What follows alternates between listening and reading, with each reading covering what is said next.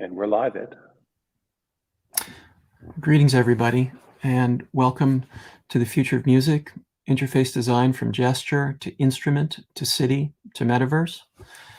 We have a fantastic program lined up today with guitar builders, technologists, neuroscientists, engineers, material scientists, innovators designing new instruments, and guitarists to discuss what the future of music could be and what the history of designing instruments and lutherie can be as we enter an accelerating virtual reality and metaverse-driven sonic landscape and planetary landscape.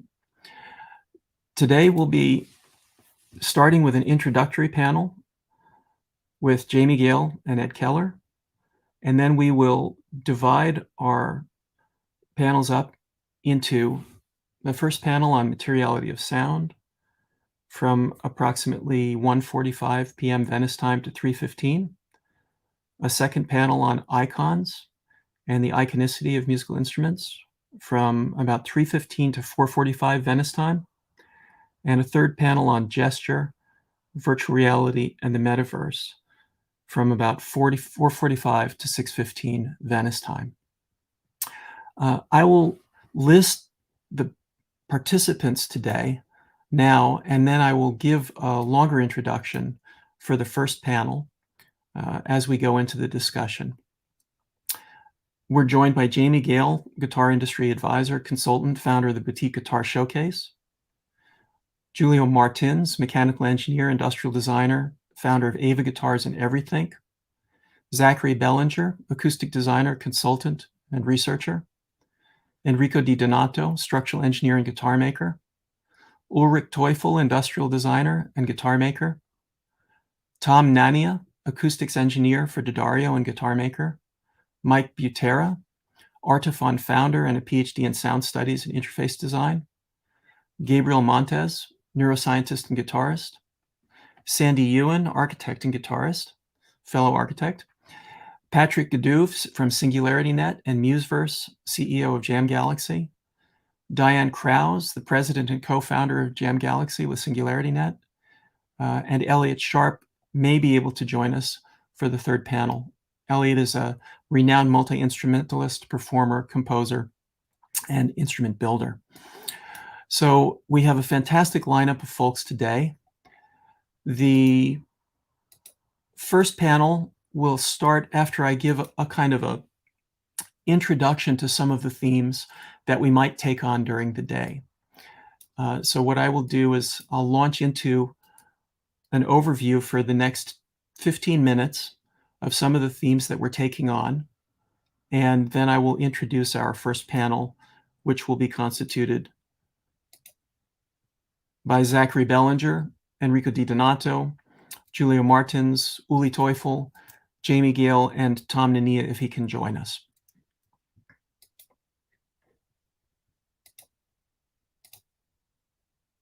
I'm going to share screen here.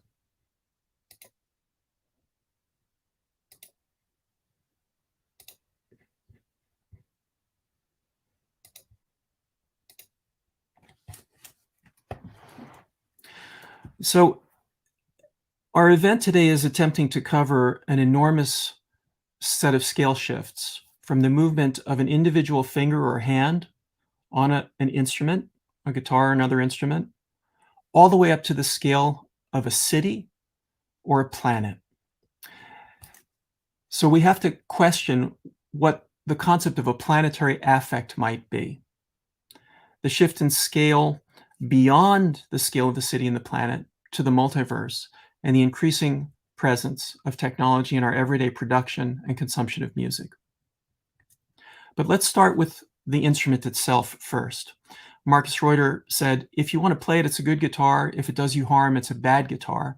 Some guitars are both good and bad at the same time. Some instruments make it possible for you to make sound easily, and some challenge you when you're making sound. But we could ask what a guitar is in the first place anyway. An exceptional guitar would have the potential to create a universe of sound. It would ask us as musicians to discover techniques, physical and sonic gestures that are unique to that instrument, which then lead the musician to music. And in fact, Robert Fripp, the guitarist and founding member of King Crimson, suggested that music often seems to be seeking a musician, that it looks for an instrument to realize itself through. If we accept that idea, then we would see that the guitarist and the luthier are simply opening pathways for music to come to life. And I paired this idea from Robert Fripp with Hans Reichel's extraordinary exploratory instruments across the 1970s. For the luthier, the deepest part of their craft would be finding a balance between the visible form of the guitar, the objective sound, the material, and the image, and the hidden form, the feel of it, the subtle body, the overtones, the life of the instrument, the range of timbres it can give rise to. And this is where the myth of the instrument arises, the iconicity, as Jamie Gale has discussed. We can look at the legacy of the emergence of the modern guitar from the Stratocaster through Steinberger's early prototypes of hybrid material instruments like this very early bass prototype, to the later Steinbergers, which are a kind of a fusion of a Strat typology, the Klein typology,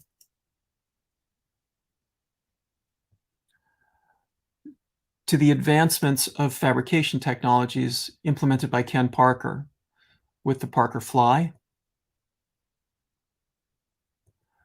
to questions of ergonomics, which we find, for example, in the Torzal bass, which literally has a torqued neck to accommodate the position of the hand and the wrist,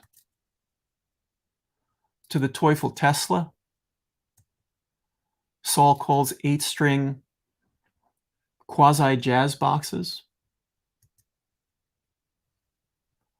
the Strandberg as a multi-scale extension of a Strat typology,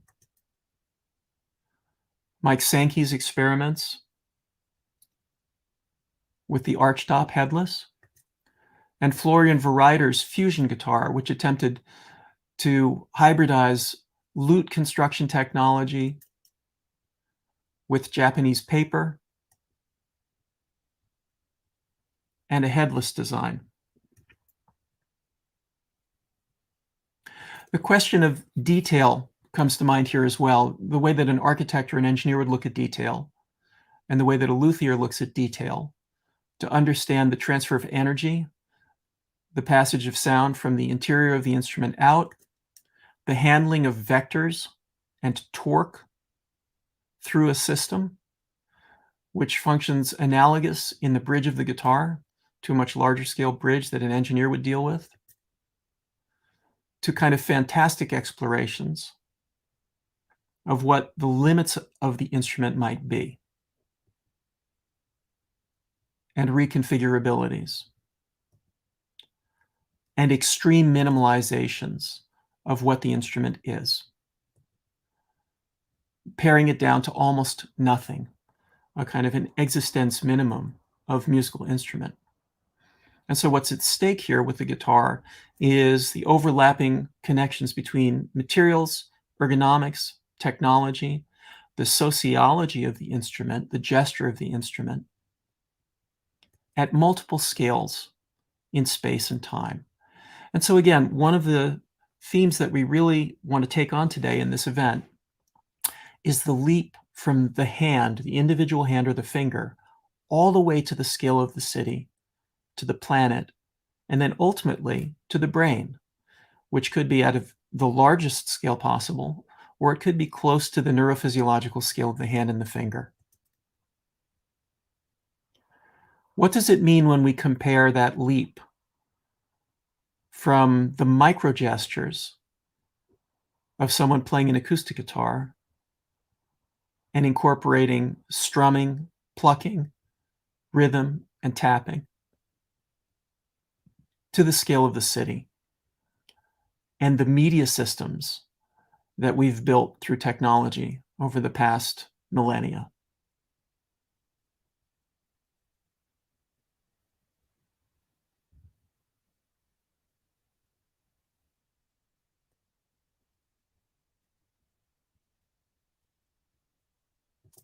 What does it mean when we drop back in scale? We could start with Glenn Gould's famous chair. Gould was called a musician of divine guidance, as Jonathan Cott said in his Rolling Stone interview in 1974, the greatest pianist since Busoni, also the Bobby Fischer of the piano. His unconventional performing mannerisms, loping on stage like a misplaced eland with unpressed tails, sometimes playing with gloves, playing almost at floor level, humming, singing, cajoling, and making love to his piano. Maneuvering a little rug next to the piano, on top of which rug, methodically and intensely, he adjusted the 4 3-inch screws attached to his sawed-down, short-legged wooden folding chair, readjusting the height and angle to suit his exceptional performing posture, with his nose on the keys almost. He was asked in this interview, "Your posture at the piano has been the occasion of many jokes. Would you change this aspect of your playing if you could? Your nose on the keys, your whole body totally involved in the musical situation?" And Gould answered, "No. If I didn't do that, there would be an absolute deterioration in my playing. It's an indispensable component."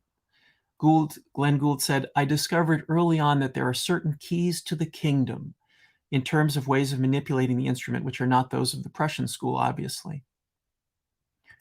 Well, we could also consider the Beatles and the opening chord to Hard Day's Night, which opens the song and which opens the film that they made. You can see how that one gesture and that one chord resonates out to global effect. Just as Jimi Hendrix setting his Stratocaster on fire at Monterey Pop resonated out to global effect. But if we consider Jimi Hendrix, we can also consider the sound of his guitar in the Fillmore concert when he played Machine Gun with Band of Gypsies. And what you hear there is you hear in his introduction, Hendrix saying, "I want to remember all the soldiers who are fighting." He says not just the soldiers who are involved in the protests around the country, but also the soldiers in Vietnam. And then he launches into a performance where his guitar sounds like a machine gun. So the guitar is a protest machine. It is, as someone famously once said, a machine that stops or kills fascists. It's a protest machine, but it's also a machine for invoking spirits, demons, and angels that can operate at a global scale. So Buckminster Fuller's vision of a deeply connected world is useful for us here because Fuller sees the individual.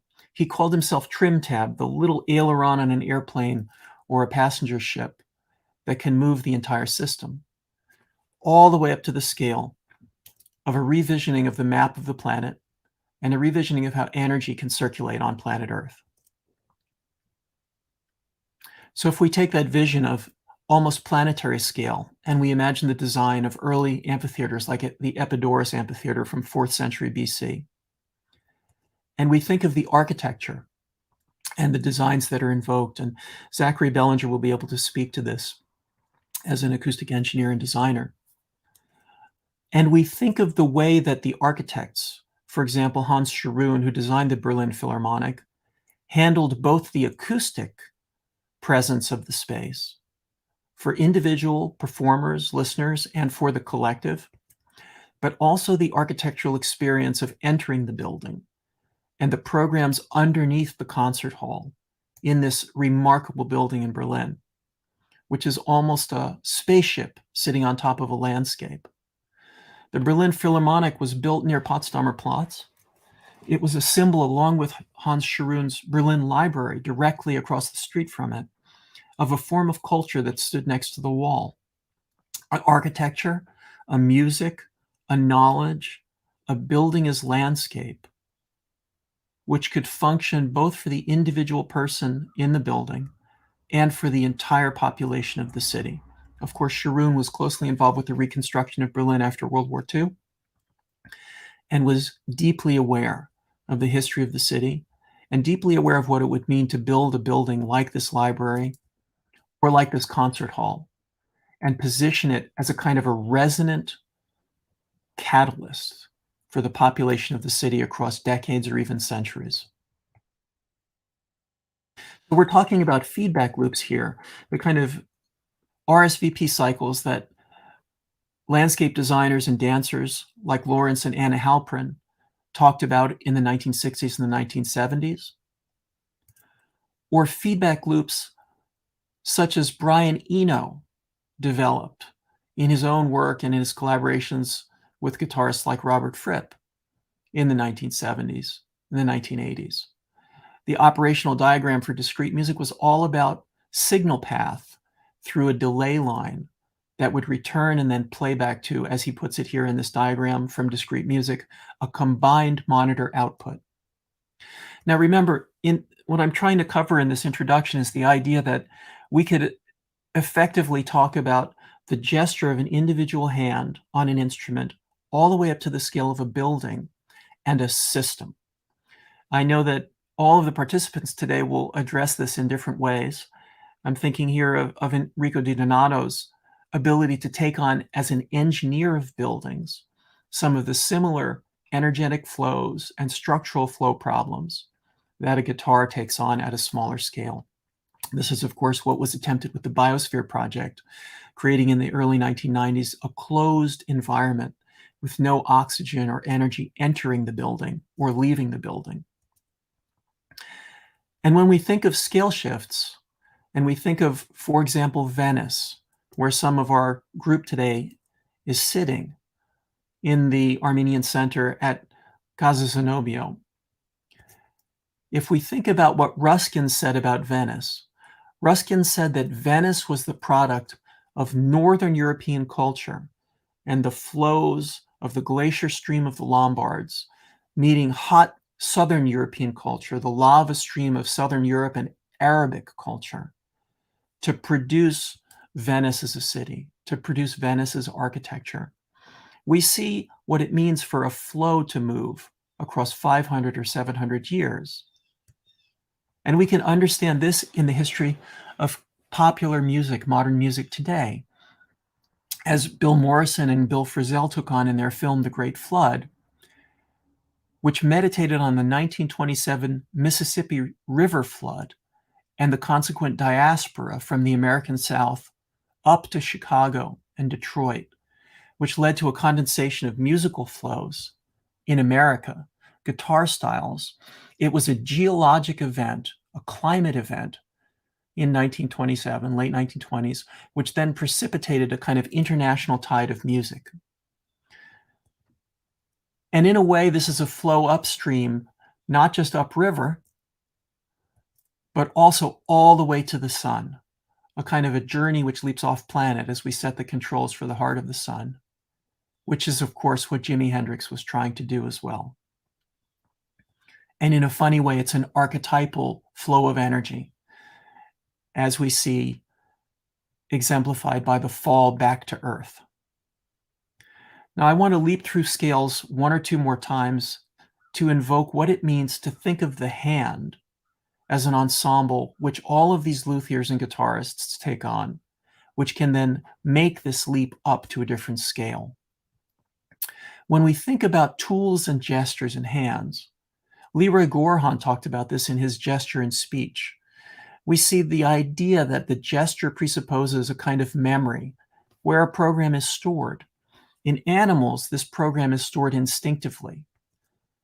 If we look at a mouse, in this case it's a fictional mouse, but if we look at a mouse living on a desert planet, in a desert, we see that it has evolved to regulate temperature, moisture, and with a gesture to capture that moisture and the sweat so that it can continue living. Leroy Gorhan talks about this idea of the instinctive gesture, and what we have done as humans is we've intermeshed, as he puts it, the motive gesture and tools. Leroy Gorhan suggests that initially early humans simply moved things in their environment, a manipulative action, a direct motive action. But then as we started developing tools, we built things that allowed indirect mobility, in the simplest sense, an axe, for example. But then we built machines, and the hand started a motor, like a mill or a mechanical machine. And finally, in our modern situation, the hand is used to set off a programmed process in very complex machines. But this still includes the memory and the mechanical behavior and the neurophysiology of the earlier evolutionary processes, the instinct. This legacy goes back 30,000 years or more in caves like the Chauvet Cave in Europe, which Werner Herzog has looked at in his remarkable film Cave of Forgotten Dreams. We see a legacy of hand to eye to image to gesture, which forms a kind of an early cinema that all instruments and interface design in some way partakes and invokes. Now, I started by talking about scale shifts, and one of the deepest scale shifts is the scale shift from the hand, not to the city or the planet, but to technology. This idea of an early technicity, which invokes the neurophysiology of everyday life for humans. Today, we begin to work with AI, and we can ask what kind of system is invoked when a human being collaborates with an artificial intelligence, whether it's in a multiverse or working with generative AI.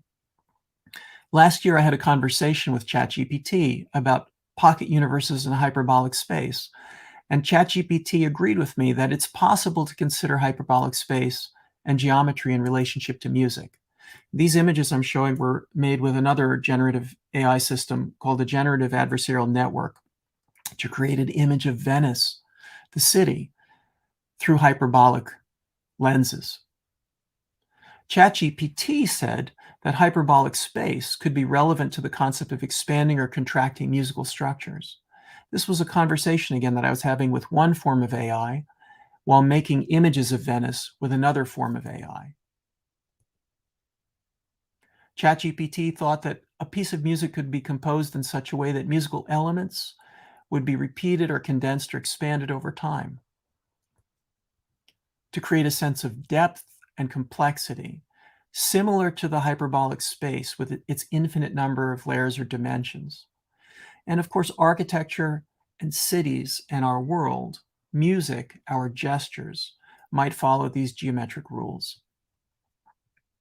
So we find ourselves in a scale shift again today, as we imagine what it will mean for us to enter a metaverse, which is an extension both of ancient theater, millennia-old social, political, and economic structures, combined with contemporary accelerations of that ancient form through modern media.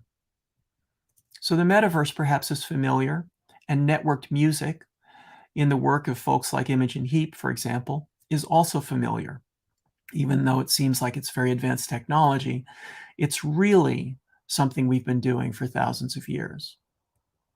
But AI perhaps is a very different form of technology. It's the one which it's most important for us to comprehend today, because as we design it and communicate with it, language, an early form of technology for humans, language, and music and sound, another early form of organized information, constitute part of the questions we have to solve as we develop artificial intelligence and generative AI, and find a place for music to sit in that advanced and accelerating technology space. So we can ask, what are the systems which blend human gesture and sense perception with this new class of technologies of perception and ontologies of perception that we train when we use machine learning and artificial intelligence and deploy them in the metaverse? What new forms of politics are we crafting for music with AI and our machine learning? How can this be linked to sound, gesture, and human consciousness? The flute that you see this man playing is a recently built flute, but it's modeled on flutes that were found dating back 20 or 30,000 years, again, in places like the Chauvet Cave. So let's think again of the scale of a concert hall, and a concert hall which is more than 2,000 years old and still used. And let's think of what the human gesture is in relationship to that concert hall, that theatricality. Of course, Daphne was preserving herself from Apollo. She was defending herself from Apollo and transforming herself. A situation perhaps we're all facing now as AI grows exponentially. We are all Daphne, and AI is a shining young Apollo for all of us. So I've looked at animal instinct, I've looked at gesture, I've looked at mimesis, I've looked at the birth of music and language, all as early forms of techne. And I've extrapolated this idea to tools, the image from Herzog of the flute, the painting in the cave that's 35,000 years old.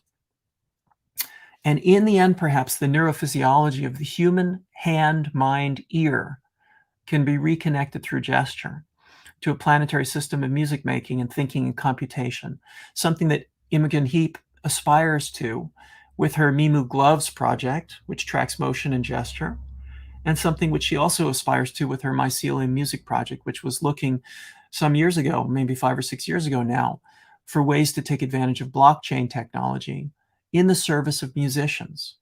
As she put it, identifying music makers in the space and their works past and present, accelerating and improving collaboration. So these are some of the scales and themes that we'll take on today across the event to try to understand what planetary affect might be in this accelerating technological landscape and how architects, engineers, neuroscientists, sound designers are all working to facilitate a new form of interface with planetary affect. So thanks for your attention during that condensed and intense introduction. And what I'd like to do now is introduce our first set of panelists. And I believe we'll hear from one or two of them, Zachary Bellinger, and Enrico Di Donato. Let me read their bios, and we can get them to kick off this panel. Zachary Bellinger is a physicist working in acoustic architecture. He's the author of the essay Acoustic Ornament, which proposes an intuitive bridge between architecture and acoustics via the shape of objects, surfaces, and rooms. He holds Bachelor and Master of Science degrees in physics from Oakland University in Michigan, USA, and a Master of Science in Architectural Sciences from Rensselaer in New York. He spent the 2000s in Chicago with the acousticians Kierkegaard Associates working on projects such as the MPAC building at Rensselaer and the renovation of the Royal Festival Hall in London. In 2013, he was the inaugural researcher in residence at MPAC at Rensselaer Polytechnic. In 2017, he founded the Detroit-based studio Arc Geometer, where he works on projects that connect ornamentation to acoustics in architecture. We'll also be joined in this panel by Enrico Di Donato. Enrico is a structural civil engineer with a passion for music and electric guitars in particular. After years of activity as an engineer, since 2014, Enrico has dedicated himself full-time to the creation of electric guitars. He's developed his own model in which he tries to implement a knowledge of acoustics and structural engineering. In his creations, you can read the mechanical functioning of the instrument as he tells a story and inserts a real concept, always trying to convey a sense of beauty and harmony. As someone once said, if you want to find the secrets of the universe, think in terms of energy, frequency, and vibration. As he says in his bio, perhaps it's not so simple, but in some cases, it helps. On this panel, we'll also be joined by Julia Martins from Everythink and Ava Guitars, crossing the boundaries and questioning the orthodoxies in a symbiotic blend of art, tradition, and technology. Ava is a guitar studio inside a design studio named Everythink. Julio Martins and Joao Petis bring the emotional, style, and individual senses of design together with an innovative attitude towards engineering and questioning the status quo to redesign it. As a challenge to go further, their premise is not to integrate wood in their creations, using instead composite materials while keeping the archetypes of musical instruments. We'll also be joined by Ulrich Teufel. Teufel has been building electric guitars since 1988. He's a trained automotive mechanic and studied industrial design in the 1990s. His models Birdfish, Tesla, Niwa, and Antonio are radically independent but always follow a leitmotif. They can be found in museums and collections as well as in the hands of musicians, including David Torn, Kirk Hammett, Billy Gibbons, Henry Kaiser, Ludwig Göransson, and Hans Zimmer. For Ulrich Teufel, Leo Fender is the most important guitar maker of the 20th century. And knowing that legacy, that's one reason why I had an image, of course, of the Fender Strat in the legacy part of the presentation during my introduction. So I am delighted and honored to introduce all of these engineers, designers, guitar builders, acousticians for the first panel. Zach, are you able to kick off this discussion with another presentation? Sure, yeah. I have a few slides totaling maybe 5 to 10 minutes. All right, hi everybody. I'm gonna share my screen.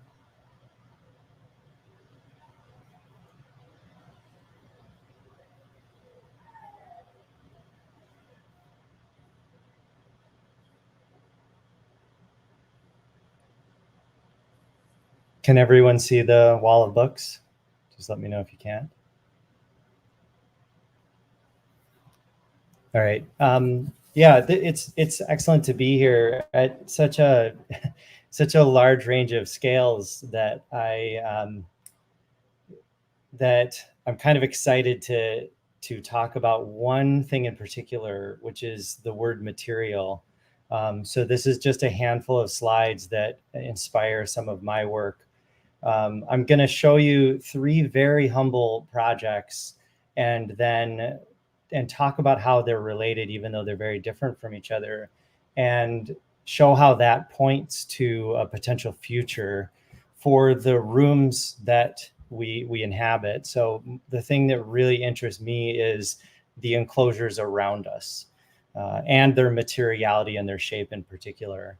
What you're looking at right now is a wall of books. This is actually the collection of the Detroit Sound Conservancy. I'm based in Detroit, and they had a need for some temporary storage of their library. And this is an image of these books in my apartment. And my apartment's fairly minimal, and maybe you'll be surprised to hear, or maybe you won't be, that these had a profound effect on the sound of the room. The presence of books actually reduces the reverberation in spaces. You've probably never been in a library or a bookstore that was too reverberant. So with a collaborator named Misha Wolf, we decided to measure this. We actually documented the change in reverberation of the space. That was a few years ago. Around the same time, I got to work on a project, a recording studio in Brooklyn, New York, USA. This is an image of the main control room looking forward. The architect was Missy Ablin, and she wanted to do a centerpiece sculpture made out of milled plywood. And the recording world, of course, there is a lot of cookie cutter type rooms, standardized materials and systems for good reason. But the question is, how do we do something new and that is very present as far as its area, its surface area, and visually in the space, and how do we do that and make sure that it works? And if you look toward the back of this space, in place of where you might see a typical diffusive surface, there's actually a living wall, a plant wall. So how do we also use something like a plant wall, which not only is not an established acoustic surface, but also is going to change over time? How do we do something like that in a successful way? So that's the second project. And the third is probably the least, the most simple in its form. And what you really don't see in this room, this is a gallery space that's also used as a social space in Richmond, Virginia. The architects were 510 Architects. What you don't see is a lot of acoustic panels. So this very blank room was the result of a lot of discussions with the owner about the balance between the visual and the acoustic, and about the ability to maintain large open wall spaces for the displaying of artwork without having to add acoustic panels to the space. You can actually see a couple of gestures like the tilted walls on the side, and the wood ceiling was sandblasted to expose the porosity of it. This room is a little more reverberant than a typical room is, but not much. It's surprisingly controlled, and it's exactly what the architect wanted. What the owner wanted, even though we did not have to reach for acoustic products. So what you see with those 3 projects is that the first one, the book one, there are these objects that you can add to a space that will allow that space to be more controlled acoustically. And really, that is how we think about acoustics usually in design. Unfortunately, we think about it as the things that we're adding. Even if books are not a typical thing we reach for, they still fit into that category of objects we can add. The second one, the recording studio, is really more about, they're more surfaces, they're more integrated. The sculptural element at the front of the room and the plants at the back. And then this one is really about what we didn't use. This one's really the enclosure itself that is intentionally providing a very particular acoustic environment. And so this to me leads to this question of material. If you have a sheet of glass and it's planar in form, it probably has the reputation of being reverberation encouraging or sustaining sound, or even being bad acoustically. If you have fiberglass, then it probably has the reputation of absorbing sound, and it even moves into the realm of what we call an acoustic material. But if you ask what substance those are made of, what substance are the planar glass and the fiberglass made of, you end up having to admit that they are both glass. And so we've been careless in architectural acoustics about how we define the word material.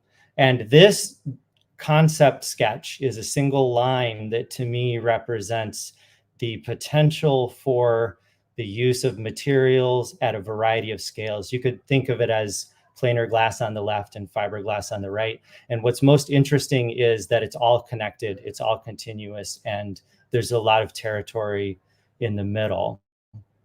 So I'll end this very short presentation on materiality and acoustics by showing this project, which was recently completed with collaborators Katie Newell and Wes McGee at the University of Michigan.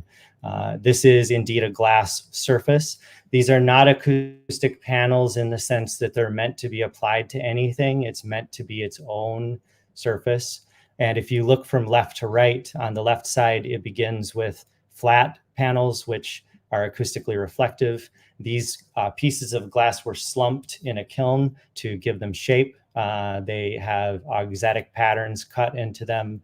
And as you move from the left to the right, you move through a diffusive realm and into an absorptive realm on the right side. We took this to a reverberation chamber outside of Chicago and tested it. Without going into much detail, the peaks on the left are the absorption we expected to see. We're taking advantage of something called Helmholtz resonance.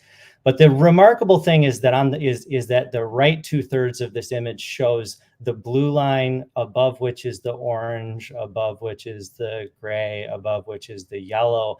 That is as we move left to right on this surface. We took portions of the surface to the lab to show that as you move left to right, you can increase in absorption. And here's a detailed look.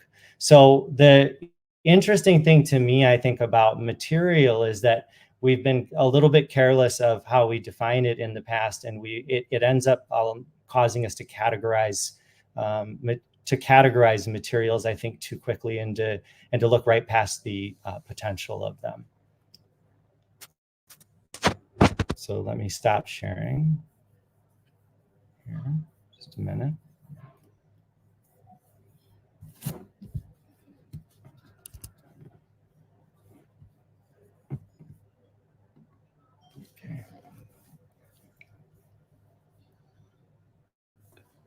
Okay, so yeah, go ahead. That's the stuff that keeps me up at night and gets me out of bed in the morning. Fantastic, thank you. We've been joined by Tom Nania, and I also wanted to introduce Jamie Gale. So let me first introduce Tom. Greetings, Tom. Tom Nania joined musical string manufacturer D'Addario & Company in 2021 as acoustics engineer. His focus at D'Addario is orchestral string design, working under the guidance of Fan Tao. A lifelong guitar player turned maker, Tom is co-proprietor of House of Luthery alongside his wife, Becca. House of Luthery designs and makes archtop guitars and conducts acoustics research on guitar and violin family instruments. In 2021, Archtop Guitar Dynamics was published by the Violin Society of America Papers and is the first comprehensive study of the archtop guitar. Before entering the guitar-making community, Tom attended Indiana University South Bend and graduated with a Bachelor of Science in Physics and Mathematics. He worked in an astrophysics acoustics lab designing and fabricating ultra-sensitive transducers in collaboration with the PICO Group, a dark matter particle detection experiment located at Snow Lab and in association with the Fermi National Accelerator Laboratory.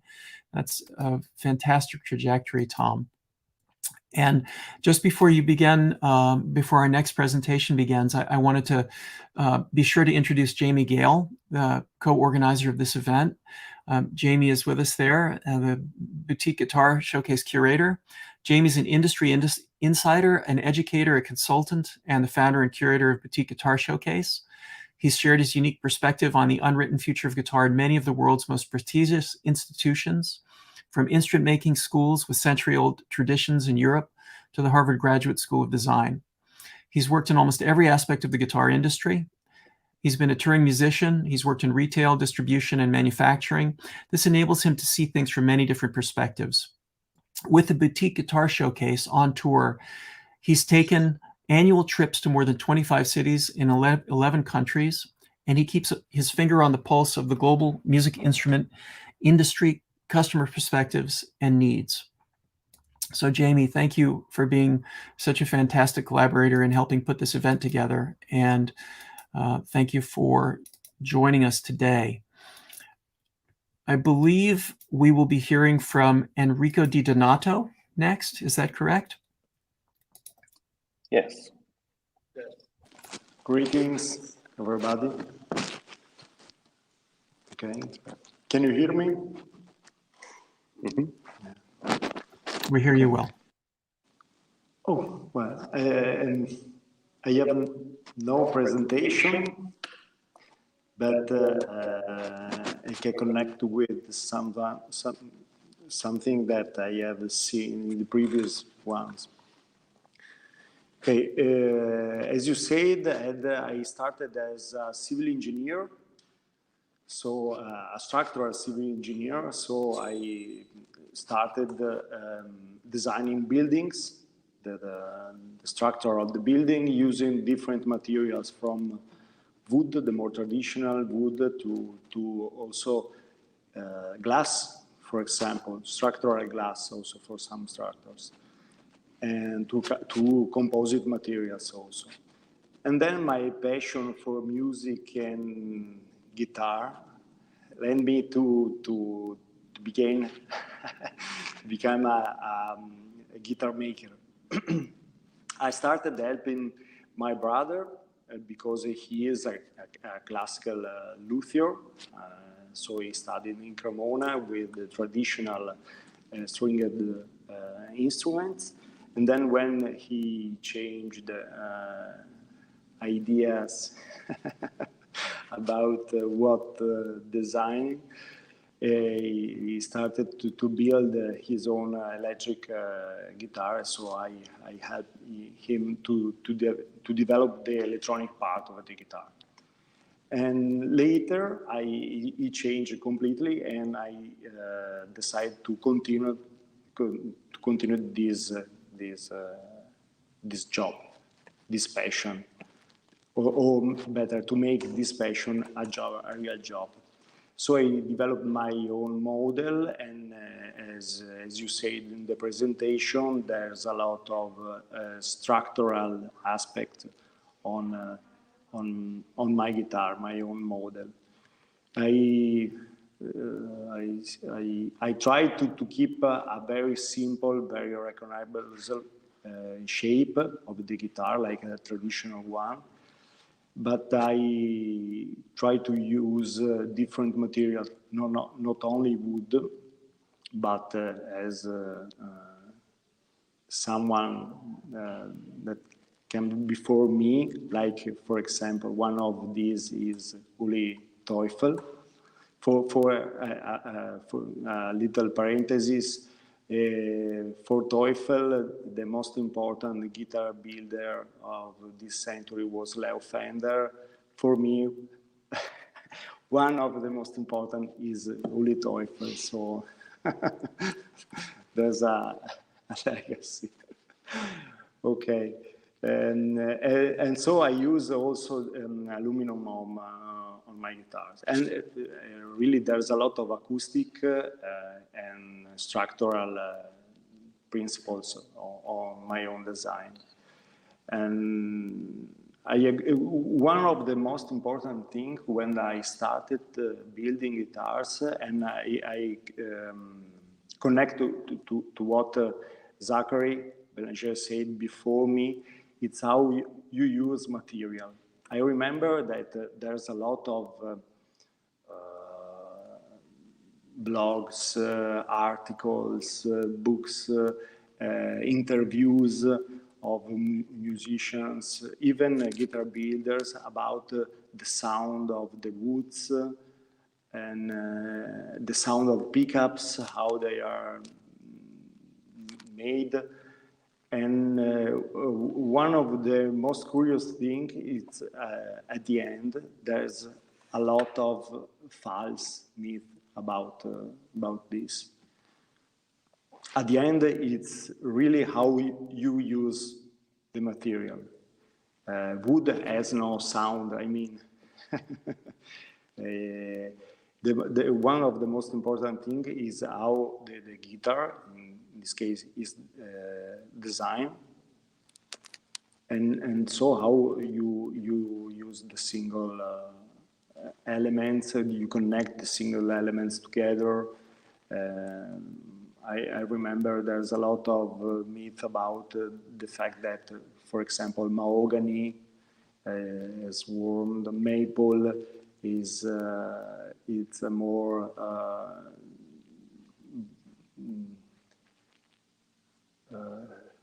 brittle, it's a more harsh sounding wood.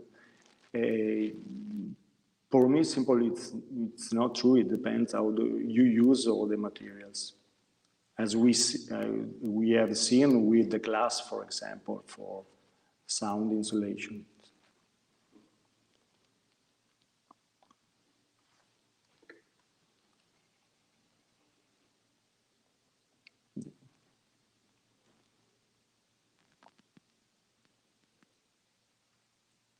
Yes, so this more or less my small introduction. I don't know if you have a specific question.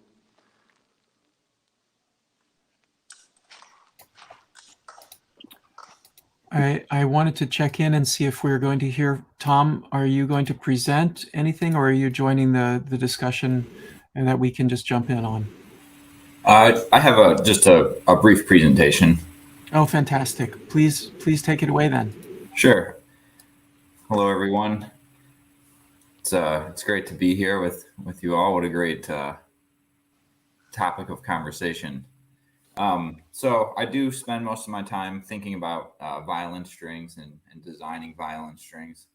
And it's funny because a lot of the pursuit in violin string design is to create strings that have properties of the traditional material gut. And gut, of course, is produced by Mother Nature. And so far, there's nothing that can quite match. So I think that's a very interesting avenue for research, along with trying to come together to create a vocabulary for sound in terms of string design. The words that people use to describe the sounds or the tones of violins and strings. It would be very nice if I were able to take those adjectives and apply them directly to string design, but it's not so one-to-one. And so I think there's a lot of interesting work going on in that world.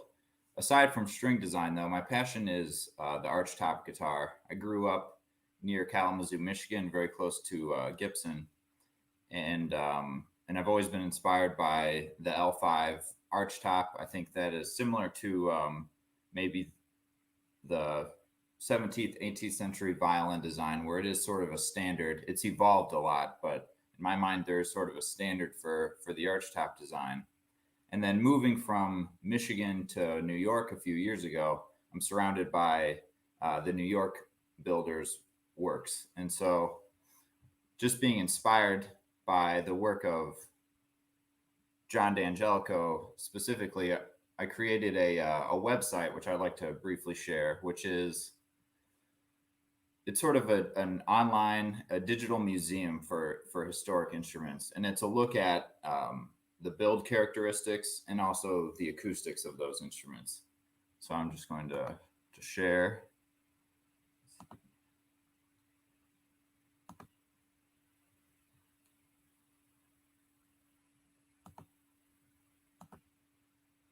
And so can everybody see this this homepage here?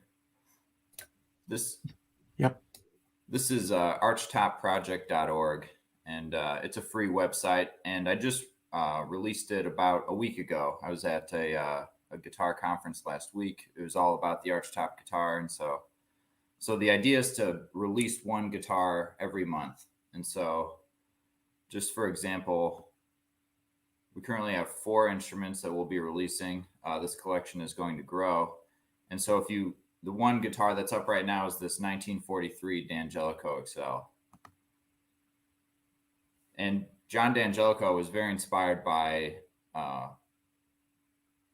the architectural designs of New York City and the Empire State Building, which was, I think, completed near the time that he began working. And so there's a lot of Art Deco influence in his instruments.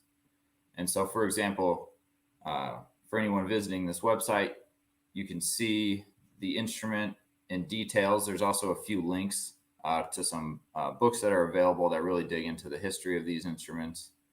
But basically, there's a series of photos.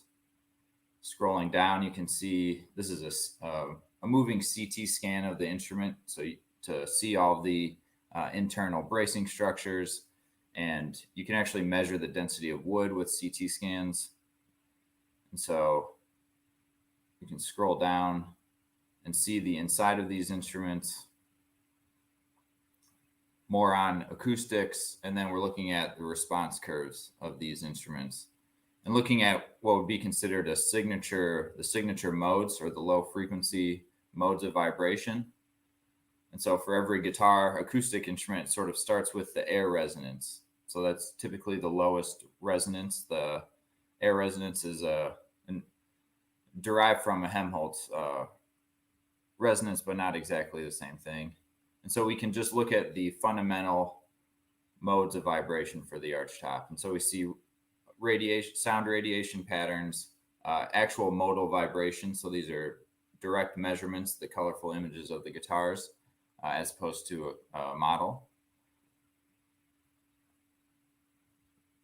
And so this is, and then there's also an audio sample. And I think it's very interesting to consider architecture and how it has influenced guitar design. I think about it maybe in more traditional senses, just looking at these traditional archtops, but also the violin. And the story of the F-hole on the violin is that it was inspired by the architecture of the Duomo Cathedral in Cremona. And there is sort of an F-hole shaped design at the top of the Duomo. And it's said that that inspired Stradivari and Amati to use that design for an F-hole. And they must have tried this design out, enjoyed the sound that it offered and what it did to their instruments. But then 350 years later, acousticians are looking into these instruments, and they find that the F-hole is actually a very special sound hole design. There's a lot acoustically going on with it that makes it sort of an ideal design for the violin and the archtop as it is, depending on the philosophy of building. But I think those sorts of connections, and the fact that for me, for the archtop, which is 100 years old this year, using modern technology to look at these instruments that were designed almost to perfection 100 years ago or 300, 400 years ago is incredibly inspiring and humbling.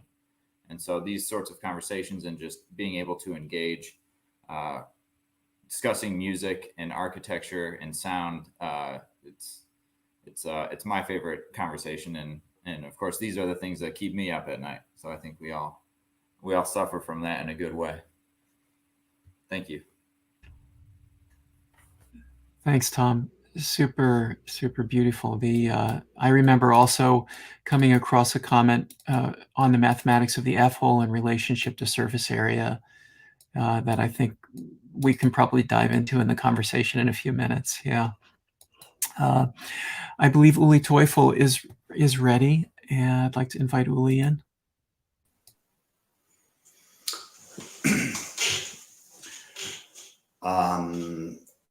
I might speak for maybe as a sample for the biography of most of the guitar makers that are working for themselves. So when I started to build guitars, it all came from, say, nervous hands. Young boys or girls who feel they have a kind of capability to do complicated things, creating objects with their hands. They are looking for, say, a poem which they can follow in order to enter an unknown country, and at the end, looking back on an oeuvre, on a work canon, what they have done with their hands. And it ended up with me that I'm building electric guitars.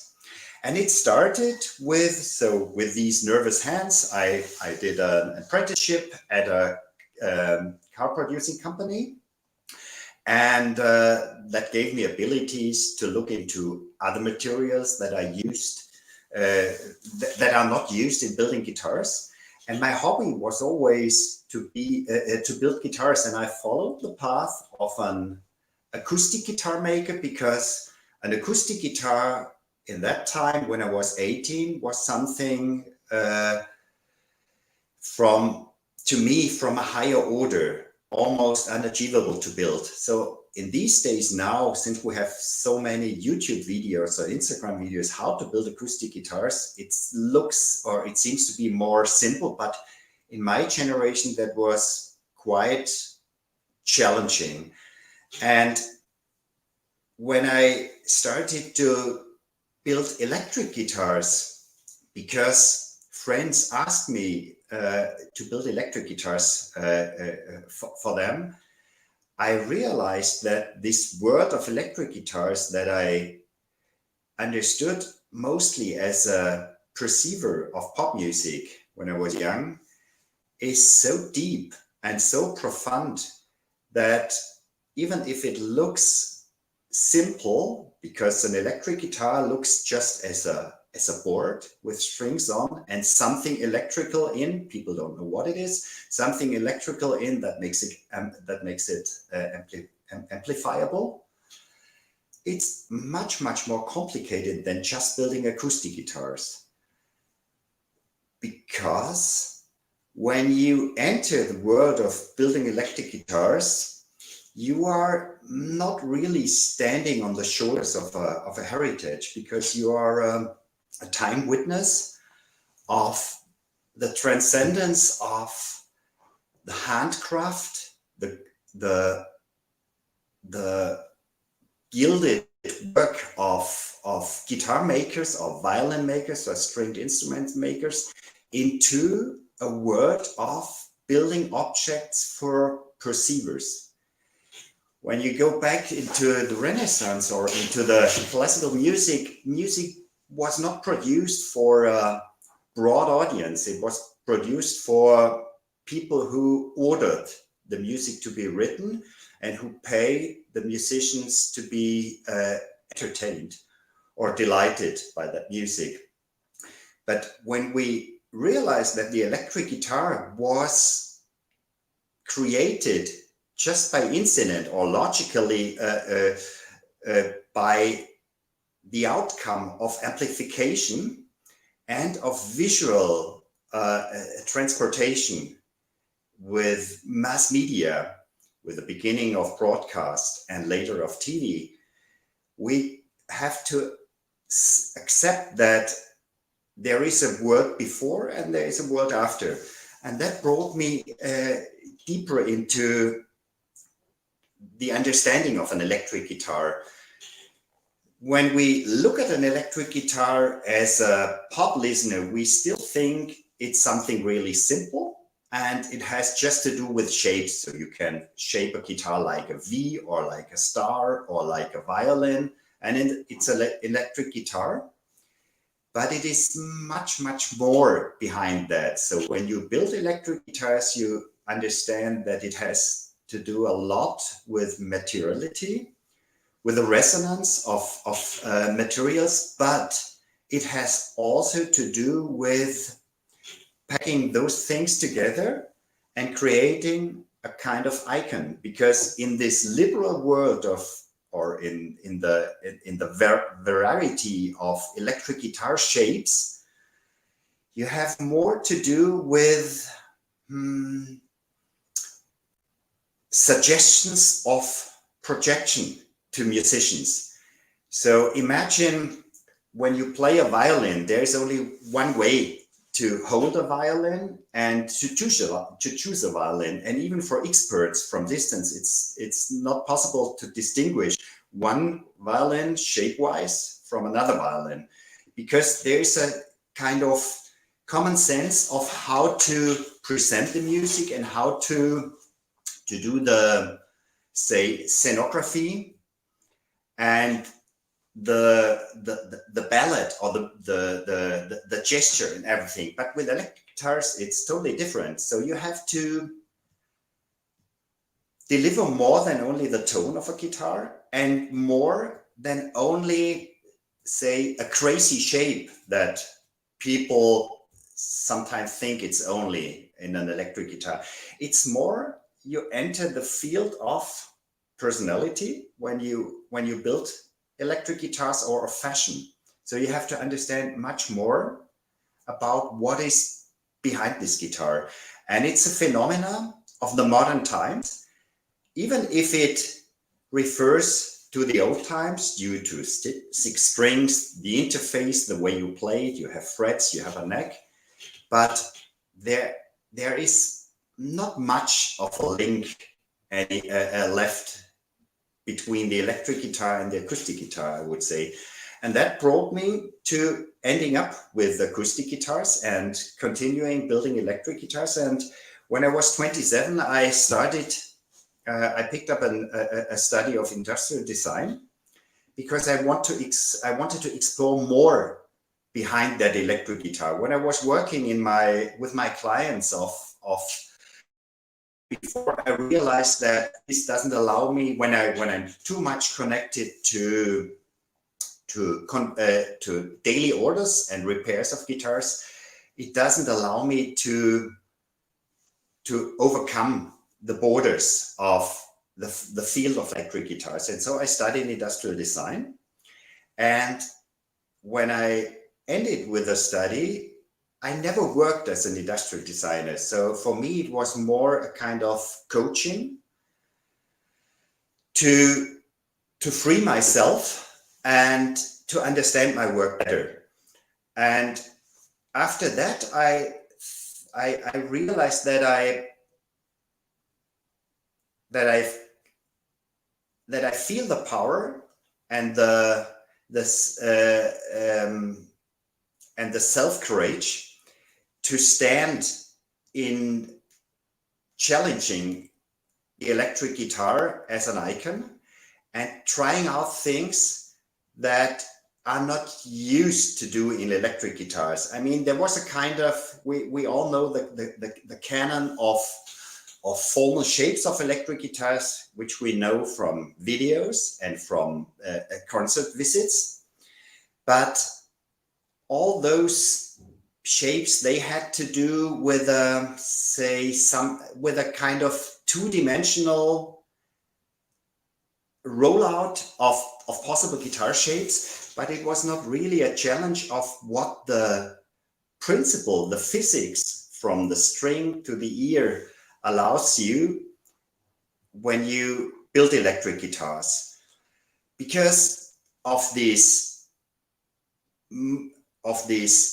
reenactment of pop music and the mass media and the daily or hourly confrontation with videos, with stage events, with music events of pop music or guitar music, we were step by step used to understand the electric guitar as it is, as it was presented us on the Daily Show, and that contradictionarily led to a kind of manifestation of guitar shapes or guitar prototypes of the old era, guitars from Fender and Gibson, and we started to think that there was a kind of holy golden time of guitar building. And I think it was just to the fact that those guitars were mass produced through the media. And when this this idealization of electric guitars happened, I started to build electric guitars, and I was confronted to the, say, archetypical shapes and the demand of clients. And I knew when I will start to do something really radical, that it's not gonna be an easy way to find people who accept that or who are interested in that.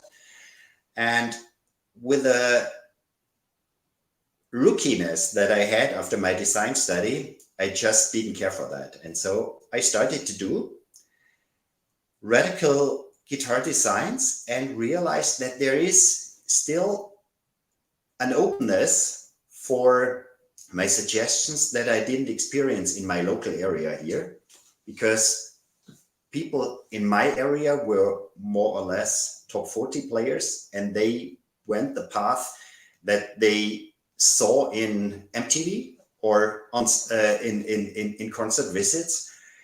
And with my international, it started with an international presence on trade shows in America and in Germany, which enabled me to find clients who are open for my guitars. And when I look back on my work, I think I was always curious for trying out new things, but I tried always to set one step on another in order to keep my children, my guitar models that I created, to keep that children as members of a family. So there is a kind of relationship between each other guitars, but each guitar has an own working theme, an own leitmotif, but with the challenge of curiosity and just trying out and following a consequent leitmotif, there is a familiarity that I look at now as if it would be my children or my grandchildren. So now I'm almost 60, and I'm much more relaxed in working on my designs and working on guitars. It's just a matter of experience. And when I would give an advice to a young guitar maker who is aspiring to build guitars for an international public, I would suggest, don't stop to be curious.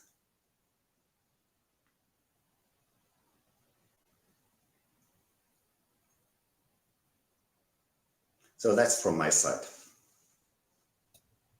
Thank you, Uli. The search for a poem which you could follow to enter an unknown country was a very beautiful idea. I hope we can come back and talk about that during the panel discussion. Thank you. I believe that we can also hear now from Giulio Martins.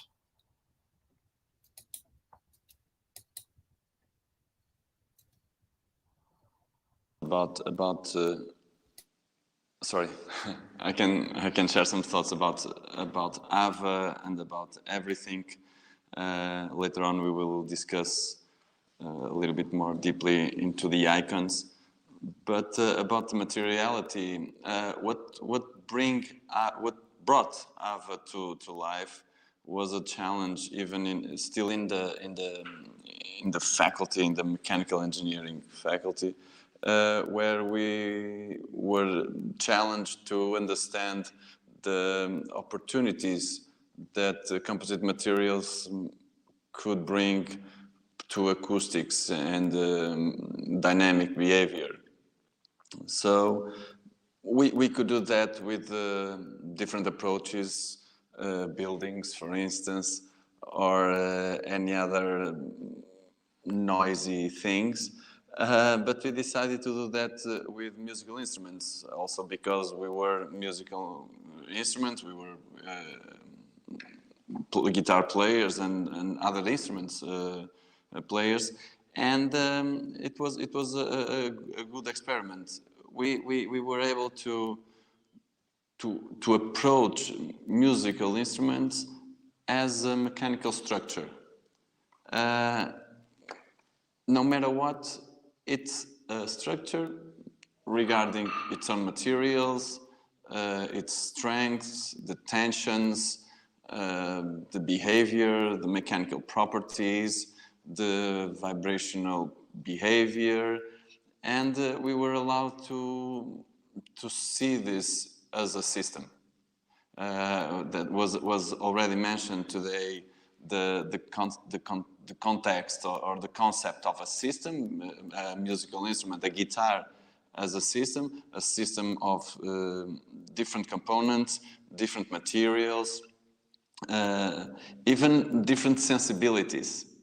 And also that is a relevant thing when we are creating a guitar, a musical instrument. So for us, this challenge started not because of the musical instruments, but because of the materials. So it makes a lot of sense, this first panel about materiality. Composite materials, well, if we think about wood, it is a natural composite material. So in the early days of musical instruments and humanity, we always had composite materials around. So what we do now is to use industrial, synthetic, let's say, materials that we work to mimetize the behavior of wood. So that's why we did the tests that Tom Nania is doing with the archtop guitars. So we had to see the graphics to understand if the frequencies are there, if the modes of vibration were there, to see behind the scenes, behind what is humanly visible, to understand if this is making sense. If we tried, a solid block of aluminum, probably we had reached different behaviors, and finding a new musical instrument or a new sound, and it could make sense anyway. But we wanted to understand if we could mimetize this behavior of wood materials, because we wanted to have a change, but remain with sonic archetype, if we may say so. We use archetype for visuals, but we can design sound also. So that is that's the challenge we came up with, and together with the company where Ava brand is involved, what we do is to blend materials, blend designs, bring the usability into the process, bring the person and individual for the creation of the guitar, of the musical instrument, but then also to have the challenge of the mass customization, because we need to create things that are devoted to a community, to a family, just like Uli told. It's a family. It's not one-off. It's not a single creation. Otherwise, we may say it's art. It's not design. It's not a builder. It's an artist. So when we have a brand, when we have even in an individual name, if you want to make a statement for several people, you have to create a brand. You have to create this family connection, this line. So we can do it from the styling, from the materiality of the sound, from any aspect that brings this individuality. But I will let some thoughts for the second panel about the guitar itself, and let you continue. Thank you.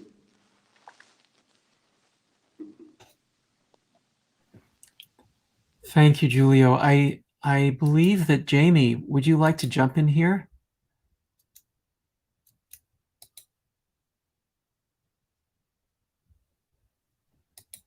Yes, thank you. Great start. I'm so happy to hear the different perspectives of everybody. This was exactly what we were hoping for. You know, when Ed and I discussed this particular panel, we were discussing the many conversations I had with musical instrument makers and designers, architects and such, that when we're discussing sound, when we're discussing materials, there's a different language set depending on who I'm speaking to. And frankly, it's almost never the same. And so it's so interesting to me and enlightening when I hear somebody use a particular set of terms. You know, when Zachary Bellinger said plate glass versus fiberglass, as soon as he said fiberglass, my brain went, oh, right. It's the same material, but we're using it in a different way. And then Enrico backed this up with mahogany versus maple, and people referring to the material having a particular sound to it. And although the material, of course, has an effect, it's much more about the structure than it is the material itself and how we work with it. And it's really great to hear all the different perspectives on this. And so my hope is that as a cross-disciplinary discussion, that we can learn new questions from each other and that we can learn new terms from each other that will trigger not only new ideas, but hopefully bring together a common sort of lexicon of language. As we move into the future, this language issue is becoming more and more specific, as Ed and I have discussed a great deal. When we're talking about machine learning models, language has to be very, very specific. We think we've communicated it right, and then the machine does exactly what we asked it to, and it wasn't what we wanted because we didn't communicate that clearly. And we're going to learn a lot about ourselves and a lot about what we do understand and what we frankly don't understand, because AI and machine learning is going to demand clear communication. And so I think that all these different disciplines will come together and have a common language that we use. Different perspectives always, because it's a different set of experiences, but that it will lead to a common language. And that common language will give us a much greater understanding and therefore a greater mastery. And we'll be able to accomplish the things that we're trying to do and things we haven't even thought of yet because of this greater understanding and mastery. And so this is a great starting point. Shall we open the discussion, Ed? That would be wonderful, Jamie. You know, I think that we're going to talk about throughout the day this question of the common lexicon that you've just described, because in a way the icon panel, the next panel, will be taking on the image of the instrument, the image of the gesture, and as Uli was pointing out, and a few other folks were pointing out, the effect of mass media across the past 50 to 75 years of the creation of sound and the creation of music. So I think we're going to be returning to that over and over again. And I imagine it's an extremely provocative question to ask everybody who's spoken already today. If we think that we will achieve a common lexicon of design, and if we should or shouldn't strive for that, because I know that one take on it would be that will lead to a kind of a harmony, a kind of an increase in efficiency. But another argument, a counter argument or a devil's advocate argument would be to say that will lead to a kind of a homogeneity on some level. So I wonder if we could start off by simply opening it up to that question of whether we should strive for a universal language. And I'll just say myself that I believe that it's crucial to always be striving for that, but I also always bring a kind of a critical skepticism into to that effort, towards that initiative, because I see the danger of homogeneity as well. So perhaps I'll simply throw it back to the panel. Should we strive for that uniform language? That the term that you used, Jamie, was a lexicon, right? Mm-hmm. A common lexicon. Well, I could potentially start the answer with that. I think there are, of course, a lot of differences between the design and construction of a building and a musical instrument. And I think that the lack of some homogeneity in language is part of the problem when it comes to designing spaces for sound, because there are a decent number of acoustic experts out there who, if they are involved in your design of your building, they will do a good job guiding the project in the right direction. But there are a lot of other people who make decisions about these things. And I think it's been I think that lack of a common language has been a real problem in architectural acoustics. In particular, the idea that acoustic surfaces, that the rooms have acoustics if you put acoustic surfaces in, and they don't if you don't. And I think that if it was understood that all materials have their characteristics, all materials have the potential to take on a range of forms, and that all of those materials therefore have potential to influence the sound of the room, I think we open up pathways to a much more intuitive design, and that will lead to much better spaces. But I think that in part comes from the fact that the buildings they require a team. They require a huge number of people involved from start to finish. I think that's important to bring up. I remember in some conversations, maybe 8 years ago with Ken Parker, the discussion, and of course you can read this in interviews and articles about his ramping up of Parker guitars at the beginning, the building up of a kind of a body of technique in terms of the production. I remember there was a moment in one of his interviews where Ken said, basically we can build, with our expertise at the factory now, we can build any guitar on the planet, but probably nobody out there can build a Parker Fly. And of course, this would have been at the moment when the Parker Fly was just completed. And it's an interesting question in relationship to the kind of concentration of technical expertise, because Zachary, what you're saying is basically, and coming from this position as an architect, I know this a little bit also, that to make a building, it takes a team of dozens, if not hundreds or more people. Mm-hmm. And Ken was essentially making the argument that for that particular guitar typology and fabrication process, it was similar in complexity to making a building. But I think you could also argue, looking at what Uli has just said, that a single person with those restless hands can learn and can concentrate the knowledge base of dozens or hundreds or even thousands of people into a single craft practitioner's abilities. And so I guess there's a very interesting question for me about what it means to, through apprenticeship and training and practitioner, be able to compress time and compress knowledge bases. You know, the technical artifact, this isn't exactly the iconicity discussion, but it's related. The technical artifact is actually a concentration of thousands of humans' expertises. If you look at something very complicated like a 747 jet, you see a century's worth or more of design investigation across tens of thousands of people who were studying flight, and then hundreds of thousands or millions of researchers and technicians and craftspeople. So it's interesting to me to look at a device which seems to be relatively simple and to extrapolate out in time into the kind of the very, very long, broad tail of all of the people who have been involved in that enterprise of design leading up to that very specific technical object. Of course, if someone doesn't know what the object does, if they can't play the instrument, they might pick it up and simply look at it and not understand that there are centuries of expertise condensed in that single object.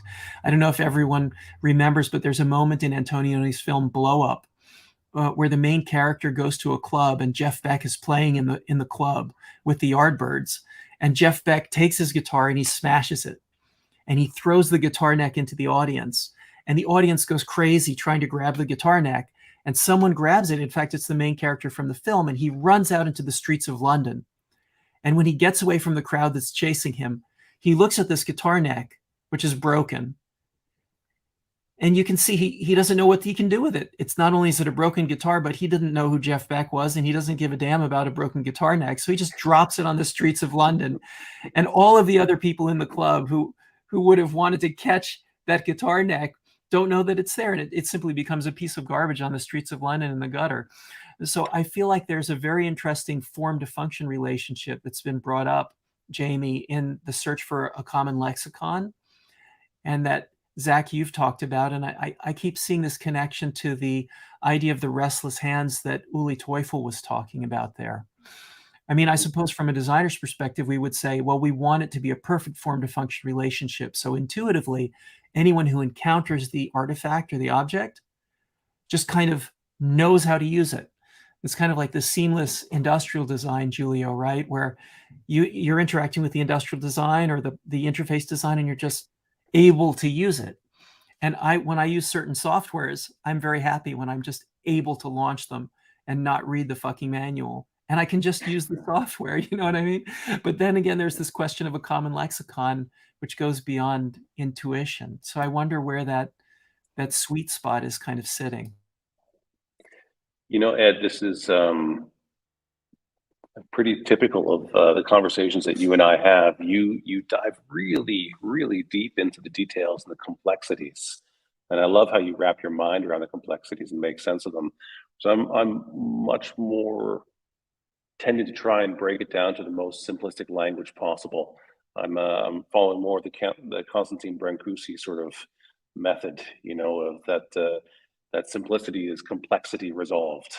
And for me, you know, I've really begun to think about acoustics and the movement and energy as simply the obstacles and affordances, and that everything that we're doing is about applying obstacles or making affordances to direct the energy where we want it and to put an obstacle where we do not. And I don't necessarily mean by adding things to a room like Zachary was saying, or removing the things from the room, but perhaps in the shape of the room in the first place, the materials used in the room in the first place. Certainly that's the way it is in instrument making.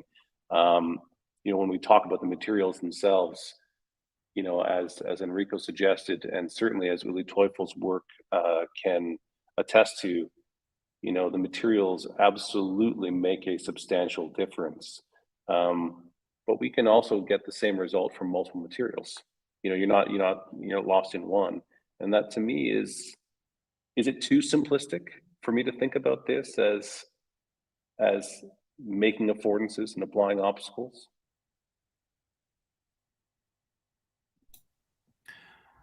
I remember a conversation, Jamie, and I think this came up when we met with Julio from Ava Guitars some weeks ago about the use of composite materials and the liveliness of the composite materials that you found in one of your guitars, Julio, which required a kind of a compensation internally of a different material to bring it back to the performance that you needed to get out of it.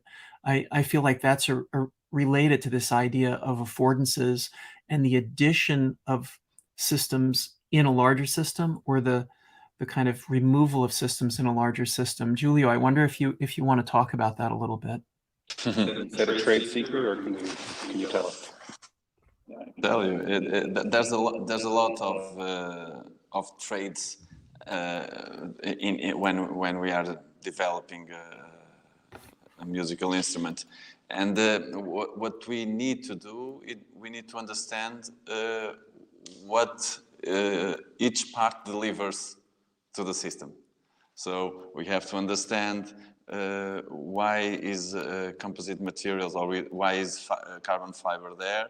Why do we have a very thin sheet of foam to bring some elasticity, some damping to the structure? So you want it to be rigid, you want to bring the energy to the strings, you want to create a solid, concrete block to let the strings shine, but then, well, it cannot be so sturdy. So we have to blend and to manage and to design the sound that is delivered. Even with a bridge, again, with civil engineering, we can do it too rigid. Otherwise, it doesn't absorb the impact of the cars, of the buses, of the trucks that go, or even the natural events that can go on that bridge. So we have to blend that. And then we also have to understand the balance of the musical instrument, the usability. When we are using a guitar, we are dressing. We dress the guitar, we wear the guitar. So when you dress a shirt or some trousers, you have to feel good with that, because it's part of your style and your emotion. You have to feel good when you perform, and when you are playing, even if you are alone, you are performing, and you need to feel good about that. So we have to manage the weights and the balance and the center of gravity of the musical instrument to fit the perfect spot for the player to wear and to use it and to play, and then to create its own sound. You were talking about the universal language to speak about these issues. But we have a challenge. It's when we are talking about technical aspects, about engineering, and when we are among a team of engineers, builders, product designers, we should have some confluence of terms.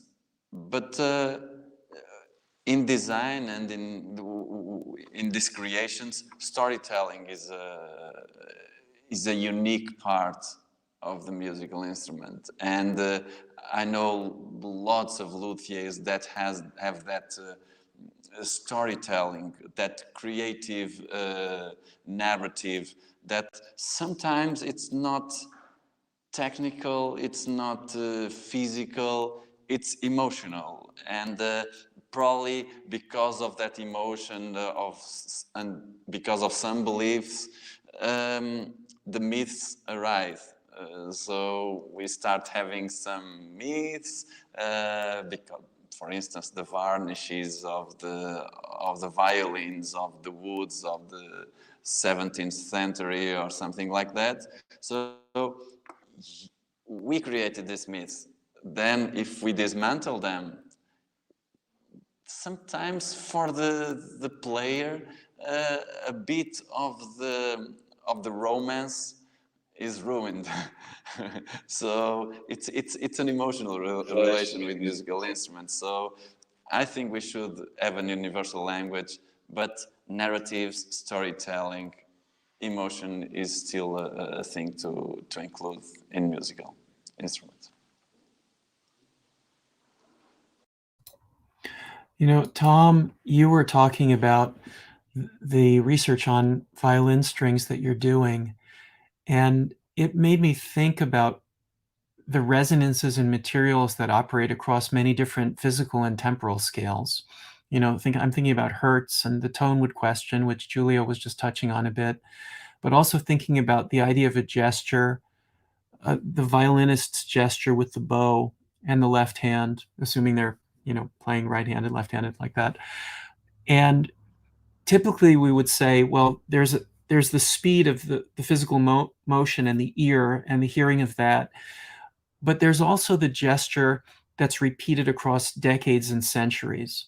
So that person who practices for their entire life builds a kind of a personal relationship to a very specific movement.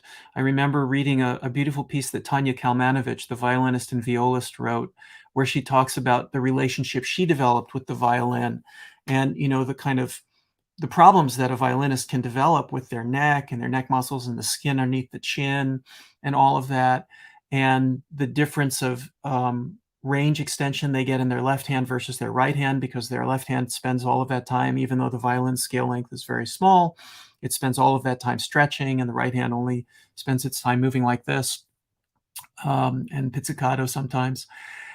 And, you know, the point that I want to bring up here is related in a way to what Julia was talking about, but it's to look for ways that each of you as an instrument designer and a researcher becomes aware that you're building for the individual moment that the guitarist plays the string, but you're also building for a relationship that could last for that guitar player across 50 years if they keep playing that guitar, which then becomes a kinesthetic habit in their life, which then becomes kinesthetically embedded into the way that they make sound, which then goes out to reach sometimes millions of people. If you think of, for example, some of the guitarists that some of you folks have built guitars for. So, you know, that one moment that you built the neck has now reached tens or hundreds of millions of ears. And so there's this kind of scale shift and this jump which reaches across scale. It's similar to the idea of the radio broadcast and the television broadcast, Uli, that you talked about. You know, that there's an amplification possibility there that changes collective consciousness. And for me, it seems like this is directly related also to the universalist framework that we're talking about. How can we become attuned to the possibility of that universalist framework and then add a kind of a value system to the decision that we make when we design the point of contact between the string and the bridge and the top of the guitar, the plectrum or the finger or the fingernail or the bow, and the production of sound. You know, Jamie and I talked about this a little bit a few weeks ago. We were talking about the kind of deep philosophy of the production of sound and the materiality of sound. And it feels to me that one of the key questions here, and again, Julia, you just brought this up, is consciousness. It's the consciousness of the musician as they interact with the instrument. So if it's a good guitar, you want to play it. If it's a bad guitar, it can hurt you, right? I'm riffing on Marcus Reuter's quote here. Sometimes guitars are good and bad. You want to play them, but they still hurt you. And sometimes they're bad for the audience. The audience wants to hear it. They look at the guitar. It looks fantastic, but oh my goodness, the sound it makes. And so I wonder where the sort of point is there for the production of consciousness across wide audiences, mass audiences. You mentioned mass customization, you know, and the production of pop music is a form of mass customization, which can reach millions or hundreds of millions of people. Where's the value there?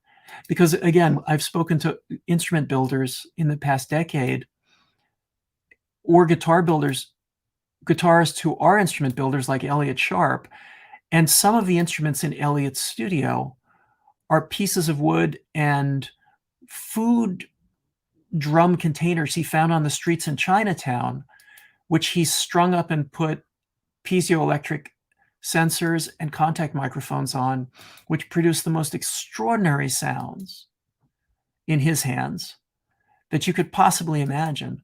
But they literally were fabricated from garbage found on the street, kind of like that guitar neck from Antonioni's film, you know, something he literally just picked up off the street and has turned into a remarkable instrument.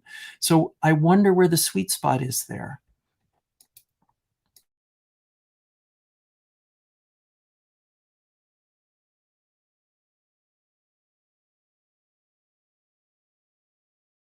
The software that is just intuitive.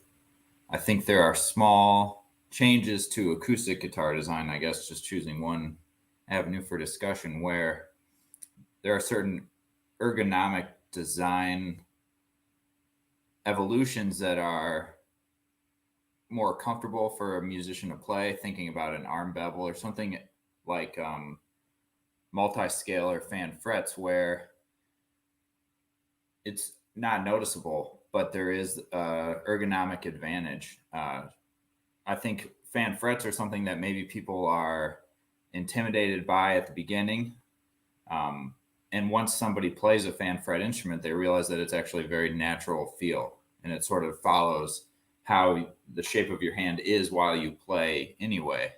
And so I think if there was an extreme change in design that changes the interaction of the musician with the instrument, it might not be perceived as a ergonomic benefit. But if it's a subtle change, and then you build up all these subtle changes over time, I think that's how we see a lot of new guitar shapes and new designs.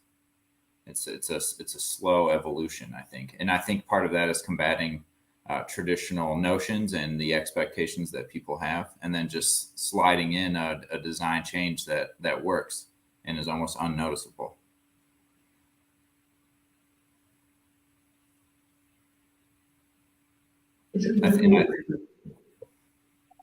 Yeah. You talk about multi-scale guitars here, Tom, and I've been starting to publicly say that I don't think that a parallel fret guitar will exist in 400 years. It is simply a functional improvement. It is a parallel fret is simply a let me get in trouble here. It is a less correct, less accurate way of doing the job. We know now that they are not equally spaced out depending on those particular strings and the thickness of the string and the length, and we can't intonate the guitar properly and such. And almost every fretboard in the world these days, or by far the majority, are cut on a CNC machine anyways. And so whether you tell the machine to cut your frets parallel to each other or on a graduated angle is no different for the machine. And so I don't think that people are ready to accept it. But I think that's why I give it an idea of over 400 years. But I think that younger people and newer musics, if they understand the difference between the two of them as we get to lower and lower price points within new technologies, which is the typical path, when it becomes more accessible, then people just simply won't choose the frankly inferior functioning parallel fret. And I know that's fighting words because there are many guitar makers on the call here who are currently conforming to the icon of the parallel fret, but I think that it's harder and harder to keep that argument up, frankly, as time goes on, and as the success of people like Strandberg and Dingwall and Michael Greenfield and on and on and on and on go, as we've made a small structural change to the instrument for people who are sort of seeking that perfection. There's that tension between them and hanging on to the golden years and what was and what is. That's really sort of frankly what we're going into in the next discussion. So let's bring this back into the materiality of sound at this point.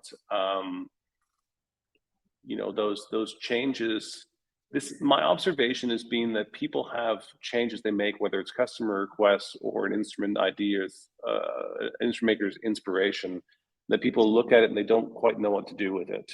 And it takes somebody open enough to take that change and say, I am willing to get to know it. And that new instrument leads to new techniques, which leads to new approaches, which leads to new inspirations, new musics. And when enough of that new music is made, it hits a critical mass, then we have a movement and we tip over an acceptance curve within the public sphere. And then we have, frankly, it moves, well, again, further into the next conversation. It becomes an icon, it gets canonized at that point in time, and everyone accepts it and thinks it's the way it's always been. And I don't think there's anything different in the way that we build our structures, our machines. There's everyone is wrestling with the icons. Everyone is wrestling with the idea of what we think it has always been, even though our world is under constant flux. So I'm super excited to see the work of all of these people sort of test those boundaries and see what happens. I want to see some amazing acoustic surfaces made from glass, Zachary Bellinger, because that's so outside of the guitar realm where I normally live that I'd love to see some experimentation happening there. And yeah, there's so many possibilities yet to go. So if we can just remain open and curious, I think Stephen Fry said that incuriosity is the greatest of human failures. And I'm very happy that we have this group of very curious and open-minded people here together. So thank you, everyone. Jamie, the point about curiosity is of course one of the points that Uli closed his talk with, and you know, the need to remain interested in how things function and also how things could function differently seems to me to be crucial. It always feels that there's the danger of the avant-garde, whether it's in choosing to use a fan fret multi-scale system and hoping that people's, you know, left hands, neck hands, fretting hands will be familiar enough with that slight change that they'll acclimatize. I mean, I didn't even notice it when I started playing fan fret instruments. You know, I started with Ola Strandberg's Bowden guitars, which don't have an extreme fan fret, but I don't think my acclimatization process took more than a few minutes. And I don't have any difficulty jumping back and forth between, you know, conventional parallel fret and fan fret instruments at this point. Not being a professional musician, I also don't have 40 years of being embedded in only one instrument typology. I've always been a kind of a wanderer from instrument to instrument. But I think that there's this other aspect of curiosity, which, you know, Uli, I would ask you if you could to talk about it a little bit more, because it feels that when you offer a guitar like the Tesla or the Birdfish, you're asking the musician to go on a journey with you, to follow you into that unknown country that you talked about, and presumably to discover some fantastic things that you've found, but also to discover some things that you haven't found, and to, you know, to kind of then bring them back to you to share with you as well. And so I'm wondering about the kind of comfort space where you can push the boundary to a certain level and then get people to come along with you. You know, I've played your Teslas, and I've played your Niwa, and I played the Birdfish, and each one of them presents a different kind of challenge to the musician. I know that in conversations with Joe Ravo over the years, a great jazz player and also technologist, his comment about the syntax was that, of course, any guitarist who was deeply embedded in the techniques of guitar would come to the syntax and be excited by it for a few minutes or hours, but then realize that the decades of training that they had put into learning how to play the guitar and control dynamics and the feel of the strings and all of that were gone, completely gone. And there was no way of translating those skill sets and gestures into the syntax. So one either had to adapt or give up on it. And of course, even with your birdfish, pretty much everything that we've learned to do as a guitar player is still found in that instrument. And so I wonder if you could talk a little bit about your way of thinking about curiosity to bring the musicians and to bring the listeners into that unknown country that you talked about.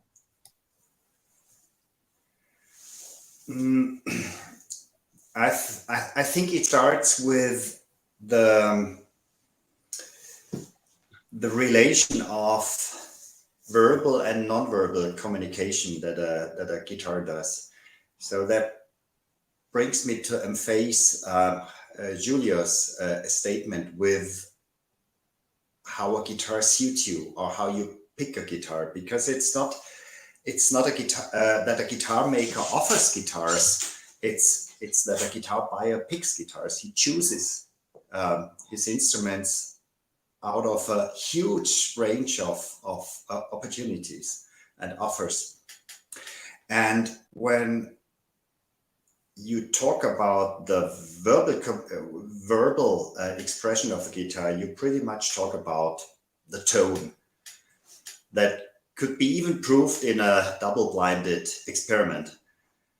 This is one part of a guitar, and you should, as a guitar maker, you should be capable to deliver a good voice, a good guitar tone. Nevertheless, how the guitar looks or how it suits you or how it appears to you. I think this is what Julio mentioned when he was talking about materials, synthetic materials.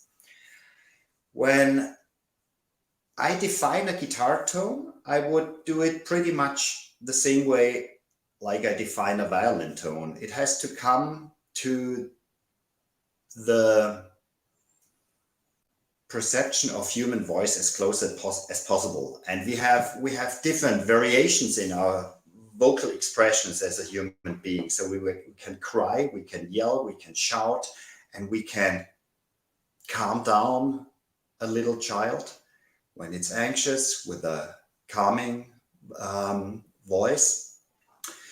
And with the foundation of the electric guitar, we have expanded that vocal or voice landscape of the guitar into the field of expressionistic vocal experiences like yelling and all that. And so that really didn't happen with the acoustic guitars. And no matter which material you use for achieving that tone, and you can only judge by yourself, is this voice a voice that you like to get into a conversation with or not? So I can't give you any hint on that, about that, or any advice. Just listen to the tone, and do you want to interact in a communication with that voice? So Julio achieves that with synthetical materials as well. So I had a bad experience or non-successful experience in the 90s when I worked with carbon fiber and acoustic foam. It's interesting. The guitar that I built in that time didn't speak to me in order. It didn't calm me. It didn't embrace me. And so my effort was really, really profound. And I worked months on that prototype, but it didn't talk to me. And it's simple because it was not a positive voice. It was neither a voice you would use for commercials. I mean, a totally overdriven and overdone voice. It was just a cold voice. And so I know how difficult it is to working with synthetic materials, but I encountered guitars later. So from that moment on, I went ahead with wood because I realized that it's easier to create a human voice with wood, with the right type of wood, than with synthetic materials. But I encountered guitars from synthetic materials that sounded really, really nice and really human. But interestingly, the perception of players, and this is the second part of communications, it's the nonverbal communication. So you have this beautiful voice, it sounds good, it sounds good to you, the communication could be perfect, but you think it's an android you're talking with somehow. So your subconsciousness tells you something is not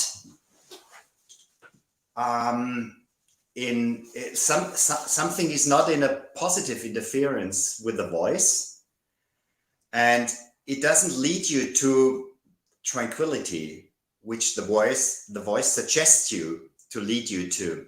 And so I think that what Julio mentioned, and this is something that I praise since decades, you don't pick a guitar after the tone is given. I mean, a guitar that has a really bad voice will disappear. But there are so many good guitars with excellent voices and all the colors of voices that you expect to have from a guitar. But nevertheless, why is there such a huge variation of shapes? There is no need for. There could be the Italian violin guitar built after a pattern that was rolled out 500 years ago. But there's still this huge bandwidth of guitars. And that brings us to the situation that you express yourself with a guitar, and you understand yourself as a visual person, as a person who endorses themselves towards the public.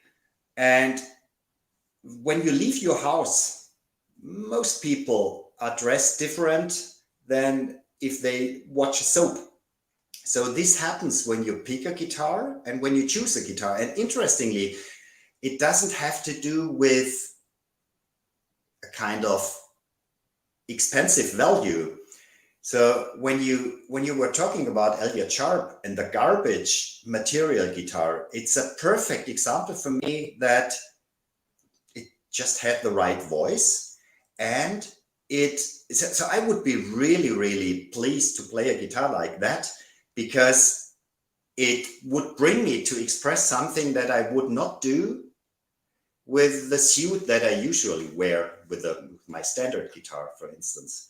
So it will disguide me from my comfort zone and bring me into something which is a new experience for me.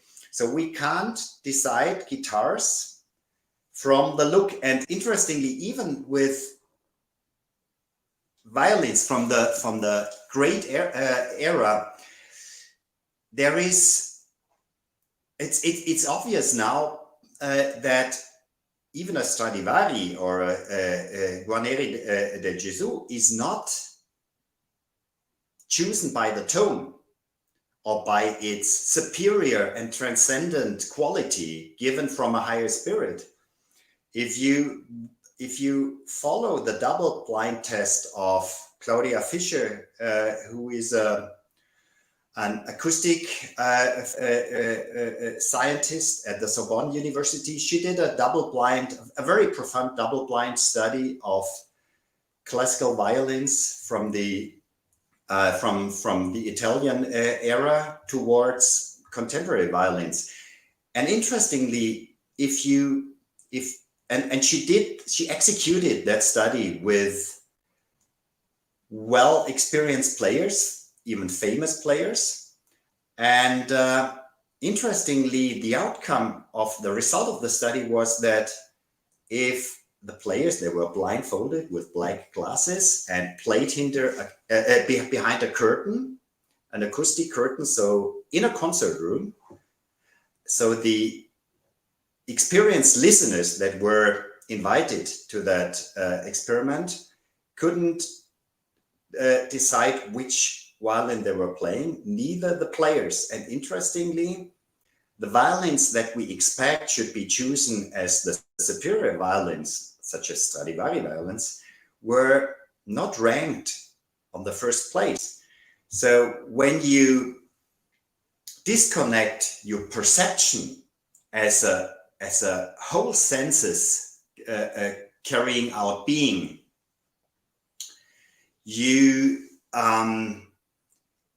don't end up where you think you would be, because we all play guitars and we would say, well, a Les Paul 59 is the best guitar I have ever played. And if it's the guitar that Dwayne Allman has played before, then it would be much, much better, the much, much better guitar. So if you have the information that it is a guitar from 59 and it was played by a personality of the pop culture, you are not able from that moment on to decide if the guitar has the superior voice or not. You are misguided by the parallel information. And I think a guitar is much, much more chosen. I mean, given it doesn't sound like a yelling wife in the divorcement process. Given you have a good voice, you will always choose subconsciousness, always choose the guitar by the power that it gives you and that it lets you that it accompanies you in your wish to look well. Isn't that amazing? Uli, very well spoken, and I agree with you 100%. When discussing the topics today, Ed and I discussed that we wanted to ground these conversations on the icon and the gesture with a conversation of materiality of sound. And frankly, I think in almost every single panelist we have today, it kept pulling itself back towards this icon that we just simply can't escape. This narrative that we can't escape of materials and of the instruments and such. And so I think, frankly, that I don't know, the universe is demanding we move on to our next topic. But first, we need to take a 15-minute break. So I want to thank everybody today for participating in this. Really, we appreciate your time so much and your contributions. Looking forward to continuing the connections with all of you and seeing your work in the future. We are going to take a 15-minute break before we resume the next panel. So it's 3:15 now. We'll hit the next panel at 3:30 when we start up again. So everyone, please go nourish yourself, do what you need to do. And for those of you who'd like to continue on with us, we'll be discussing the icon, officially that is, at 3:30. And so thank you to all the panelists. Ed, thank you so much as a great co-host. Live from Venice at the Venice Architecture Biennale. Thank you, everybody. Yeah. Thanks.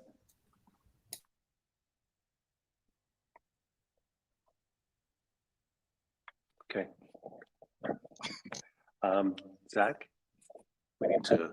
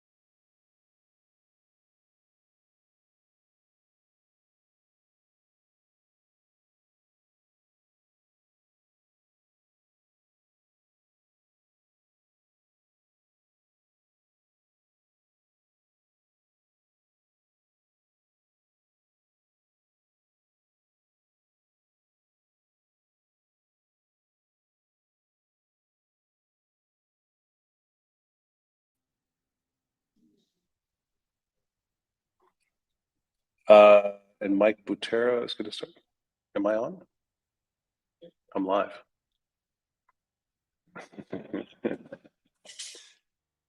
Okay. Can you take me off the screen, please?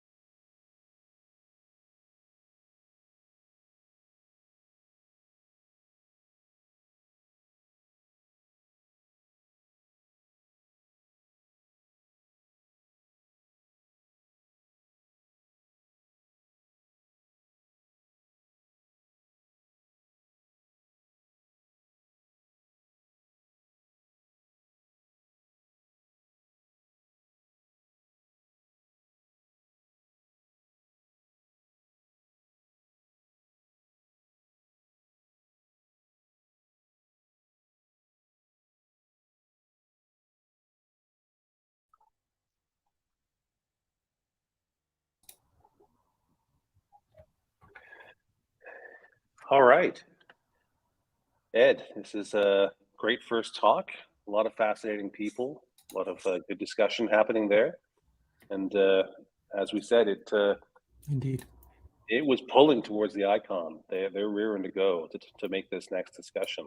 It's so fascinating. We've had many discussions about, can we separate the icon from the functionality of the guitar, and that everyone must wrestle with the icon, including architects and engineers. It's a fascinating little bit of debate and tension. So I agree. Yeah, it definitely was leaning directly into this next panel. yeah. So great. So would you like to make the introductions? Yeah, I'd be happy to, Jamie. Thanks. So welcome everyone to the second panel of The Future of Music, Interface Design from Gesture to Instrument to City to Metaverse. We're here today with Jamie Gale. My name is Ed Keller, and we're going to start our second panel off on the theme of the icon. The guitar as an epitome of contemporary culture exceeding the bounds of its utility. This panel will be constituted by Uli Teufel, Giulio Martins, Enrico Di Donato, Mike Butera, Jamie Gale, and myself. I'll read a brief bio for some of the guests since we've already heard a longer bio, and then I'll introduce Mike Butera. Uli Teufel is an industrial designer and a guitar maker. Giulio Martins, a mechanical engineer, industrial designer, co-founder of Ava Guitars. Enrico Di Donato, a structural engineer and guitar maker. And Mike Butera, the founder of Artifon. Dr. Mike Butera is the founder and CEO of Artifon, a music tech company designing smart instruments that anyone can play. Mike received his PhD in sound studies from Virginia Tech and was a professor of sociology and philosophy for 6 years. Prior to founding Artifon, Mike was a consumer electronics product designer, a touring musician, and a public speaker in music and technology. And our moderator on this panel will be Jamie Gale. So Jamie, take it away. Thanks very much. Great, thank you, Ed. Yeah, so the icon of the guitar, this thing that we've been talking about, the guitar as an icon of contemporary culture that has exceeded the bounds of its utilities, is something I've spent a lot of years working on, a lot of years thinking on, and the tension between simply the instruments that I find appealing, the instruments I'm supposed to find appealing, the instruments that others find appealing, and trying to understand what makes that, what is that difference. And I went through an experience in my own life, just the age that I grew up with, where I witnessed sort of the evolution and sort of refinement of a particular genre. For me, it was the heavy metal music of the early 1980s through to about 1990, where things were, honestly, they were rejection, they were countercultural, they were dark, they were evil, they were singing about the devil, they were looking tough. Nobody smiled when a photograph happened. It was all post-apocalyptic and a lot of times very negative. Those same bands the next year started to introduce a little bit of pink and polka dots. They still looked kind of tough. The next year it was fluorescent colors and big hair, and their guitars got fluorescent colors. And they started to sing less about the devil and more about relationships, sex, girls, guys, all this kind of stuff. But they also got a lot more radio airplays that happened. And the next year, symphony orchestras started to accompany them in their music. And we introduced the power ballad. And we hit this stage where everyone's getting real airplay now for soft songs from metal bands. But while this was happening, there was this real push towards excellence in guitar playing and bass playing and drumming and singing. Singers were singing higher and longer, and the guitar players were playing faster and the drummers were playing bigger. And it got to this point where there was so much production around it that people were doing crazy things like getting out power drills and putting picks on them to see if they could play faster than humanly possible, play machine possible. And I think people just kind of stopped believing it. And they rejected it, and Nirvana came out. And Nirvana came out with this music that was completely a rejection of what was at the time. I didn't understand it. But the guitar changed at that time also. I'd spent a lot of money on a fancy guitar with a Floyd Rose system, a very thin, fast neck, and the value of my guitar went right into the toilet. And the value of all these guitars, which were these honestly dysfunctional objects, these rejected guitars from the first major movement of guitar, the Jazz Masters and the Gilt's version of an SG and such, became very popular. And they were also rejecting the system. And for the longest time, I didn't understand what really happened. But later on in life, as you begin to look back, and as I worked more in the guitar industry, I saw that really we were looking for contrast. That became unbelievable. And that, going back to the way it was, the golden years was what we wanted. That we know that silk is smooth because we know that sandpaper is rough. We're just built for contrast. And so I became aware of this sort of tension between the golden years and the future, and this sort of balance between them, and this necessary tension between what to conserve and what to liberate. Pushing forth for the future and willing to leave everything behind didn't seem to work, but always saying that everything was the best from before. Well, this didn't work either. The companies I was working for were having problems with this also. The legacy companies had these big sales slips. As we were looking forward for the future, they would be diving. And as we sort of went through these golden years, you get more acoustic music and banjos would show up again and such, their sales would go back up. And I tried to understand what this tension is. And so I realized that on these extremes between the sort of golden years and future, we have those who are looking to conserve and those who are looking to liberate, and that the conservatives then sort of build this sort of, they're looking for sort of iconography, while the futurists are refining, and in the end, it kind of looks the same. Once we sort of get the iconography, the body of work, we start to develop heroes, and those are the greats of our industry, the Jimi Hendrix, the Bob Dylans, the Steve Vais, the Tosin Abasi's, whoever it happens to be, get refined and become sort of the perfect version of it. And then when we get that, we canonize it and we create saints.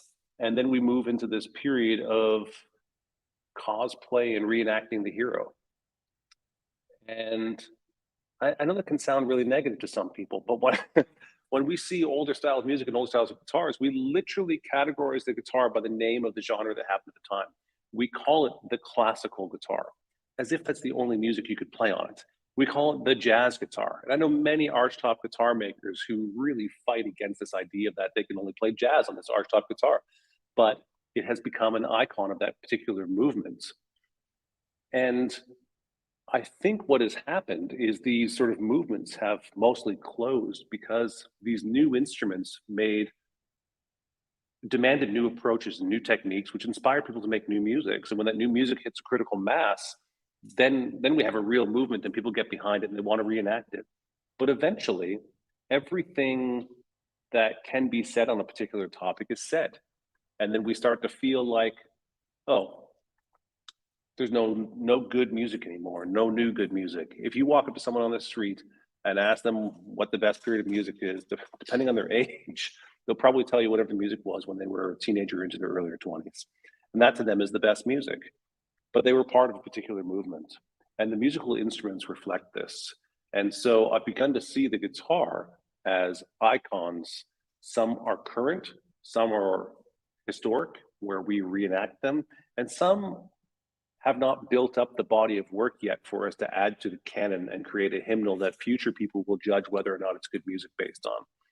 And these are these icons that we're talking about today. And everyone must wrestle with those icons to find their place and to find the context of what they are. So that when someone judges a guitar,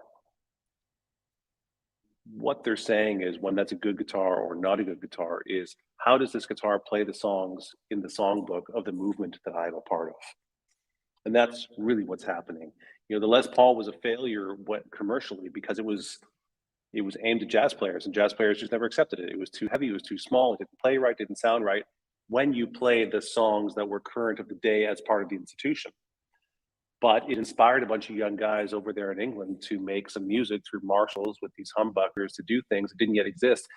The guitarists literally, they wrote new music based on these interactions. And now those instruments are iconic. And I think the icon at that point in time really is the critical mass of a body of work and enough people who are influenced to want to reenact the hero. And this is no different, and this is where I can get myself in a lot of trouble here. I don't see it as any different than doing a Civil War reenactment or going to a medieval fair. You know, things like Lord of the Rings had a big push for medieval times, and then more recently Game of Thrones.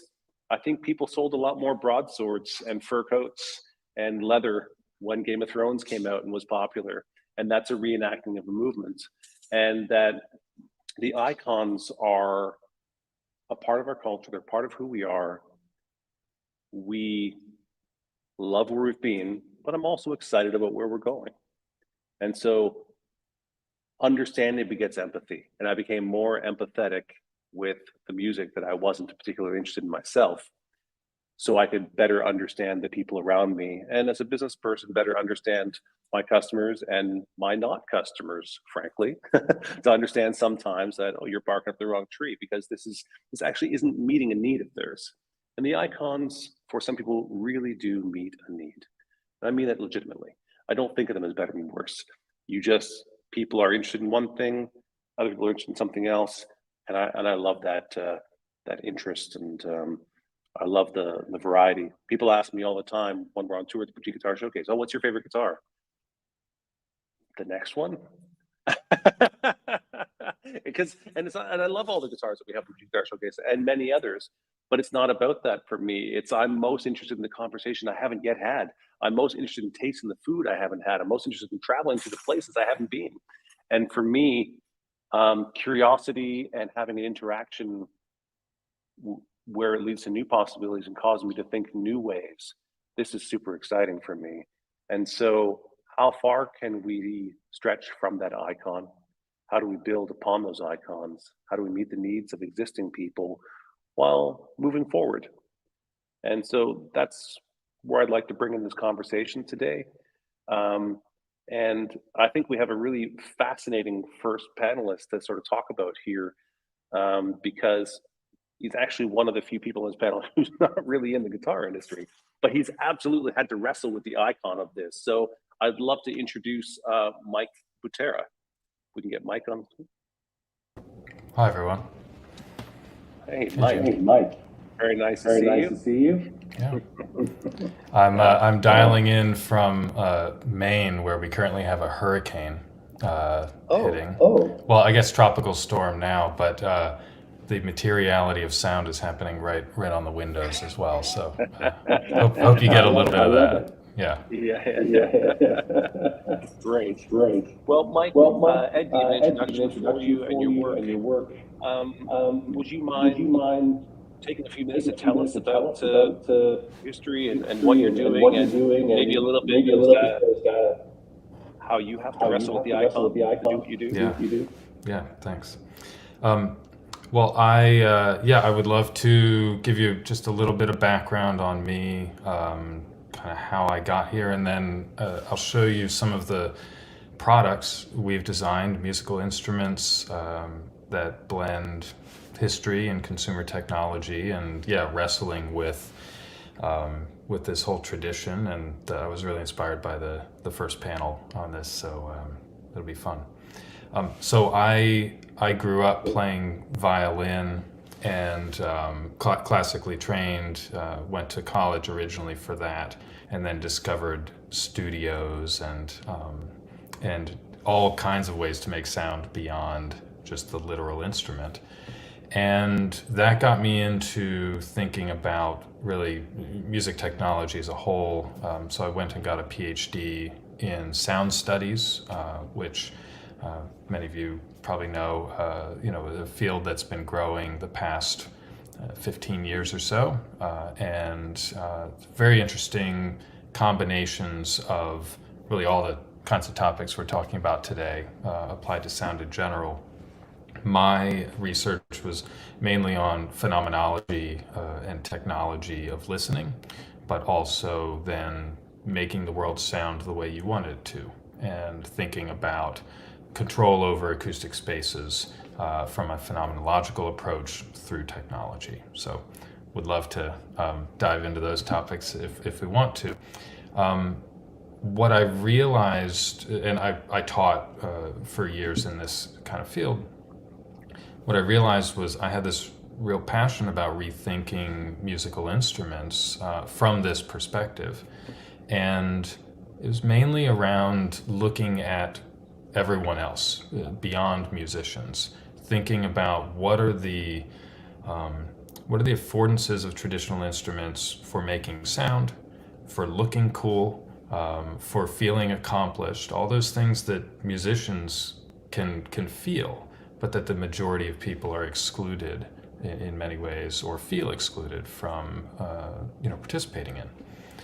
And that led me down this whole path and starting this company and figuring out how to design instruments that people felt were approachable, that they were invited to play, that referenced history without fully replicating it, but also participated in sort of mass consumer culture, smart speakers, headphones, other ways that we control sound in our everyday lives and make our spaces sound the way we want them to, but that have become very simple objects. A smart speaker is normally a simple form that belongs in many different homes, that is kind of a universal design, or an attempt to be. So that's really the foundation behind some of what I'll show you that we've been working on, and I'll talk through some of the nuances of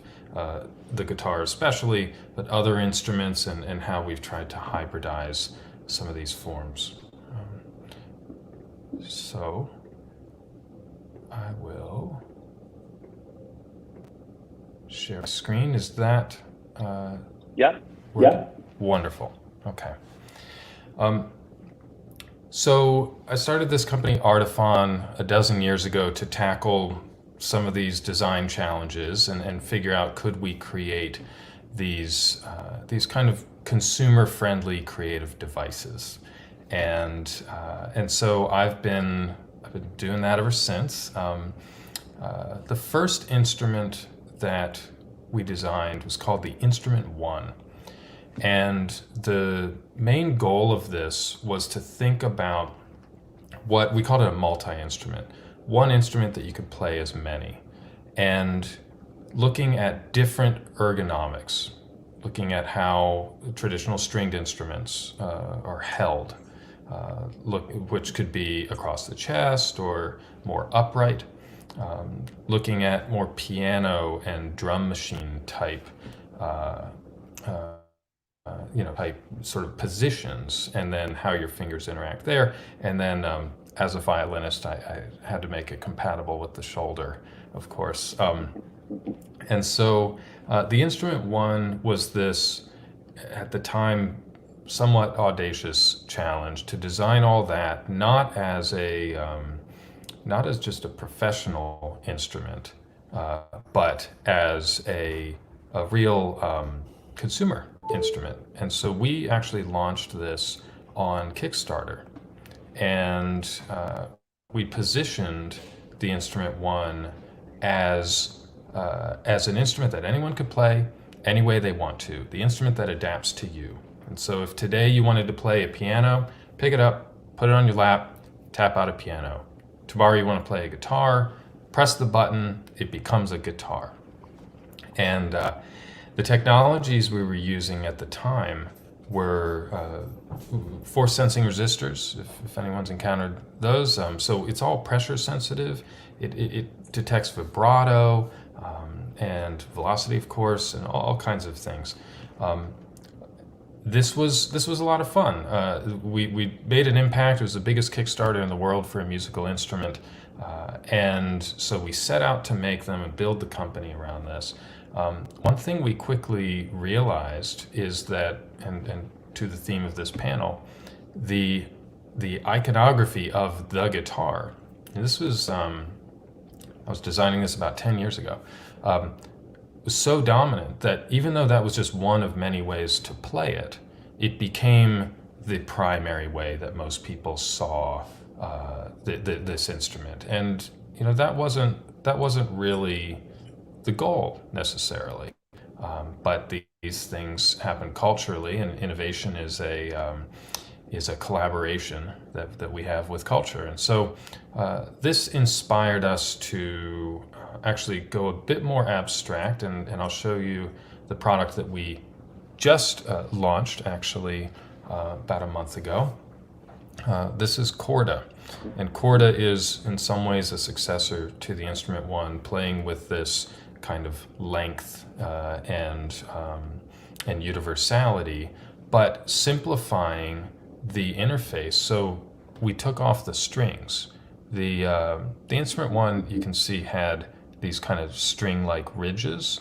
Guitarists approached this and they knew exactly where to put their fingers, but the first words out of their mouth were, "Oh, this doesn't play like a guitar." You mentioned the syntax in the prior panel.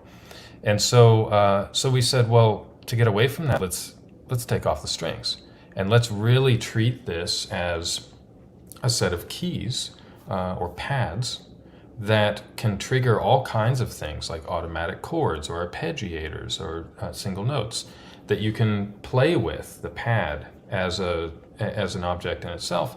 But then you can see on the right-hand side there's a bridge, and we call it the bridge is for many reasons, but you can actually touch this bridge and play it directly. And if you can still see my video at all,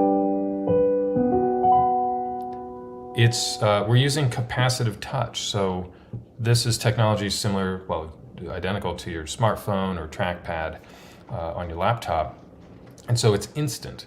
And this was a major step forward for thinking about how do you get people to touch an instrument without being intimidated. It has to make sound immediately, or they get scared, and it has to work. So we're thinking very consumer behavior kind of things.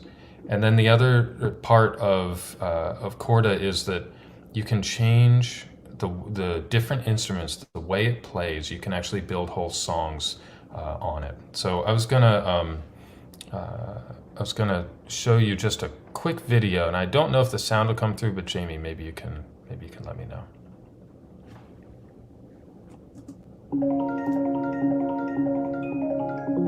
Oh, you can hear that. Like this.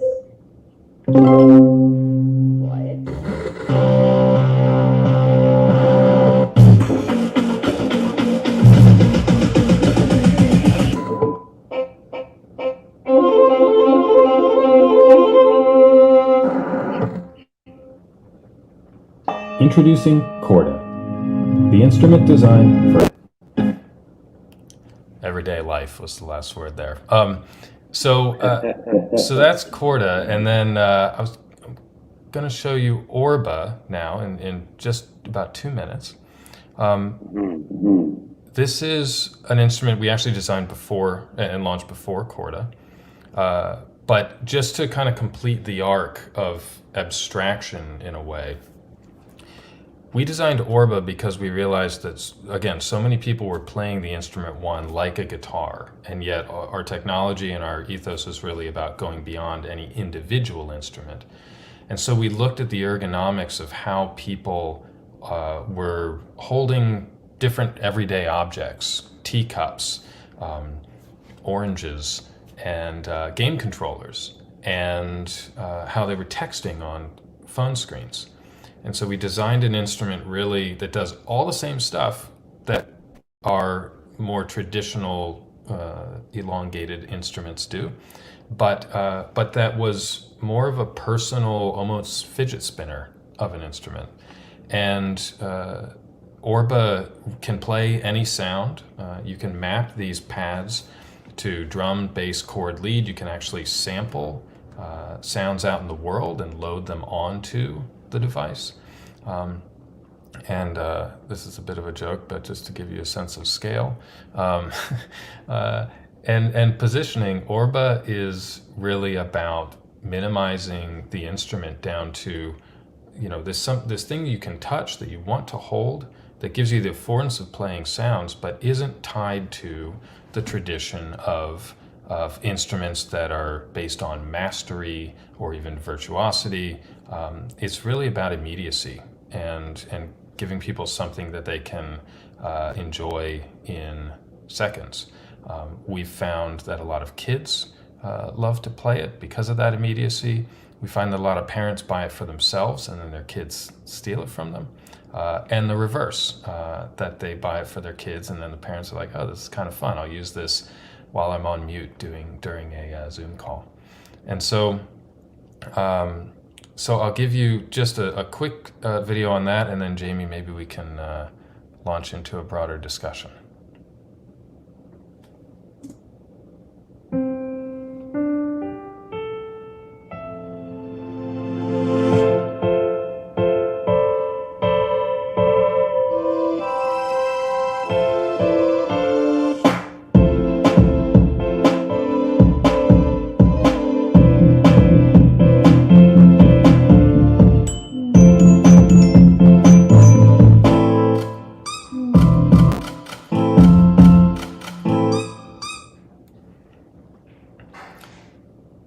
So there we have it. Jamie, back to you. Yeah, fantastic. I'm a big fan of your work. I think that what you guys are doing is fantastic. It's such a different approach in general. The idea of making musical instruments without the obstacles of mastery. I mean, it's a funny modern concept because one could take it the wrong way and talk about it being a lazy sort of someone who doesn't know anything about delayed gratification. But of course, why? Then there's a question of, well, do we really have to have delayed gratification for everything? And can't we just enjoy some things, right?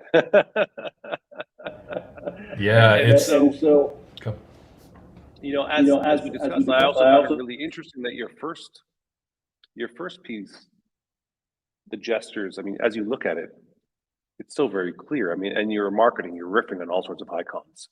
You're using icons and the narrative of those icons to present your product in the first place, to let us know that this not traditional musical instrument references the guitar, the violin, the piano, the drum pad. They're all in the image, right? The icons are there regardless, so that you can benefit from the narrative that they are in showing what am I to expect of this. But as we discussed a few weeks ago when we had sort of a preliminary call here, it was very interesting to me to see that you went from that to the Orba, and I'm a percussionist as well. And so the Orba and some of the gestures you make with it, the shaking gestures, the movement gestures, to me are fascinating. But when I saw that you released the Corda, I went, oh, they went back to something a little bit more guitar-like. Mike and I are going to have a conversation about why that is.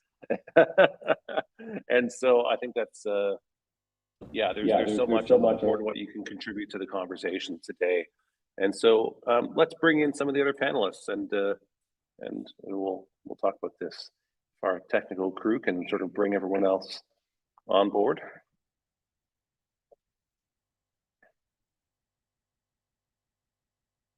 From around the world. For those of you who don't know, we are coming live from the Venice Biennale right now in Cityx Virtual Pavilion.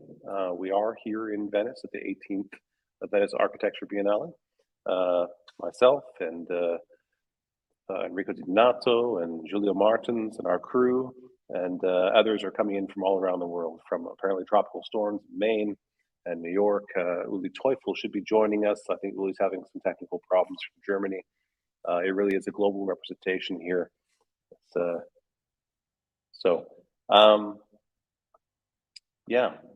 icon. Ed, do you have something to step in here? It's your first time meeting Mike Butera, I think, also. Yeah, Mike, thanks. It's so great to meet you, and it's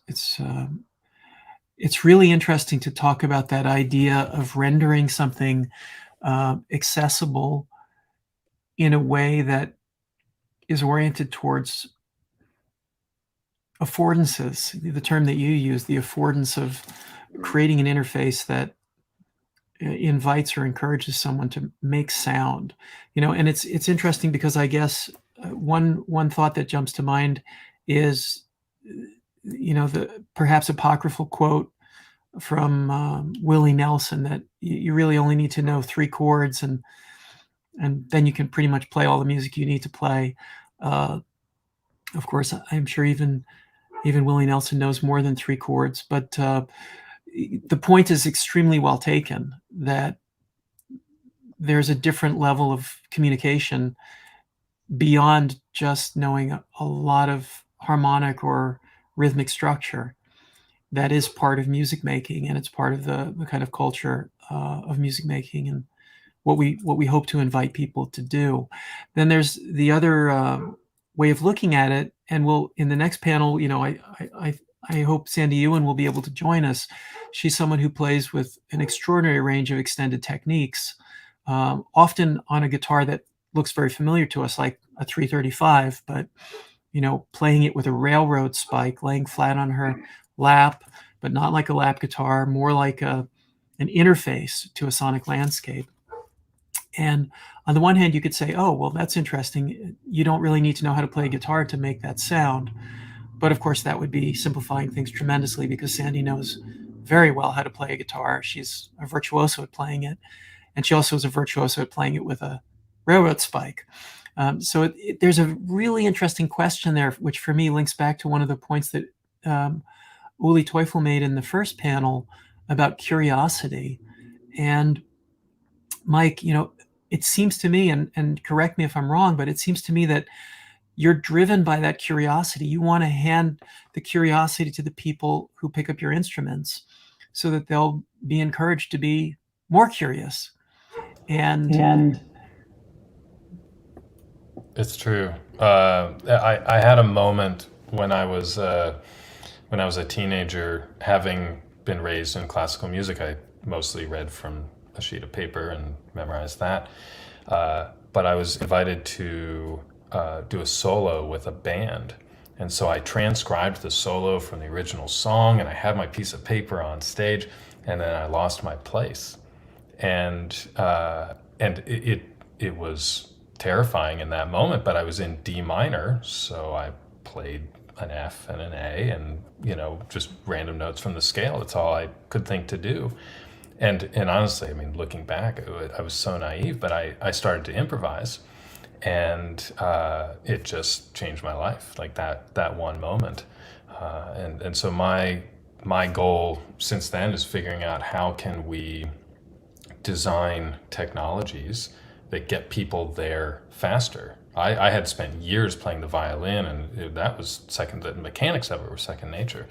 But I hadn't, until that moment, realized that I was allowed to play every note that I wanted to. And so can we speed up?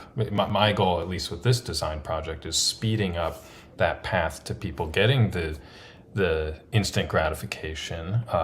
And like the first level of a game, almost everyone can win.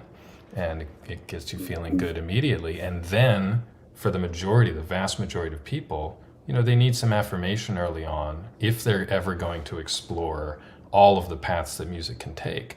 Because most people are just so intimidated to even press that first note.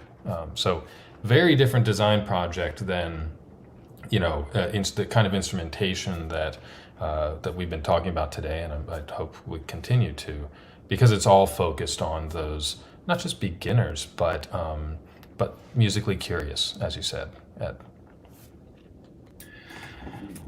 Yeah, I'm keenly aware of the need to maintain the musically curious spirit. My 10-year-old son is literally at a drum lesson right now as we speak in this event, and he has a great drum teacher, which is a good thing, but looking for ways to maintain that curiosity.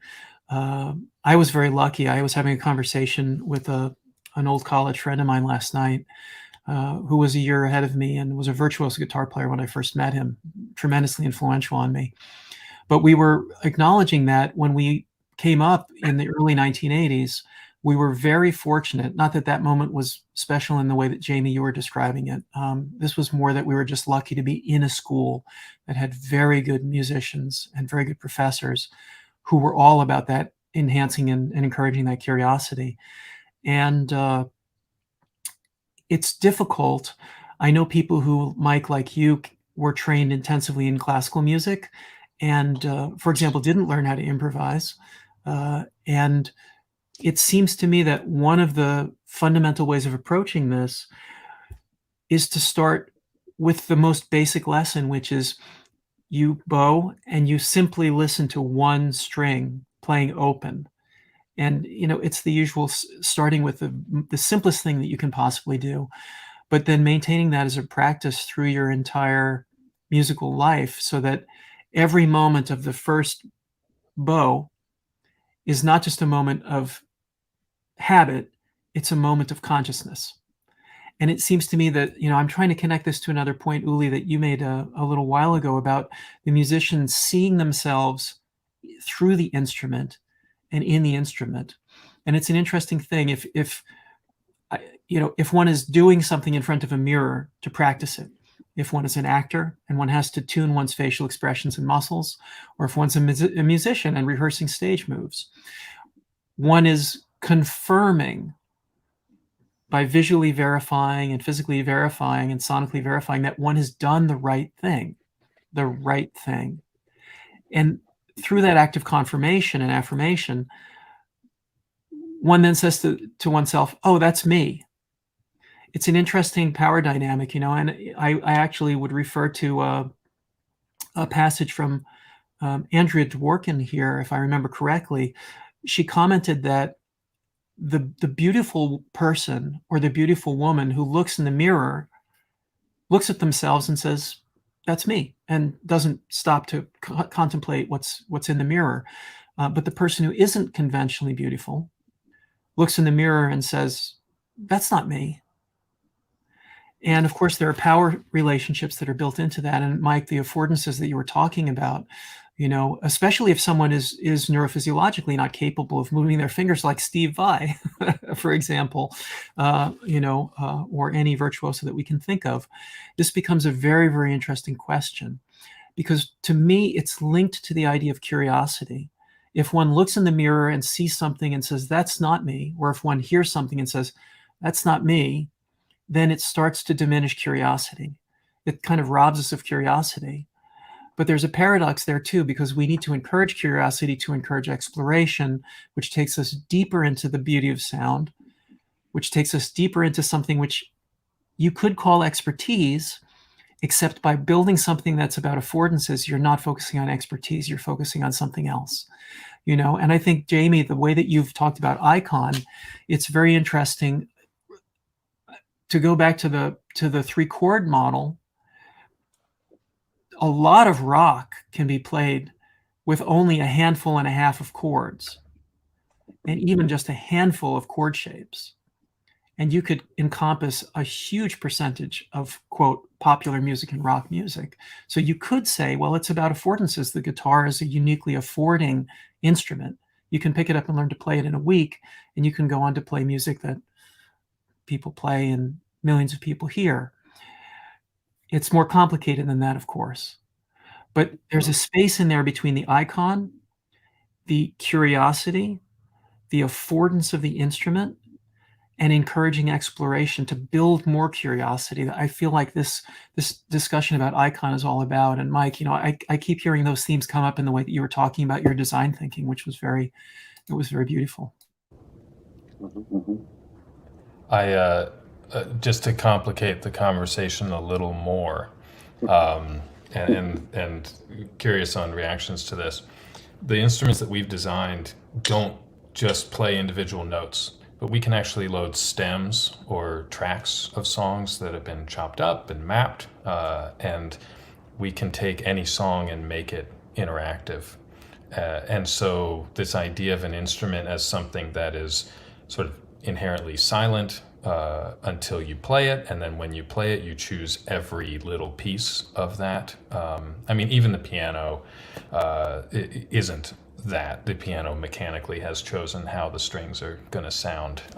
But increasingly, if we go from that toward what we have now, we've automated so many steps of that kind of sonic generation that now we can press a pad. The pad doesn't even move, it just detects that you're there, and we can trigger whole parts of a song, and we can layer those and automatically mix them and automatically share to social media. And that whole technical process of playing and recording, we are building that shortcut.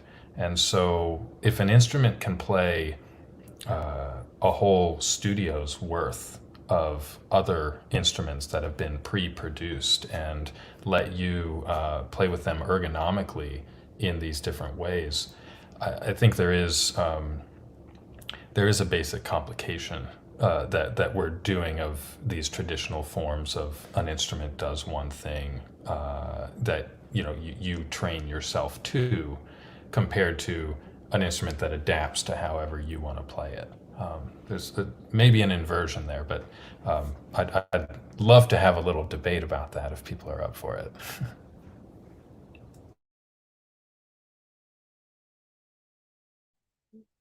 We've talked about the guitar as interface design, but it certainly has a lot more limitations than the products that you're making as far as the interface is concerned. I think that there are also some always interesting possibilities by design restrictions as well, and that we are creative when we come up against the restrictions. And I think that the guitar has benefited throughout its couple 100-year history at this point in time by those design restrictions. Those movements that I talked about earlier on, frankly, are somewhat physical, mechanical movements that we can't get over. We say we want to do something more, and so we invent a new guitar, but unfortunately it doesn't sound right with the body of work that exists. And so a new music is born out of it, but it often doesn't get adopted into the previous movement because of how it sounds in that body of work. And as we move forward, I think that there are so many possibilities. I'm very excited about what digital interfaces. At the same time, there is something that Uli Teufel mentioned in the first conversation, where there's a humanity somehow in organic materials that we don't yet understand, that there's something in the way where we move it and it moves us in a way that to date we don't get so much from synthetic instruments that are dealing with plastics and speakers and such. There's still something that we're not quite in the tactile way of moving it with. And so Uli, maybe this is a good place for you to step in here, because you've wrestled with the icon in interesting ways, while at the same time you have recognized at a certain point in time that you made design decisions that made you realize you were going to break the icon. And because you were going to break the icon, you found a freedom that you're untethered from the burden of the icon now in this way. And that allowed you to go places that you might not have otherwise had you remained tethered to the icon. Would you have something to say about that?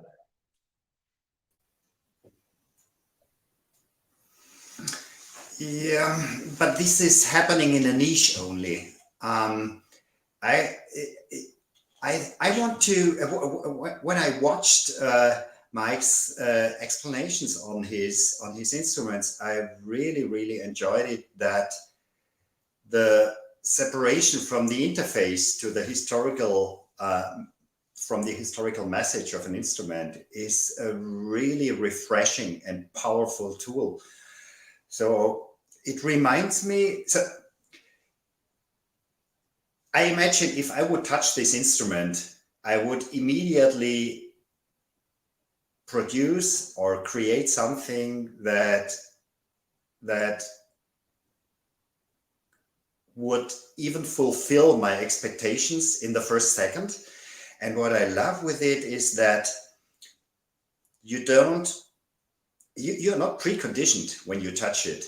Even if you are a professional instrumentalist, you start from the real scratch. And it reminds me to the contemporary or the momentary work of David Hockney, when he discovered the iPad. I think David Hockney is now in his 80s, roundabout, and he discovered the iPad a couple of years ago, and he immediately fell in love with this device because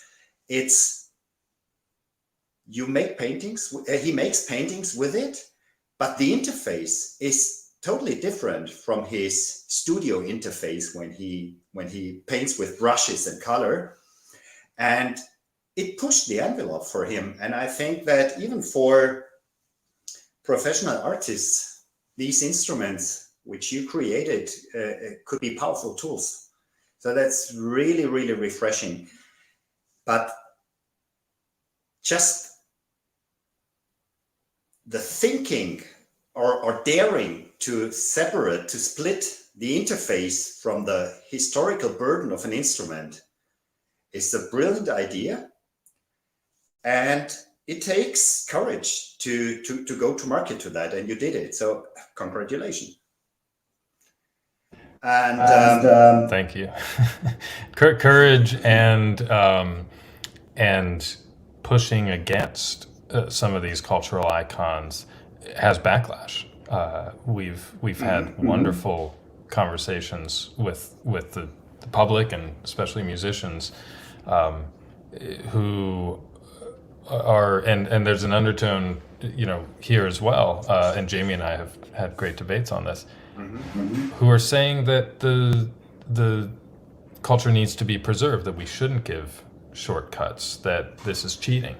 And I'm curious what you think about, coming at this, recognizing that these new forms could be fun. Do you see, given that this is new to you, I'm just really curious, do you see a path to virtuosity through these sort of smart consumer instruments in the same way that you do through the guitars that you make? Is there a correspondence there, or are we talking at different levels? Because a lot of the people who respond to us think that, this is a dumb instrument, but traditional instruments are the ones that are more capable. I'm just curious, for your reaction. No, I don't think so.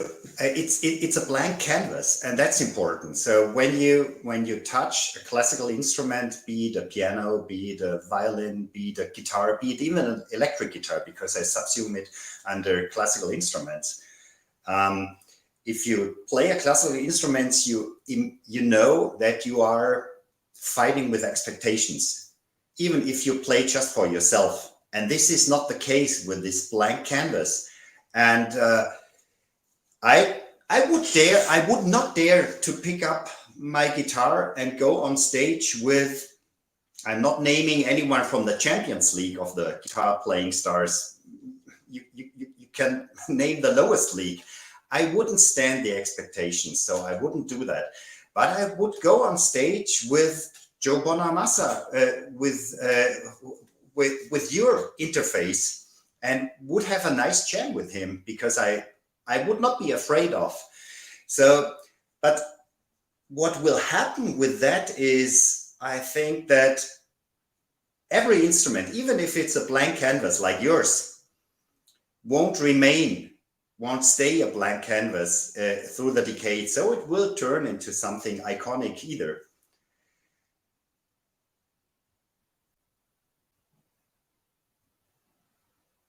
Yeah. Yeah. I think that an interesting contrast to this conversation, another side of the icon is the exploitation of sort of history and other narrative with design. And so I'd like to throw this over to Enrico Di Donato for a moment, because one of the pieces that we have on display here in Venice is a piece that Enrico did, one of two pieces that he did dealing with Dante as Divine Comedy. We have his Heaven piece here on display, which deals with all sorts of cultural pop icons and such. And I'll ask our technical team to bring up an image of Heaven for those who are not here in person, and throw this over to Enrico. Enrico, can you please tell me about the icon and how you dealt with Heaven and what you were meaning with this piece? Okay. Yes, only one thing before. because I would like to comment also the instruments that we are seeing from Mike. Even if it doesn't seem, I'm not an old guy, and I love guitar because you can touch directly the strings, so you have this really, I can say, organic, physical feeling. But look at your videos, really, I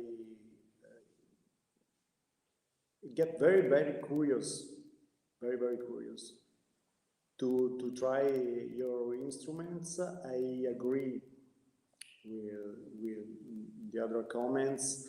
I like the way you detach from the classical aspects. I mean, the traditional aspects. Instruments one was more guitar related than a corda. Okay, it's right. And I really love the orba. I really want to try one. Yes. Well, we can make that happen. Okay. Thank you. Yeah. Thank you. Yeah, it's again the question of interface. If we abstract that from the cultural expectations of what prior interfaces did, and especially ones that were based on physics and resonance, and we just ask, well, if we have all the technologies available, how do you want to play sounds? Every sound is free now. What do your fingers, what does your body actually want to do? You want to move around. You want to toss it in your bag and play it on the subway. And it really was a new approach to shortcutting in a lot of ways, that feeling to say a single touch or a single gesture can become any sound that you want. I still play all of my traditional instruments and love them for all the organic, ergonomic reasons that you're discussing as well. But there's something almost addictive in a fidget spinner kind of way about having every sound at your fingertips. It's a very different way to think about it. Yes, like Jamie said before, it's about the past and the future, and probably is the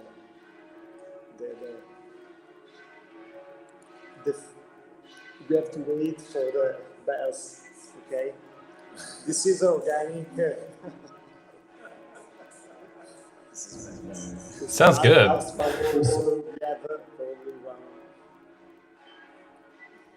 Can you hear the bells?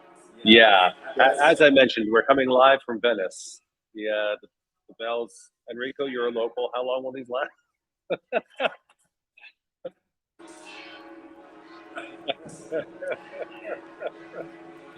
What a great moment.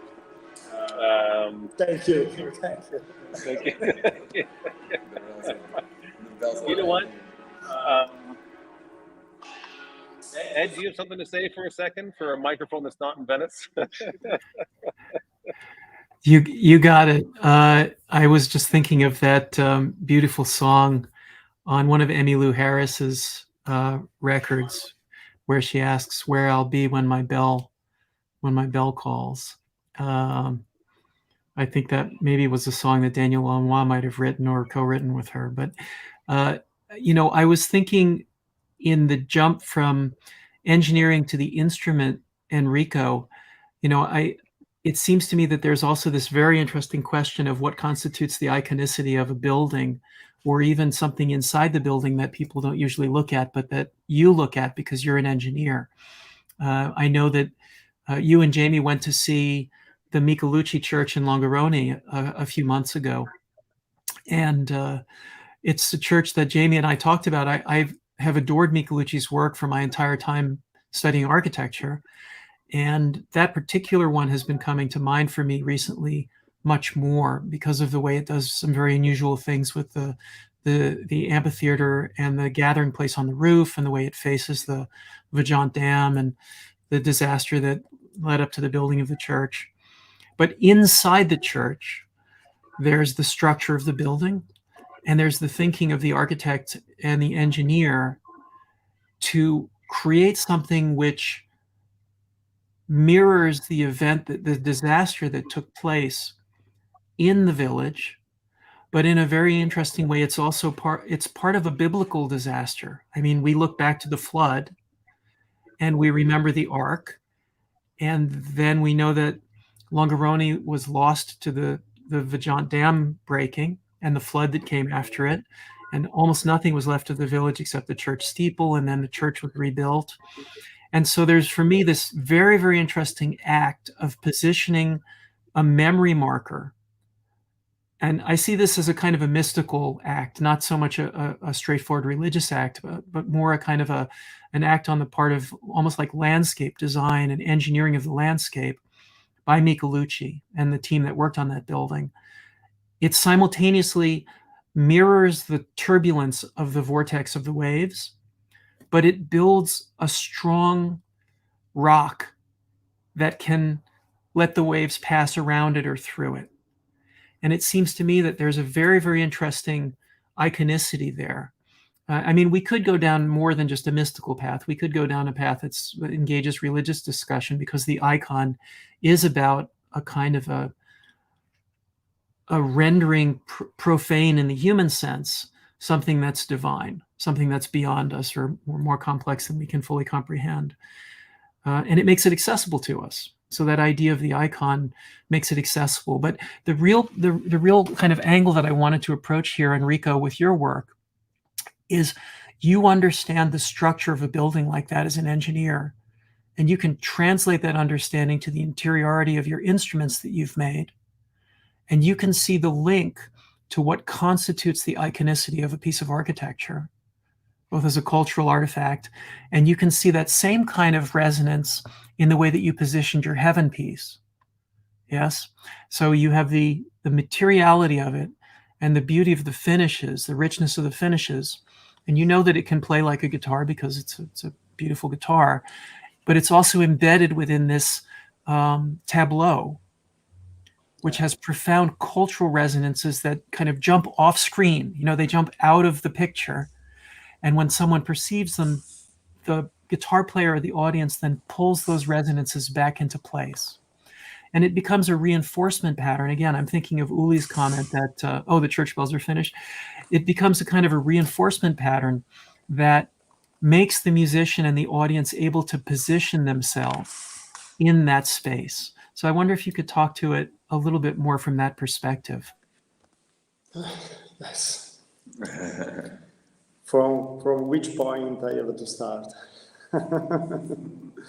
No, as you said, yes, the icons were in the past. Our artists tried to figure out something religious, something that was beyond the senses, the real senses. And in that case, yes, for the Church of Longarone, there are all these concepts mixed together, and you have very heavy structures made of concrete that represent the heaviness of the event, and as you said, this movement of the water with the rock. It's very interesting buildings that we saw. For my guitars, as I said, I apply a lot of engineering concept, and at the beginning, I have this idea to use the body as a sort of soundboard. It's something related to what Gladney made some experiment on the vibrating plates and the modes of vibration of these plates, but we are talking about 400 years ago, so it's nothing new, okay? And I started from this concept, and then I try to use the body of the guitar as a sort of symbol that I restrained in 4 points. I have 4 points of restraint, and the body is free to vibrate over these 4 points, because the only thing that touch the body is the bridge. The neck and the pickups and the electronic, everything is detached from the body.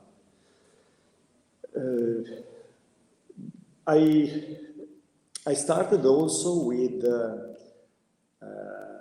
some simulation, the FEM. Do you know FEM simulation? But at the end, I mean, the practical knowledge and curiosity was the success of the design, because also that I mean, the modeling with the computer makes sense if you are able to simulate in the correct way the object that you have to study. And so there are so many conditions of restraints, stress to simulate the material we are using wood. So, okay, I have at the end of this study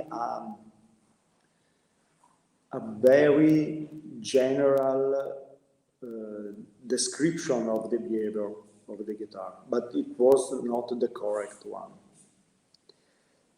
And don't ask me, I don't know why, but at the end, the real solution for me, for my ear, for my expectation and my taste, my personal taste, the solution was again in the past. The golden ratio was the solution for the position of these 4 points. Okay, so there is another concept that is it's related to architectural world. And in this work in particular, this one, like I said before, for past and future, it's a continuous fight between evil and good. This one, I don't know why it's evil and good. You have to decide which one is. This is 2 years installation during the boutique guitar showcase the NAMM in Los Angeles, organized by Jamie. This one is the second one that I have prepared for it, and it's Heaven. The first one was the Hell, so it's a 2 years composition, Heaven and Hell. And in this composition, there's a lot of iconic images. Because at that time, I had this vision of, obviously, it's a sort of a joke of the heaven. It's a very simplistic way of looking at it. And my goal was to have a really complete experience looking at this panel. In fact, we have also, I don't know if you can see, but it's three-dimensional. There is a lot of flowers, butterflies. These donuts, was a real success during the NAMM because they are fluffy. It's fluffy, and there is, and they smell. And I have to say thank you also to Jamie and to Maddie for spraying a scent over the flowers during the tour of the boutique showcase. So it's an experiment, a challenge to give a complete experience. To not only to the client, but to the people that look at the guitar. Here, the guitar, it's not only a tool, even if the original design and project come from the research of an excellent tone. This was the goal. And then, as you said, there's all the following phases about the finishes and the fact that in this case, the guitar has to give you something else, even if hangs on the wall. And it's my personal try to do some arts, because art for me has to change who look at it. The real art is the moment between before and after you see it. It could be also food or something else. I think that the art has to change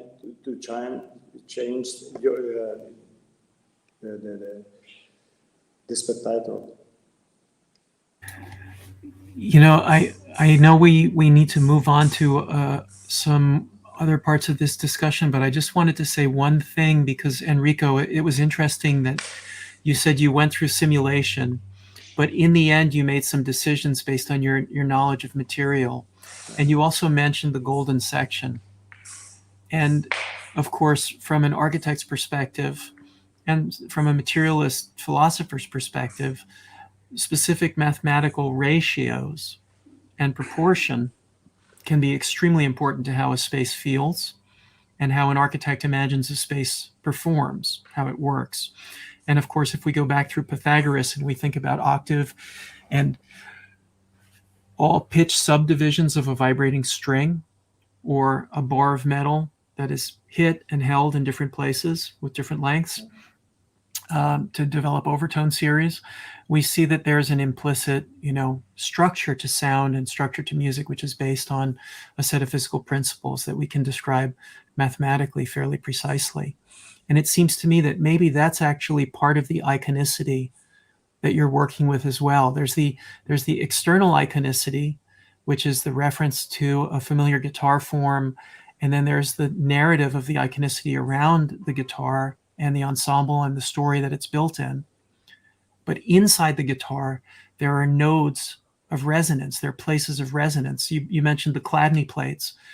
Inside your guitar, there are forms that are hidden, and you've identified those places of increased resonance. You've left them hidden, but they're in there, and they constitute part of the iconicity of the instrument. So it's the old idea from Heraclitus, latent form is the master of obvious form. It's hiding behind obvious form, but it still is the kind of governing principle. And it seems to me that that might be part of the iconicity, which is an interesting part because it's not immediately visible, but it still nonetheless makes the instrument do something that's crucial to having the voice that Uli was talking about before. What lends it the capacity to have that full voice?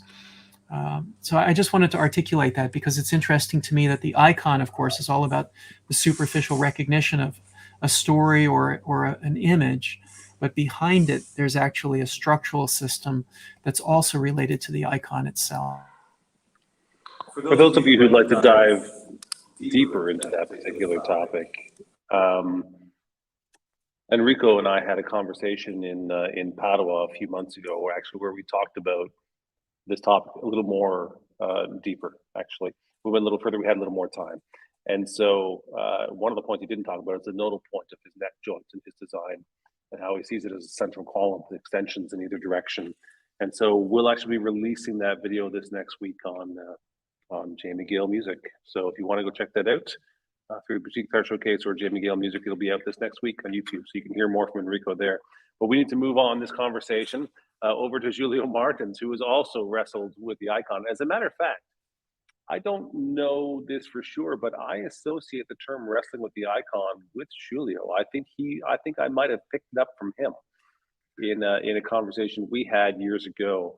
And so, and it's also important to say that that Julio and his work with Everythink, that Ava Guitars is a project of theirs, but they've also done violins, they've also done airplanes and cork mats for IKEA. I love the breadth of what you do, and so I think that's really important to point out, is that you've had to wrestle with the icon with guitar and also with the violin, and our conversations have shifted both of our perspectives on that work with the icon. So, Julia, would you like to contribute something here?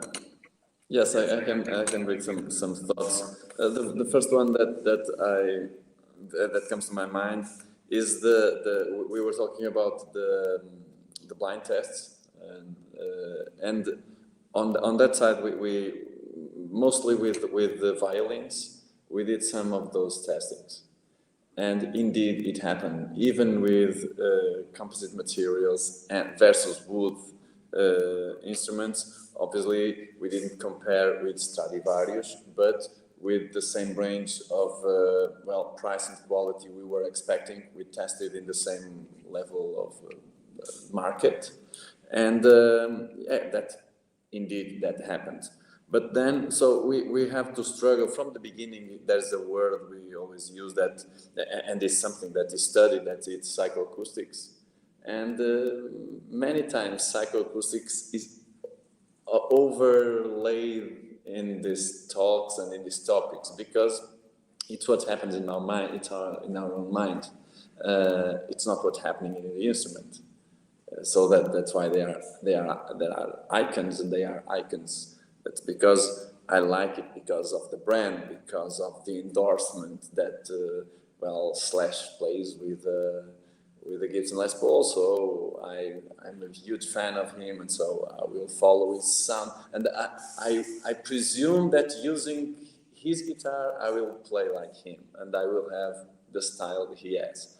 So the icons were also built by the market, by the brands. And then there is a different niche that is above the traditional icon of the shape and brand, and evolve it and bring something else new, and people want to be on that additional tribe. So markets define what is the icon, and even in also in the musical in the violins, we have another aspect, which we tested our violin among an orchestra. Perfectly, it lives perfectly in the middle of the orchestra, not a problem.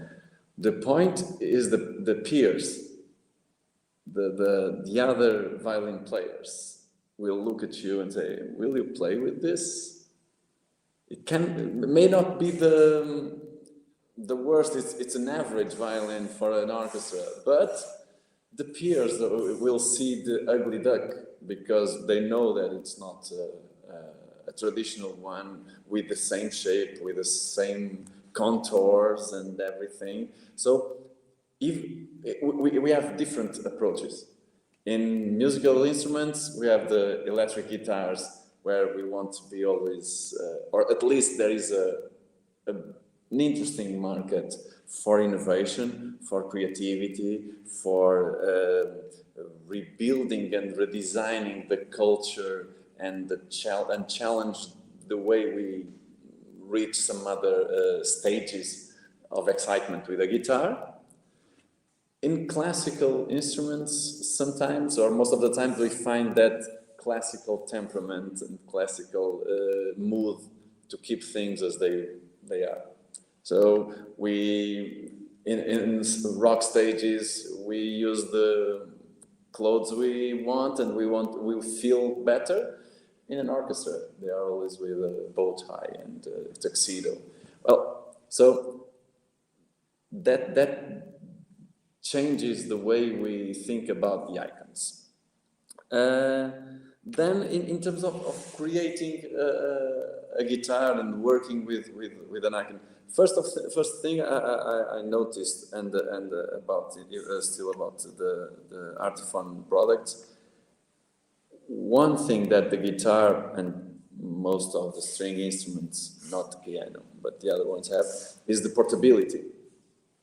It's also an issue, a detail that offers iconicity, democracy, because you can use the guitar from the first day. It's your guitar. You can put it in your bag. You can go to the Scouts. You can go to the rock band. You can use it all over, and it's a good thing to be relevant, to be democratic, and I think guitar is a democratic musical instrument because of that easiness to use, to carry on. So it's the first thing. Then when we started to work with this, we wanted to bring, and you were mentioning the fact that we do from musical instruments to aircrafts, to include different ways of making things, just like Uli Teufel or Di Donato. We try to find different ways, thinking about why not? Does it have to be built always the same way? No. You need the sound that comes from there. So you can work with different materials, different construction methods. For instance, moldings. Why not? To explore the shape, to explore the usability, to explore the comfort. So we can do it that way. And then, well, we see a musical instrument as you were telling that's a tool. Yeah, it's an extension of ourselves. We are individuals. We need a spoon or a fork to eat. We need something to express ourselves. And guitar players, not everyone in the world, but those who find that need of expression in a guitar enjoy to feel the guitar like part of themselves.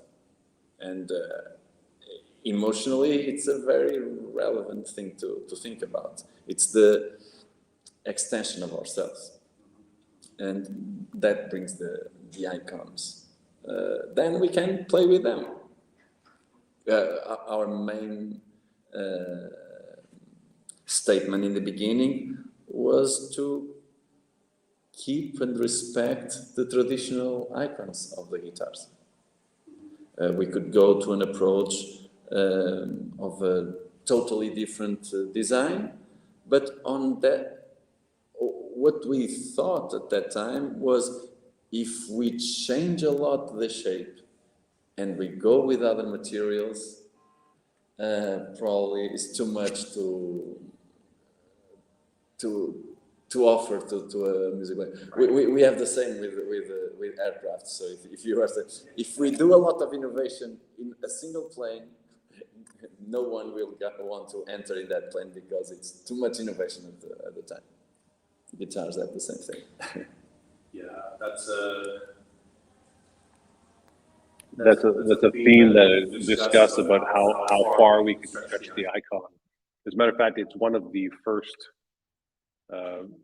impetuses of conversations that Ed and I had that connected to some of the work that he's doing in AI, and my thoughts on the icon and the guitar about a project that has not quite realized itself yet, but it was how far can we stretch the icon in the future context and still remain connected to the icon, because the icon has value. We don't want to totally separate ourselves from the icon, but yet we do want to cast a future vision. And one of the things that's happening right now is, Apple made a big release of their Apple Vision, their Apple VR, AR goggles. Goggles?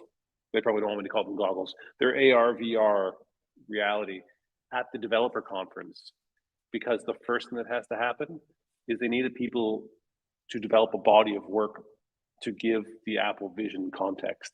This is the same thing with the musical instruments. And I found it very interesting that, they've released something they know that people don't know how to use or don't have context for yet. So they put it to the developers, and would be like us putting it to songwriters and saying, go write the body of work around this so people understand what to do. I thought that was really fascinating. And I think that we're moving, these are all connected. The next conversation that we're supposed to have is about the gesture. And we've certainly already touched on the gesture in this conversation also.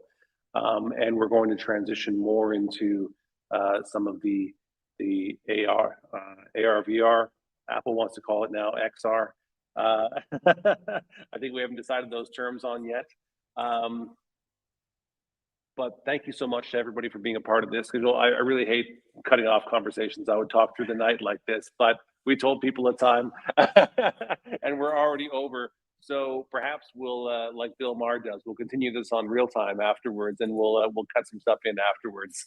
But thank you very much to everybody on the panel, to both you, Enrico and Giulio, for attending here in Venice, for Mike living through the tropical storm, and Uli there in Bavaria.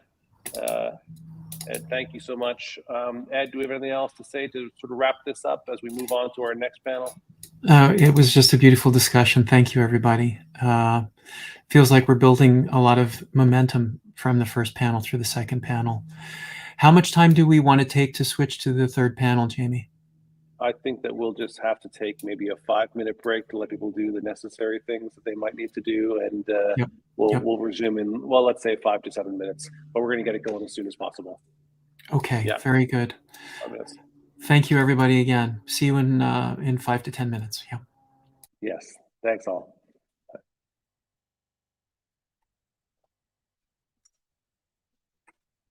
There we are, we're out.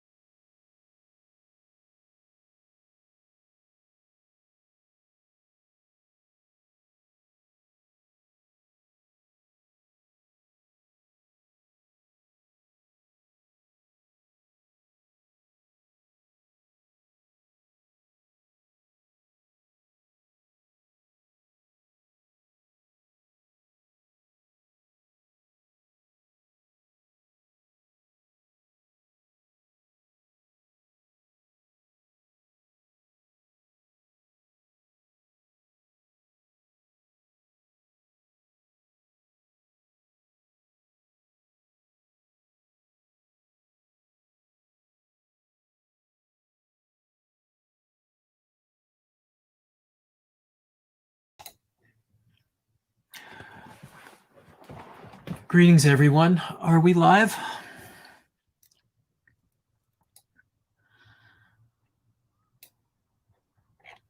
Very good. Welcome to the third panel of the Future of Music Interface Design from Gesture to Instrument to City to Metaverse, hosted by Jamie Gale, Ed Keller, and Everythink as part of the Venice Virtual Pavilion in the Venice Architecture Biennale. Our third panel is going to focus on gesture as a pathway to technology. And we will explore the hypothesis that human sapience emerged alongside the creation of art and music.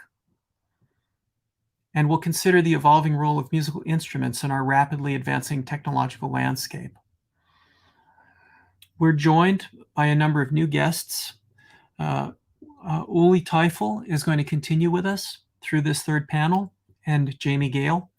Uli is an industrial designer and guitar maker. Jamie Gale is the founder of the Boutique Guitar Showcase, industry expert, innovator, think tanker. And we will be joined by Gabriel Montes, neuroscientist and guitarist, also working closely with SingularityNet as the CEO of one of their projects. Sandy Ewan, architect and guitarist. Patrick Gadouv of SingularityNet and Museverse, and Diane Krause of SingularityNet. I'll read longer introductions for all four of these new guests, but let me just briefly introduce a little bit more the theme of this panel before we dive into all of our guests. I'd like to share screen briefly. Let me just get this window open. You folks should be seeing Daphne and Apollo by Bernini right now. So to talk about the gesture and exactly what's going on with the gesture, I want us to imagine our cognitive processes spanning a vast range of temporal scales from microseconds to years, even centuries. Instrument builders, luthiers, have woven together the gestures of musicians with instrument design. And our aim in this discussion will be to explore ways that ancient gestures, or what we could call ultra-conserved gestures, can mix with the innovations that artificial intelligence move us towards. Earlier in one of my introductory talks, I mentioned the Epidurus amphitheater from 4th century BC. And we see here an architectural form, a landscape form, a theater form, a technical form, which captures a certain range of collective gestures. But I also showed an image from Cave of Forgotten Dreams by Werner Herzog, the film which looks at the Chauvet Cave, 35,000 years old, with cave paintings. And we see here a man playing a flute, which is a replica of a flute found in pieces that was tens of thousands of years old. So the question that's driving our interest on this third panel is to explore the connective tissue from the gestures of a pre-modern human hand on a flute, which produces tones that fit roughly within something like a pentatonic scale, to our present day, where we're working closely with machine learning and artificial intelligence to extend techne and technicity out into the world in ways that were previously impossible. So the task ahead is twofold: adapting interfaces, including musical instruments, to fully engage with the multifaceted nature of human experience through gesture and sound in the life world, and enhancing our linguistic and gestural tools for AI communication, not just for designing AI, but for communicating with AI. So this is the goal of the panel, and I am very honored to be able to introduce some of our guests. Gabriel Montes, PhD, is a neuroscientist, consciousness researcher, and enthusiast. He's a facilitator, he's a musician. He has 15 years of fusing neuroscience with mind hacking, conducting research and teaching globally. Gabe is the founder of Neural Print, a patent-pending brainwave-based authentication technology. He's a founding member and guitarist of the world's first music act featuring an AI-powered humanoid robot vocalist, Desdemona's Dream, also known as Jam Galaxy Band. Gabriel has been working in emerging technology since 2017, including AI, virtual reality, blockchain, robotics, and the Internet of Things. Sandy Ewan is a sound artist, visual artist, and architect who's recently relocated to New York City from Houston, Texas. Sandy's audio practice focuses on extended guitar techniques, improvisation, graphic scores, and interdisciplinary collaboration. Her unique approach to guitar incorporates a wide array of implements. Railroad spikes, sidewalk chalk, threaded bolts, steel wool, and other items become an arsenal of abstraction. Sandy has worked extensively with filmmakers, dancers, poets, and musicians to create films, audio recordings, sound interventions, and performance art. Her musical collaborations include the trio Etched in the Eye, a duo with Tom Carter called Spiderwebs, the trio Garden Medium, and ongoing collaboration with percussionist Weasel Walter and bassist Damon Smith. For nearly 10 years, she's been the leader of an all-female large ensemble. The ensemble conceptualizes and performs sound and performance art utilizing graphic and text-based scores and improvisational constraints. I'm gonna move through everyone's bio very quickly because all of you are extraordinary, and it would take much too long to list all of your accomplishments. Patrick Aduva is joining us. Patrick brings a decade of experience in the music industry where he scouted for talent, released over 100 albums globally, and won the esteemed Mark Awards for Best Pop Song. His compositions have been featured in Marvel Productions and commercials broadcasted nationwide in the USA. As a co-founder at Revo Music, Patrick employed his mathematics and economics background to merge technology with music with proven success. He developed an algorithm-based music generator, creating over 3,000 tracks distributed and utilized on television and radio scores across more than 60 countries, even reaching the top 10 on the music sample market in the United States. And Diane Krause is joining us. Diane is the president and co-founder of Jam Galaxy. She's a visionary leader in the field of AI and music, utilizing her expertise in marketing, strategy, data intelligence, and blockchain technology to create decentralized systems that promote the betterment of humanity and the planet. She has a decade of experience in developing successful marketing programs for brands and startups and a background in economics, finance, and music. She's uniquely qualified to design and implement innovative solutions that drive positive change for the creative arts. She's also a key musician in the Desdemona's Dream Jam Galaxy band. So our format for this panel will be to hear from Gabriel on the neuroscience of gesture and sound, and Sandy on going beyond the guitar's proper gestures. We can continue a conversation that started on panel 2, the previous panel with Mike Patera, looking at his Artiphon instruments as well. And we'll then have an extended conversation about this trajectory from gesture to instrument to city to metaverse to artificial intelligence. Gabe, are you with us? And can you jump in here? I'm here. Can you hear me? Yes, thanks. Great. Thank you, Ed. It's a pleasure to be here. Thank you for the invitation to be on this awesome panel. It's also great to be on the same panel as a fellow musician in the same band, Diane. So yeah, look, this has been really interesting so far. And Ed, your intro presentation was kind of a zip file of where this has been unfolding and where it's all going. As you mentioned, my background is in neuroscience and music, and I am a sort of a consciousness enthusiast and explorer with a deep interest in understanding consciousness from the inside, sort of phenomenologically from experience through different practices and experimentations with attention and manipulation of attention, and then looking at it from the neuroscientific side. So that was sort of my prehistory, doing both of those at the same time, and then going into tech and AI and neurotech, and thankfully still playing music today, although at many points in my life the academic work took up more hours in the day than music did. So I wanted to kind of share a little bit about the way that I think about gesture and from a neuroscientific perspective, and how this can scale a little bit to planetary and beyond, and as brief as I can in just 5 to 10 minutes. So I'll share a couple of slides. Let's try to go here. And so I'm going to just show this. Everyone can see the screen. Yeah.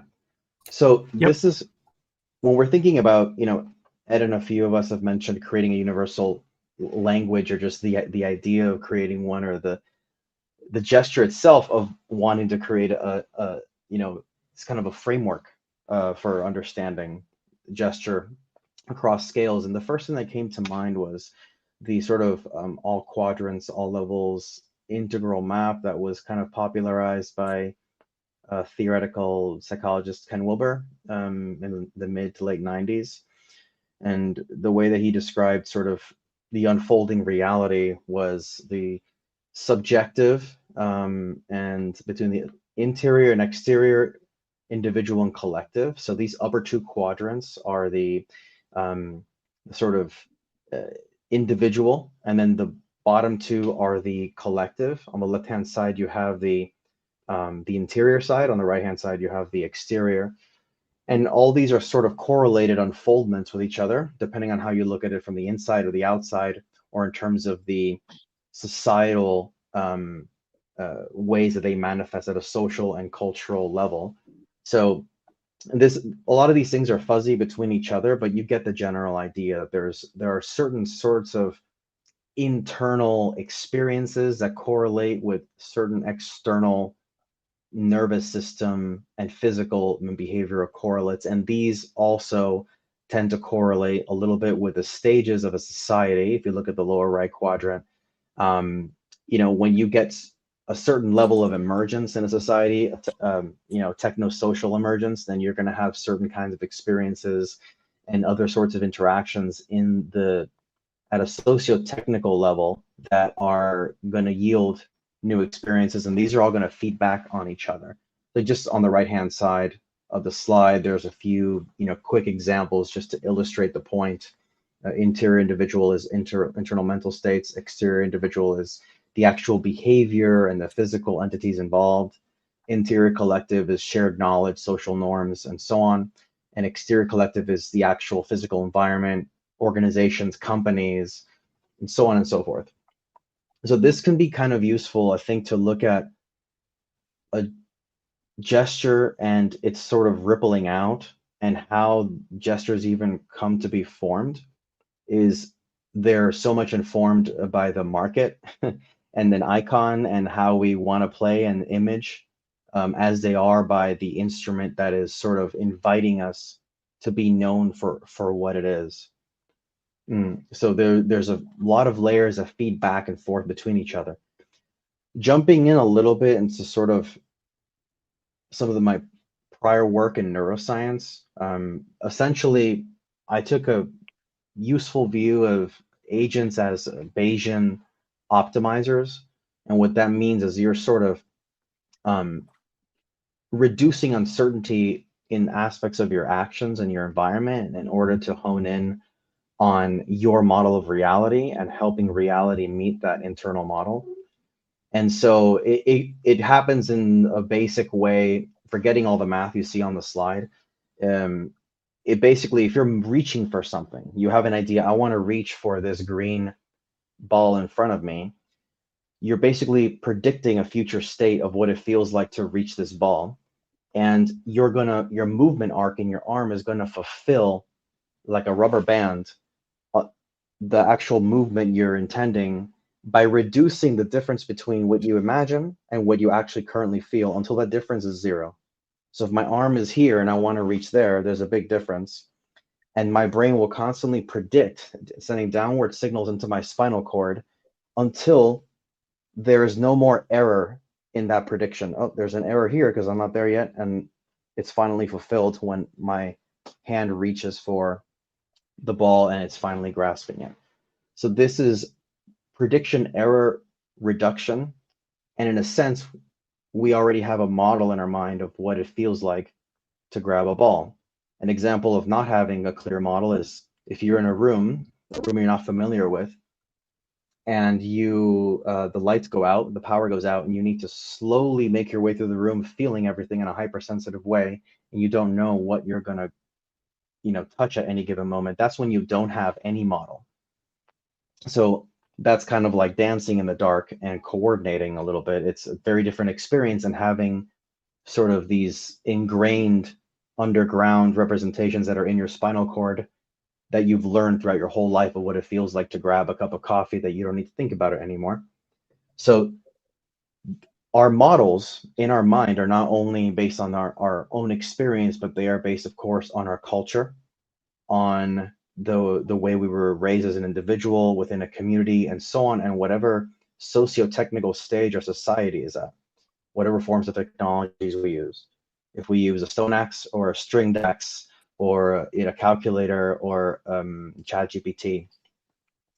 On the right-hand side of this slide, there is an example of what's called the rubber hand illusion, which basically is, if you've ever seen it done in a demo, you can look this up on YouTube at your convenience, but on square D in the lower right, what happens is that if you have, if someone's real arm is hidden from view and you show a rubber arm or a virtual arm in place instead, and you stroke both, or you stroke both at the same time, you will basically have what's called proprioceptive drift, and you will feel that the rubber arm is your arm. You will achieve body ownership over that.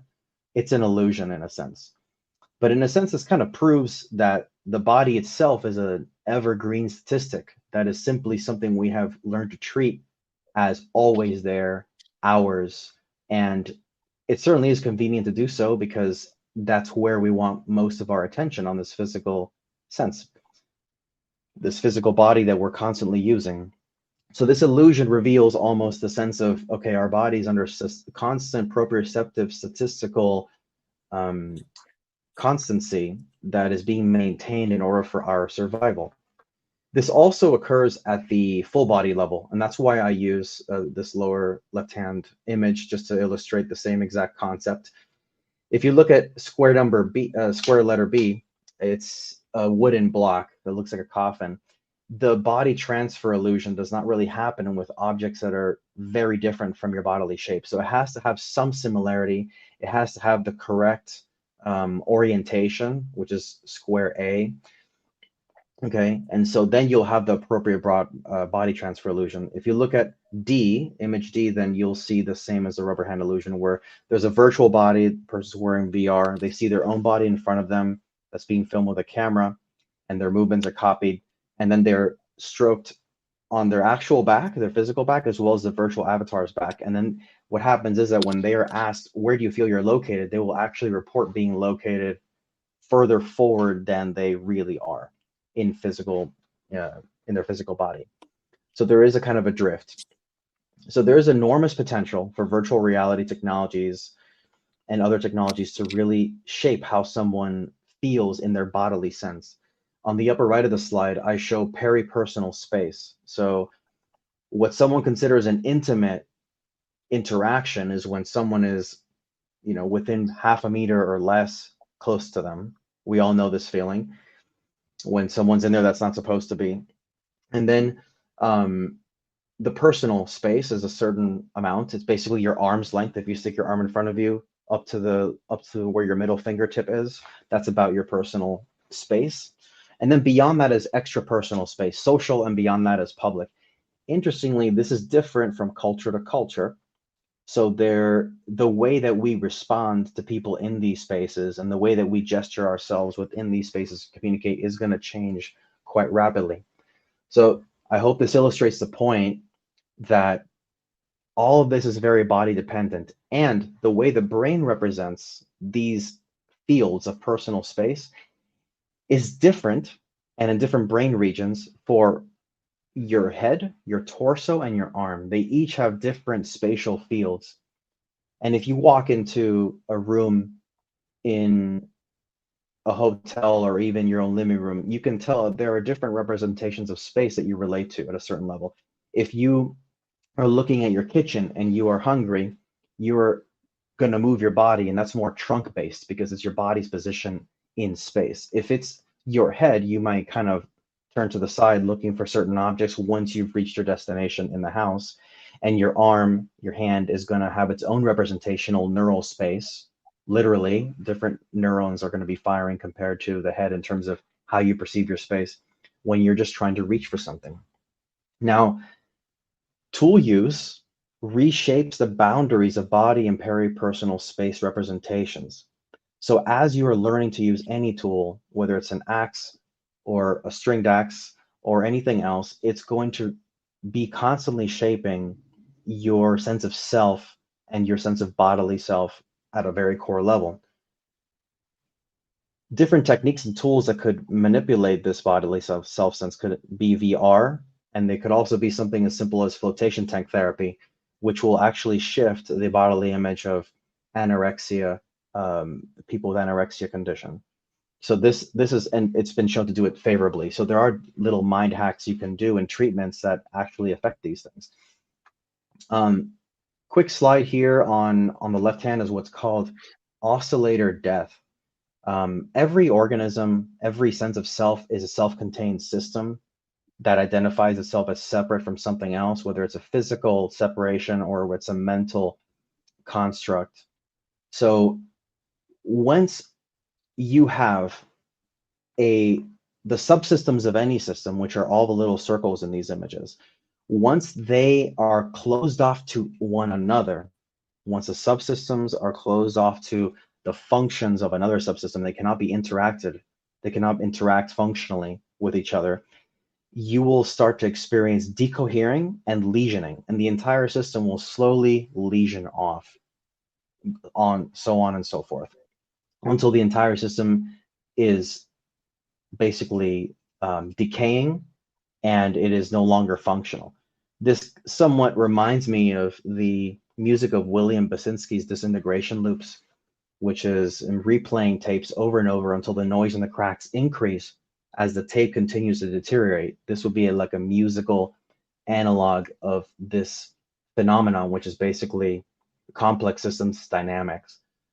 Interestingly, William Basinski completed the recordings as the 9/11 attacks happened in 2001, which is interesting because there's also a macro gesture happening there. And the way that music was perceived as it was released was influenced also by the sort of mood and societal state at the time in the United States anyway.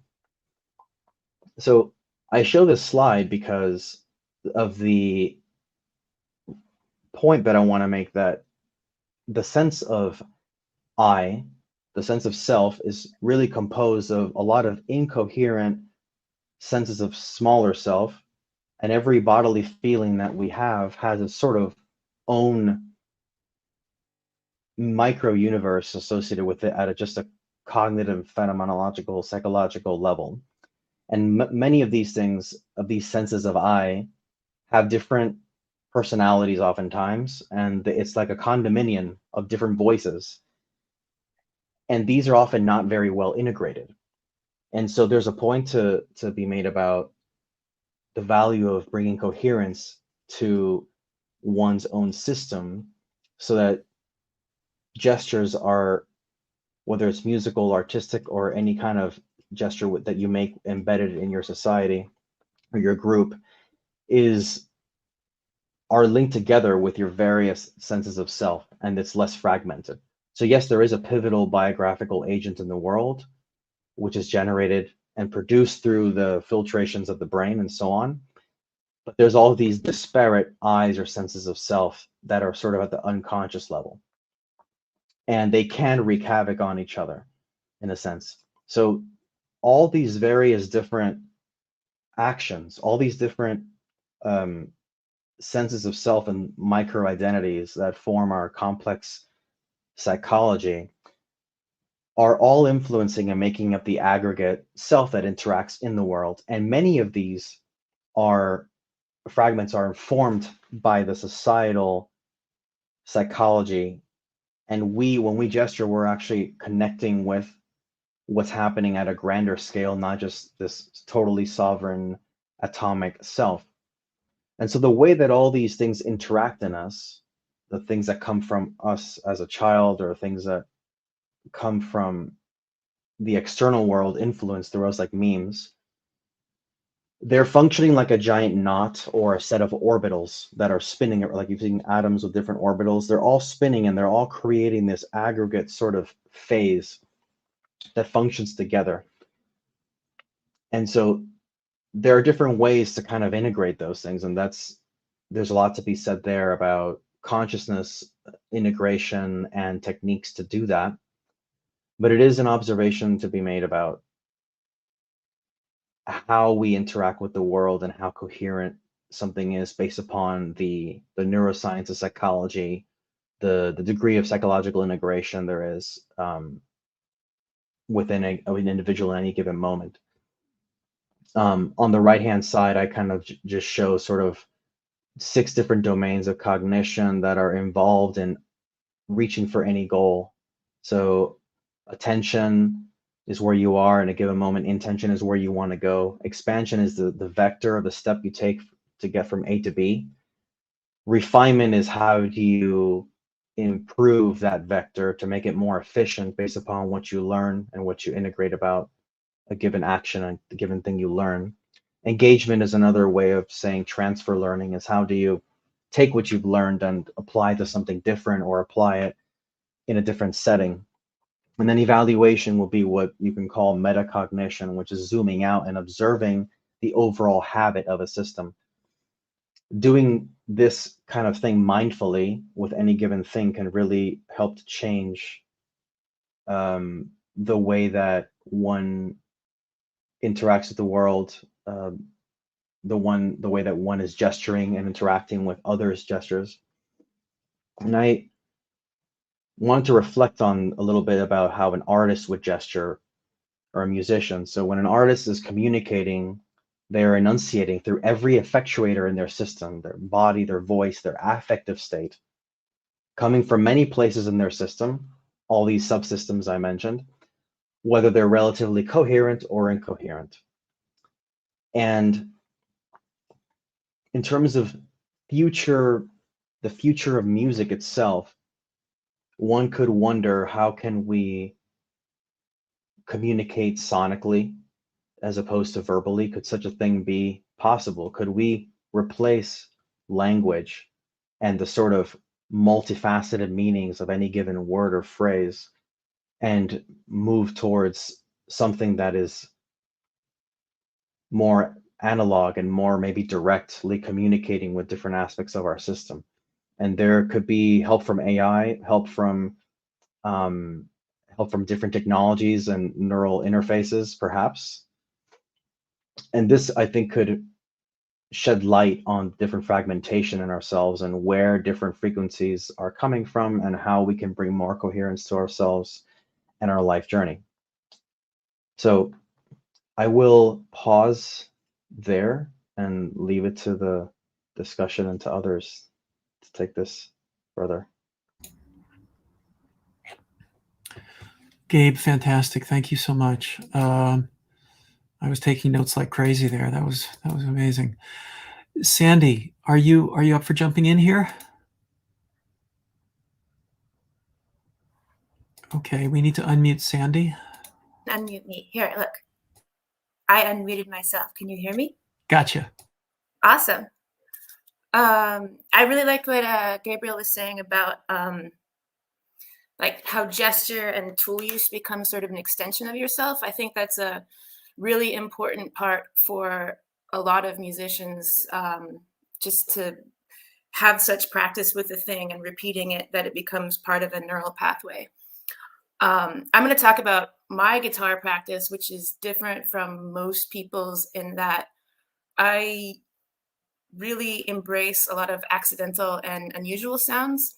I think most people playing guitar are fretting it and playing with a pick or their fingers to get sound out of the strings. But I'm often using pieces of metal on top of the pickups. I'm really exploring how electric guitar works guitar pickups are coils of wire wrapped around metal that are sensitive to magnetic vibrations. So any sort of ferric material that moves near them, or electronic gadgets that are near them, create a sound through the pickup wires. It's not like a microphone. It's picking up electronic frequencies and magnetic frequencies. So I play with a lot of pieces of metal. I also use the strings. I play with sidewalk chalk to vibrate the strings. But I'm very interested in really exploring like textures and everything that isn't regular guitar playing. And I improvise with a lot of different people. So a large part of what I do is, free improv, listening and playing, responding to other people, and playing with the idea that other people are going to respond to me.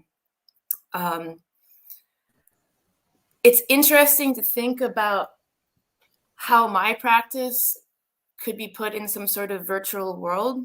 I feel like the way sound design works in a lot of video games is it's not taking a physical sound of friction or reality. It's more taking recorded things and triggering them. So I think in the future, for what I'm doing is exploring the textures of reality. I'm trying to figure out like what you can do with what's actually there. So abstractly, if you're doing something in a virtual world that isn't actually modeling the physicality of the instrument, like what it's made out of, what its resonant properties are, how it echoes in a room, how you are positioned close to objects that might affect how you hear. I feel like I'm just curious how it's going to be in the future. So there'd be so many more things you could do. Like I guess a virtual world would just be a different world to explore the sound textures of, and trying to make it match our actual reality is probably unnecessary, or it would just be a different reality. And in that context, I'm trying to imagine what my plan would be like. So I would be, exploring the sonic possibilities of however the physics engine in that world would work. I'm really curious about the rest of this conversation. And it's nice to talk to people that are in this and working on this problem. Because I feel like a lot of my sounds are the exact sounds that you would not include if you were trying to make a digital version of a guitar. And I'd like to just hand the conversation back to Ed or whoever would like to continue. Thanks.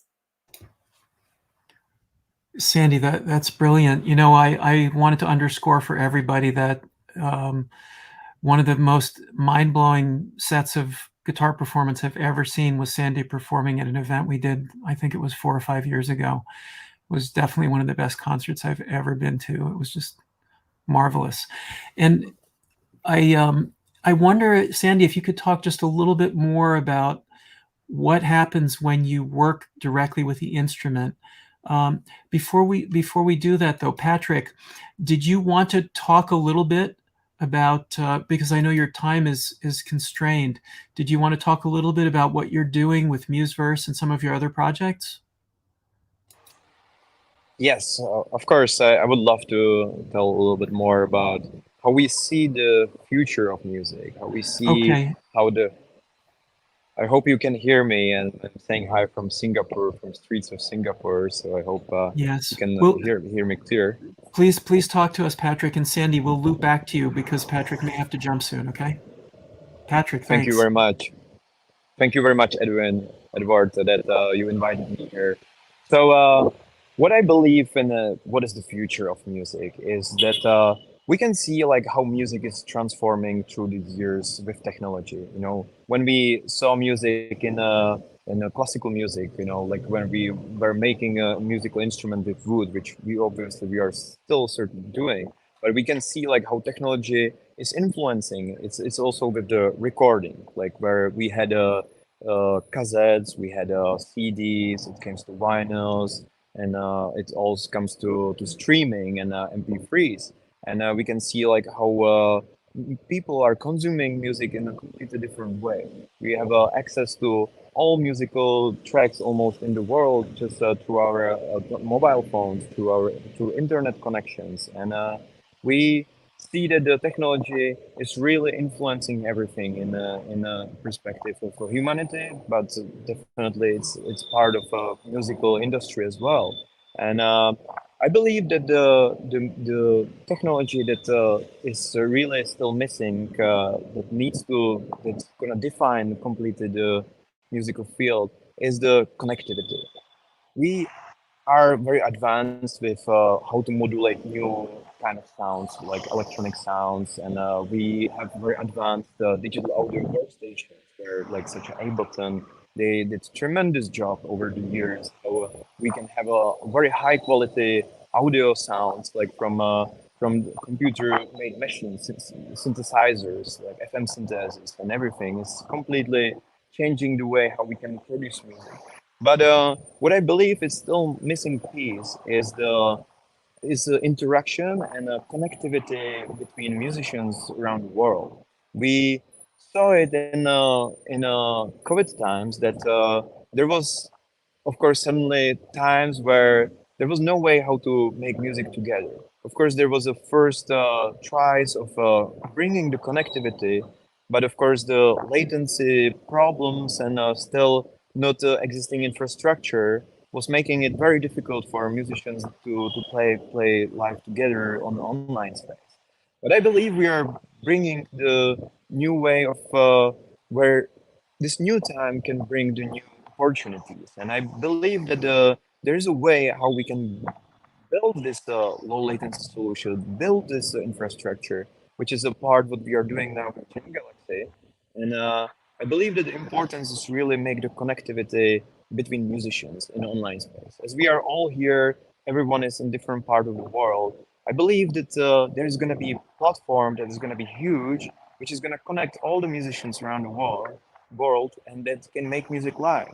Because it's still very much, if you're a musician, you're very much dependent on the space. If you are, let's say if you're born in some small city, in small country, in the mountains, you have very much difficulty to actually find the musicians that you like. Like if you like very specific type of music, it's actually very hard sometimes to find your like musical player, like musical friend that would share the same values as you. And I believe the online space, the first infrastructure, online infrastructure, is the key element for having these interactions. And it's not gonna stop there. And once you have this infrastructure, it's another dimension of it is, of course, bringing the virtual reality presence of yourself in the digital space, which obviously we are coming more to the virtual reality, which I believe virtual reality is really the immersive experience where we should head with music. Because imagine that if we all now take a VR headset and we would appear in the same room, and we could have a musical instrument which would load into this digital world, and we could have a real-time experience of making music together. It suddenly would bring us the connectivity that is very much missing in these days in the music. It's very individual driven or very difficult to come to physical space, and it's it would bring a lot of opportunities to for us to make a concerts, make a rehearsals, make a like completely new way of musical careers, and which would be much more fair for everyone in the world because there are no borders, there are no limitations, just the internet connections, of course, and the hardware infrastructure, which of course it's at the beginning gonna be a little bit costly, but on the other hand, the opportunity can be really massive. And I believe that virtual reality is gonna bring the immersiveness in a way that, as we can see in Apple currently coming into the space, that the cameras in front of the VR headsets are becoming quite great. Like Apple is basically using the gesture parts, and I believe the way how it's gonna be built is that that the cameras around you, like on the headset, are gonna be able to scan your musical instruments. That's what we are building with Museverse currently for a piano player. Is that we are using the cameras there where we are applying artificial intelligence, and the artificial intelligence is actually scanning the piano in front of you. We have an AI key counter which counts exactly how many keys you have in front of you in the piano. It is able to calibrate it in x y z vectors fair, and it can bring it to the virtual space. So we believe that the music, how it could be made, is that you need the physical touch, and if you are playing a musical instrument, you much more prefer to play the instrument that you know, which is at your home, in a way that this is very comfortable for you because you're training on that instrument. And so we believe that the way is to really scan your home instrument into virtual world and be able to load it, but maybe having not the physical shape as you have it at home, but like bringing the digital layer over it.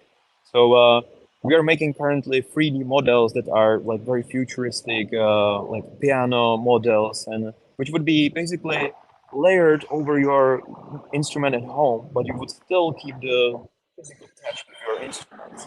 And once you are able to achieve this, then you are able to have the interaction with other people, and I believe the space is going to be Metaverse. Of course, Metaverse is there was a lot of excitement, and a lot of excitement got in the point that people currently don't almost believe it's possible to build Metaverse.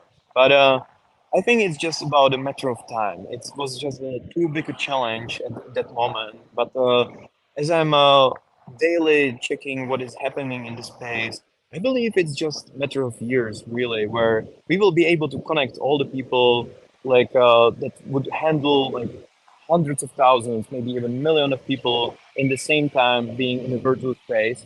And imagine the opportunities that would come. Because if you are a musician, you could suddenly play with your friend that is in different country, in uh, different space, and you could have a band with him, and you could play in front of hundreds of thousands of people in digital reality. The beauty of digital reality is that there are no borders even for the fans. It's a space where there was a famous concert of Travis Scott in Fortnite, where there was a 38 million people in the concert. So it's just breaking the borders and the barriers of what is possible. So if we can actually bring it to virtual reality and really make the immersiveness of like having the experience of sensation of being like almost in the same room, like being in the same concert hall, being in a stadium, and on your favorite artist or play with your friends, then it's completely something that can revolutionize the world. So this is really the way how I am seeing it, and that's what we are building with Gem Galaxy and Museverse. So thank you for having me here. Patrick, thanks so much. I'm so glad that we managed to get you in there, and also that the connection all the way to Singapore worked out. That was really good. I know, Diane, because you've been a founder and deeply driving Jam Galaxy and that entire aspect of Singularity Net's music engagement. Do you want to say anything here? And then we can loop back to Sandy. Yes. This whole entire conversation we've been having for the last few hours, even the space that we're working in is foreign to so many people. But like, I studied artificial intelligence in 2017, and just so I could understand it. But I'm a musician, and so I just wanted to see how this could expand our reality. And basically, what we're working with will help us expand every reality. So if you go back to like Gabe's diagram of like, you know, yourself and where you are in the reality, and then you connect with other. So like artificial intelligence and what we're doing will be, and in the VR, that will be able to connect all of us together on those next realms. So it's just like our dimension amplified in so many different directions. And so you get that real experience, like with your brain, when he's saying, you know, you see a rubber hand and it feels like you. So in virtual reality, you will be feeling it. I mean, so like in every part of your being. So just imagine that. And then that's where we start to expand our realities. And that's where, you know, I mean, when you get down to the guitar, like the guitar has been part of reality in all of us, and then we just start to connect it in ways we don't even know of. I mean, that's the cool part of it. Like, we'll be surprised, and it'll be a good surprise, I think. So yeah. I also I just wanted to say that in seeing you perform live a few times, Diane, I have a similar thing that I want to say in relationship to what I said about hearing Sandy perform. You know, for me, it ties back to the point about voice that Uli Teufel was making an hour or so ago, in the sense that there are voices that function to inspire or catalyze or soothe, or to invite and open one up into something like a micro world. And I think that was actually a phrase that Gabe brought up, and I was glad to hear that, because I've been thinking quite a bit about micro worlds and pocket universes in the past year, and the idea that any musical gesture, by which I mean a sonic gesture and a physical gesture, is actually the establishment of a micro world. It doesn't have to be a special musical gesture. You know, any gesture builds a micro world. It's a starting point for something to unfold from. Yeah. And then the question becomes, what exactly is going to be encouraged to unfold? How can the curiosity that Uli was talking about be encouraged and maintained, sustained, nurtured, and so forth? You know, I think that Mike Butera talked about that in the affordances notion in his work with the Artiphon instruments, and so forth, right? Yeah. Does that hang together, Diane? Yeah, I mean, totally. Like, I mean, if you think about like you just were talking about all these other dimensions, right? So if we're just splitting off constantly in every millisecond into a totally different dimension, then what we're going to be doing right now is like taking that into the now. And so like any kind of really cool sound exploration you want to do, you'll be able to do it like with AI, but then that will create all these other different dimensions. And yeah, it's I think we're going into a really cool new space with sound and vision and feeling, and you know, just everything. I think we're there's a into a cool really realm. I totally agree. There's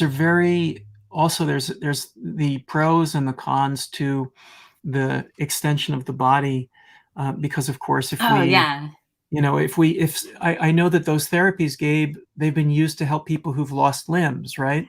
You can use mirrors to set up a rewiring of the nerves so that the person realizes that they don't have a limb. So you can get rid of phantom limb itching, if I understand correctly.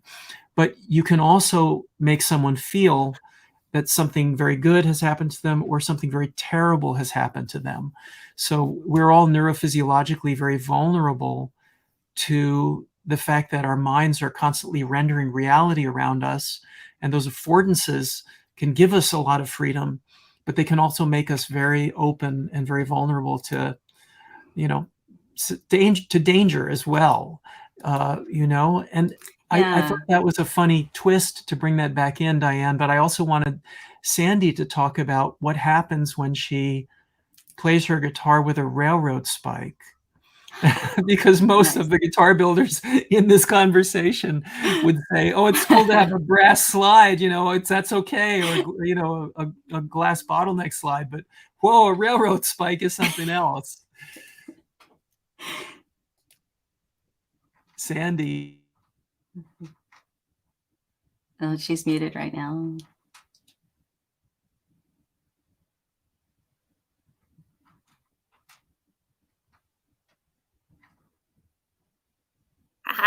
Yeah, I think I'm really interested in like the difference between real sounds and imaginary sounds. I think a lot of musicians have an idea of what they want a sound to sound like a note that they're trying to reach or a composition they're trying to play.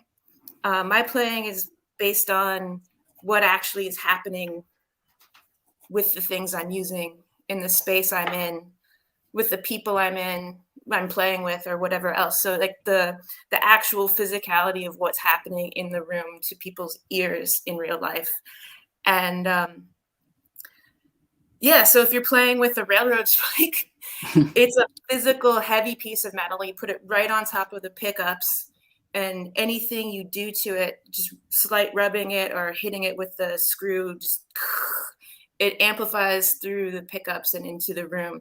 And that is probably something you wouldn't necessarily build into a VR interface. I think there's a real challenge because you're not going to physically model every aspect of the physicality of an object, because you're not going to recreate exact reality in the VR.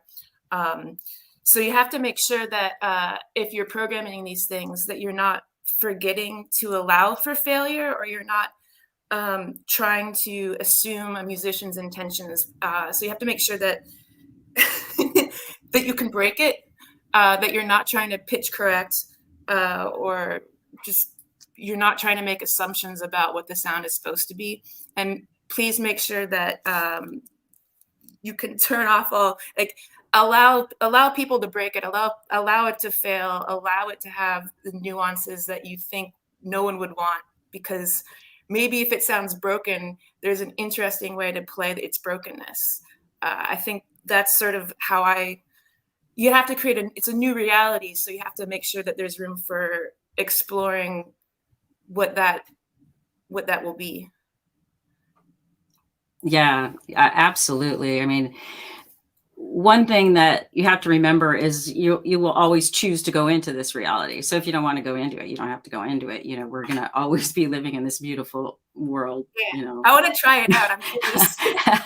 Yeah. So it's kind of like, so it becomes like what you want. It becomes a reflection of you when you're in this reality, but you just put it on for size. It's like putting on a shirt, and then all of a sudden you're in that reality. But then you go take off that shirt and, you know, jump in the water or something, you know? Yeah. So it's just like, it's always your choice. And I think like humanity in the future is going to be really like great because of artificial intelligence and the things we can do, but you always have to remember you have to choose to do that and put it on. And I think our human experience is so much more rich than anything that an artificial intelligence can come up with. So we definitely have to always remember that, always keep ourselves vulnerable and you know, open to error, because like, well, it's going to be your own idea of perfection. So there's nothing wrong with what you do. So yeah. It's just, you put it on and you just take it off. Yeah. You know, just to add to that, if I may, you know, the so-called metaverse is the lowest hanging fruit term that kind of came to the public imagination. That said, the metaverse is really still in its infancy stage. Yes, people are aware of VR technology, but you could, you know, there's another concept that I like to hold more constantly, which is that of the spatial web, which is IoT, Internet of Things, robotics, VR, AR are included, AI, blockchain. So it's really like the vision of a smart world. Like you walk outside, you're wearing your AR. The metaverse is not other than what the physical reality, but it's more of a physical and digital merged. And that's, you know, that's IoT, Internet of Things. That could be, you know, the gloves, the Mimu gloves, that Imogen Heap uses, and so on. Yeah. So this is already it. It's a cyborgification, and you know, this started a long time ago with the, you know, pre-stone axe and sticks. It's prehension. It's the hand. It's the move from quadrupedal to bipedal that opened up the brain hand loop to be infinite. And so it started with prehension. and the stone axe, and then it became ostension, which is you can't reach the fruit, but you can point to it. So it's not it's the idea, and slowly all these things will the imagination and the physical are actually quite fluid, because I love to say I can resolve a lot of philosophical problems by just saying, or at least philosophy of mind, which I wrestled with during my PhD, which was, can you tell me the volume of your brain? Yes. Can you tell me the volume of your mind? And you'll struggle, so there's really a vast plenum here, and that open brain hand loop allowed us to bootstrap and externalize the things that we internalize certain things, and we built something that represented that through dualistic objective cognition and playful instrumentation with our environment. And that's when you look around us and you see instruments, architecture, that's all the externalized cognitive strata of all of human achievement. Like, you're literally looking at a history book when you look at the world. So we're continuing to externalize ourselves, and we're externalizing ourselves in the form of AI. And some of these things will be their own little corners, like, a VR headset. But then the markets will determine a lot, right? And what are actually people going to adopt? And what will our kids be using? What are our kids be using? Open question. Yeah. Gabe, there's a kind of a thread that I want to tie together between everybody who's here right now. Diane, Sandy, Mike, Gabe, Uli. And let me see if I can do this very concisely and quickly. There's the question of a musician who's trying to sound like something else, something they expect to sound like, or they want to, Sandy, right? Like, I actually think of Alan Holdsworth and how he wanted to have a saxophone, but his family couldn't afford one, so they got him a cheap guitar, and then he spent his entire life trying to sound and phrase like a saxophone player. And I honestly, I don't know any saxophone player who really phrased like Holdsworth did, but maybe you could start thinking about Coltrane, but I don't know. But the point here being, Holdsworth's struggle and ambition was to have that tone and that phrasing, and it always was driving his playing and his practice. So there was an intentionality there, and there was a kind of a goal, but it came up with something else that, of course, has been profoundly important for many guitarists, not only his crazy solos, but his incredible chord voicings. And I would tie that to this notion of the building out of a micro world with any kind of thing that happens. So Sandy, when you're playing with the railroad spike, because of its mass and its resonance and the fact that it interacts with the strings and the electromagnetic pickups, functions as like an amplifier and a transducer itself. And it's almost like an extreme close-up. I remember when you were working with the railroad spike, it was like we were right up so close inside your guitar. It was a magnifying glass. It was a microscope into the guitar, but it built this giant soundscape. So it was like we were in this huge field, which was huge as a space, and we could also be simultaneously right next to something. So it was this incredibly rich and unexpected sound field and micro world, as you put it, which was not entirely intended or entirely expected, but it's kind of a phase space that you play around with and discover things in. And this reminded me, through the gesture conversation and some of the things, Gabe, you were talking about, of the kind of main plot line in the first couple of episodes of Westworld. Now, for those of you who haven't seen it, Westworld, the television series, very, very violent TV show. So I can't recommend it wholeheartedly to anyone, to be honest, because it was too violent even for me. And I have a high tolerance for crazy, ultra violence. But there was a very, very tight job they did in writing and conceptually underpinning what it would mean for AI-driven robots to become self-aware.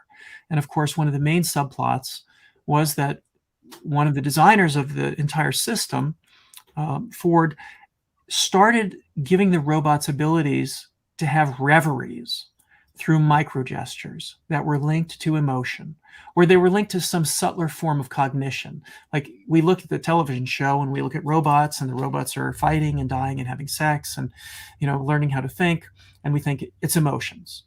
And in the television show, it's kind of rendered as emotions, but I would say it goes somewhere beyond just being emotion. But regardless, it's a reverie. It's an unbidden thought. It's like, you know, Samuel Beckett's notion of involuntary recall. You don't expect you're going to remember it. It's the Proustian recherche. You don't know the memory's coming at you, but you smell something or you taste something and you suddenly remember it. And that's what happens with the robots in Westworld. You know, they have these micro gestures.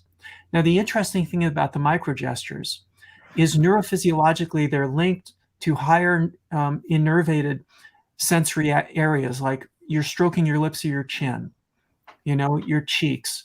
You're activating the neurophysiological brain pathways of the fingers.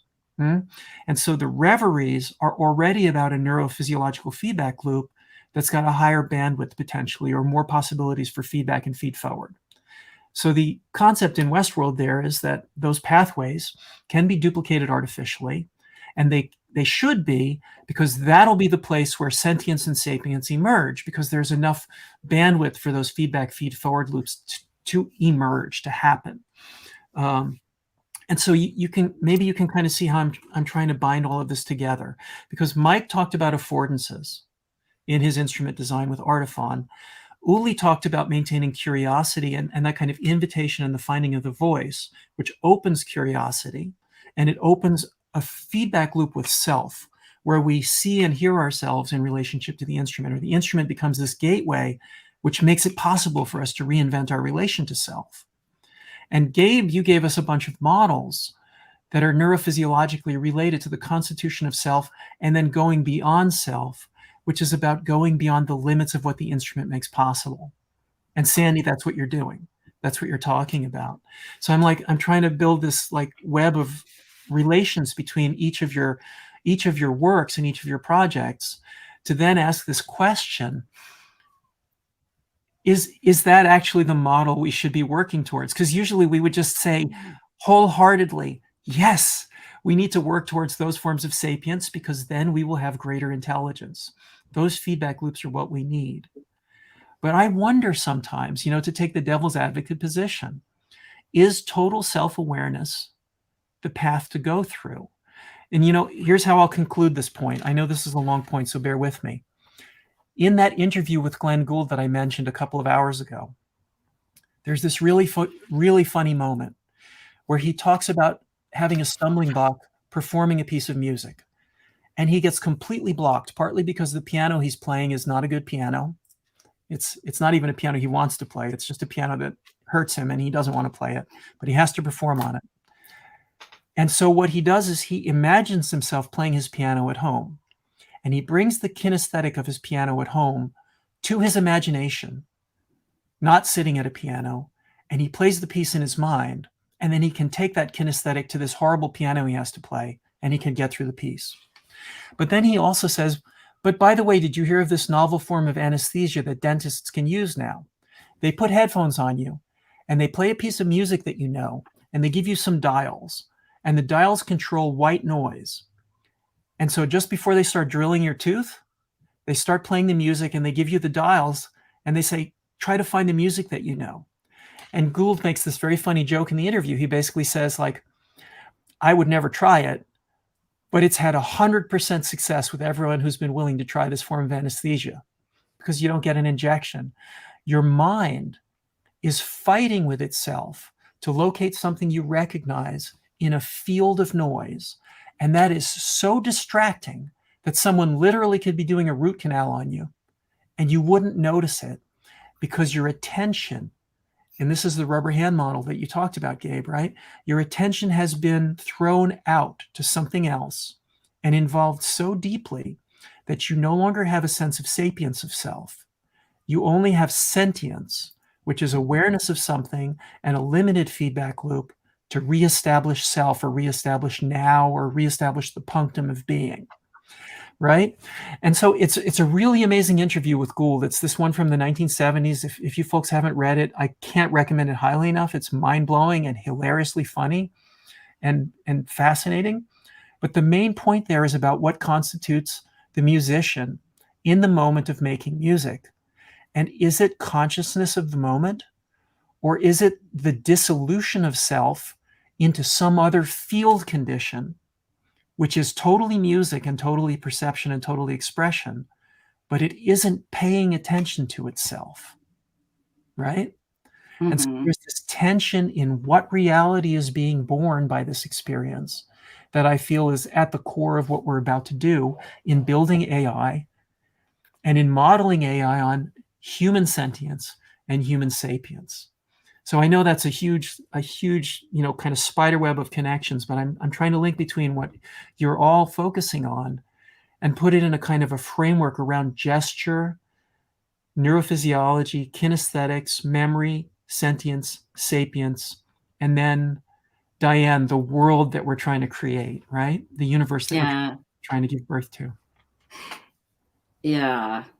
I mean, we really don't know where we're going, but as far as, extending, do I want to know anything about my own self-awareness in a different dimension? Yeah, maybe not.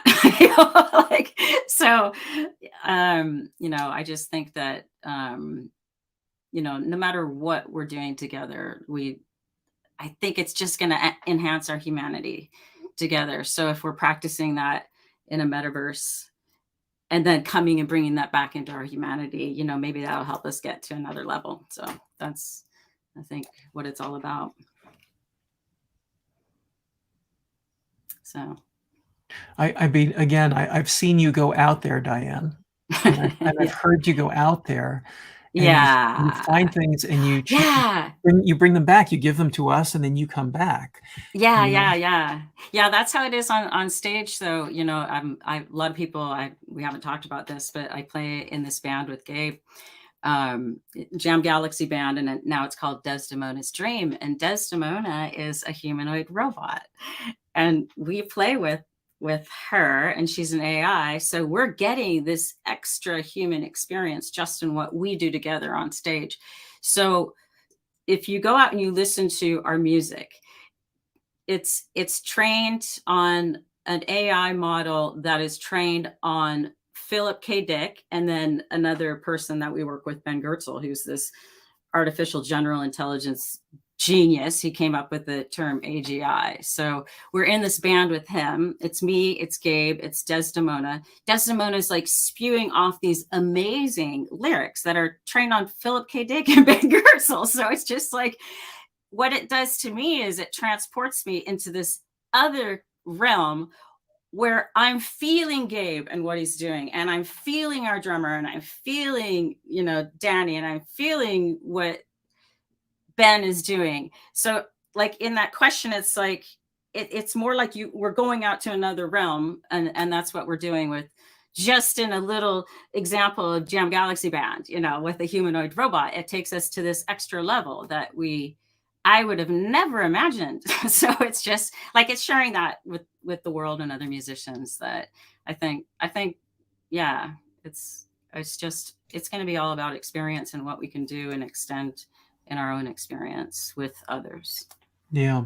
Sandy, there's an interesting aspect to your practice because, of course, you're an architect and an artist as well. And, one of the things that you talked about is being prepared, maybe not being prepared, but when you go into performance in an improvisatory context, there's a political dimension to not through composing or pre-composing music, depending on who you talk to. Like, obviously, we could look at radical free improvisation. We could go back to Ornette and free jazz, for example, and we could ask what the political and social implications of Ornette's work were. We can ask what it means to refuse to predetermine in advance what the sound will be, but discover the sound as you're going. And I feel that architecture is also about that. There are architects who design precisely what a building experience will be. And there are others, and I think of Chumi because he's a former mentor, whose entire project was and is about constructed situations where the building is somewhat precise, but the thing that you're really interested in is the unpredictable emergence in the building, which is very much like your music, Sandy. Yeah. What's the question? Yeah. Well, would you? There's a kind of a spectrum between unpredictable futures, and architecture guarantees certain futures because it's built and it's permanent. Yeah. And then in the unpredictable futures, like yeah. a structure for experience. So free improvisation. I like the form to be about different musicians coming together as equals. Like hopefully you can hear everyone. Hopefully everyone has maybe not the same presence, like, but you know, the ability to be equally present in the performance, in the collaboration. So I guess that is sort of political, and it's a structure that creates an opportunity for the audience to listen, because they don't have to. You can focus your attention on things besides the music in the room. You can daydream or fall asleep or whatever, but it's creating an opportunity, and it's yeah, it enables like just a lot of different pairings of, and a lot of opportunities that way. Yeah. Yeah, that's what I was getting at. You know, I keep thinking of what Mike and Uli brought up in their presentations of their work and the intentionality. I think of the term affordance, Mike, and it seems to me that maintaining the right amount of open-endedness is an affordance that certain kinds of contexts or instruments can create, which is very much like the encouragement Uli was talking about to remain curious. Yeah, I think there's an importance, like the ability to make wrong decisions is like crucial for freedom. Like if you have to choose the correct choice, is it even a choice? So I think like in improvising, like I think the freedom of it is the freedom to do something that is unexpected or potentially wrong, and then having to deal with the consequences of that. I'll pop in here. In musical instrument design, at least the way we're doing it at Artifon, one of the biggest challenges is how many decisions are we putting onto the player? How many different layers of intentionality? If we look at all the things from timing of note to initial pitch to continuous pitch to continuous controls of all different kinds, we can abstract all those and then automate some of them, or automate all but one, meaning the sound is given and we're letting people decide when it happens. Or with an arpeggiator, the timing is a given and we're giving people a root note selection. And so I think one of the fun parts about all these new technologies and abstracting away from instruments that do require that you do the full intentionality at all times is that we can give different people, or the same person at different times, maybe simpler gestural moments that they could do. We think a lot about what are the places that music could be created that we didn't think were normal, like breakfast. You know, you're just waking up, you're really tired, maybe you even have a headache, and what would it be like to have a musical experience then? Well, we wouldn't want it to take an hour to set up and tune and get in the right mindset and all that stuff. We'd want it to be really immediate, and so we would need to automate many of those things and allow for a simpler, maybe more abstract gesture to become a musical experience.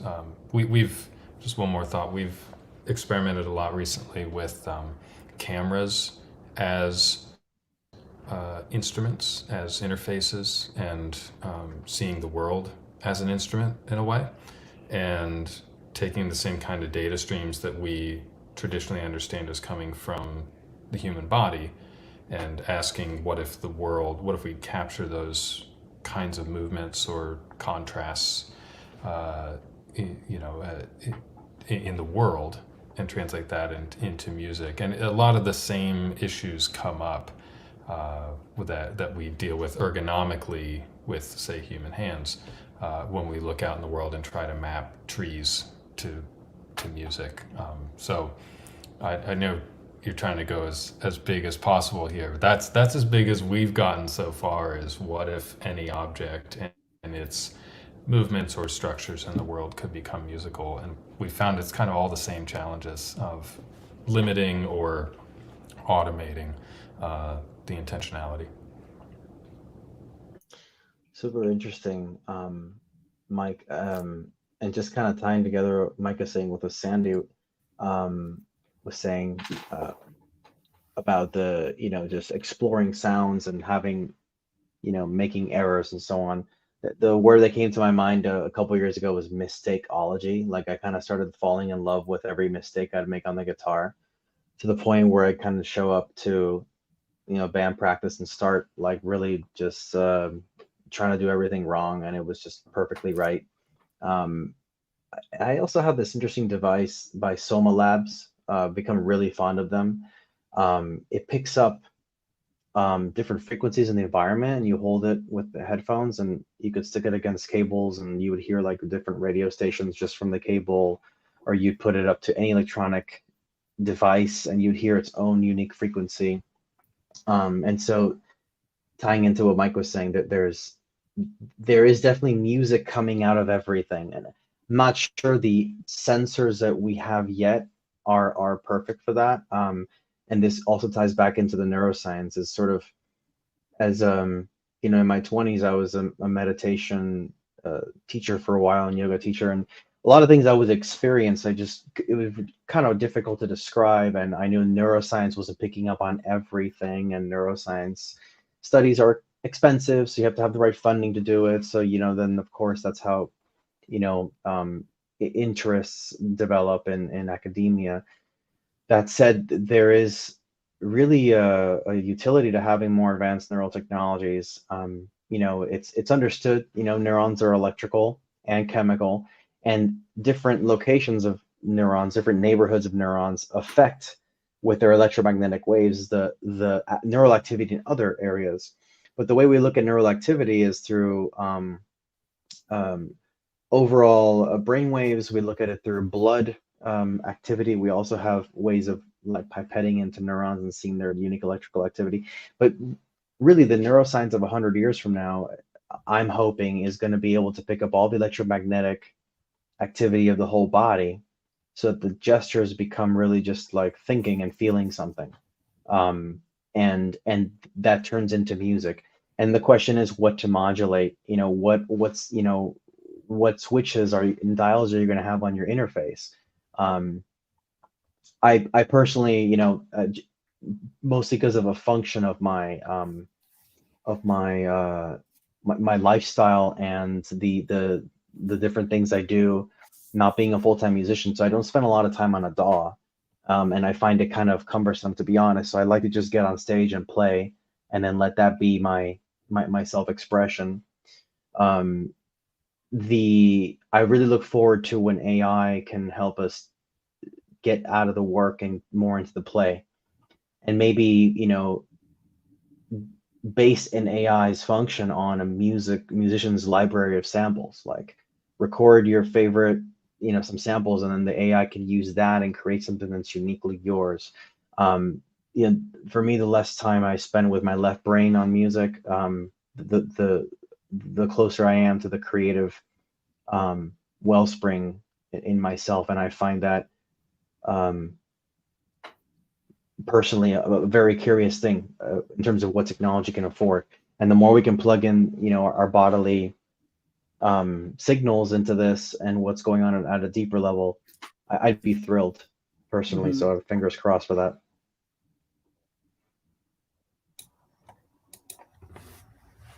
When you were talking, Mike, about seeing the tree as part of a sonic and musical landscape, I grew up in a forest, and I live close to it now, but I haven't lived in that particular forest in about 5 years.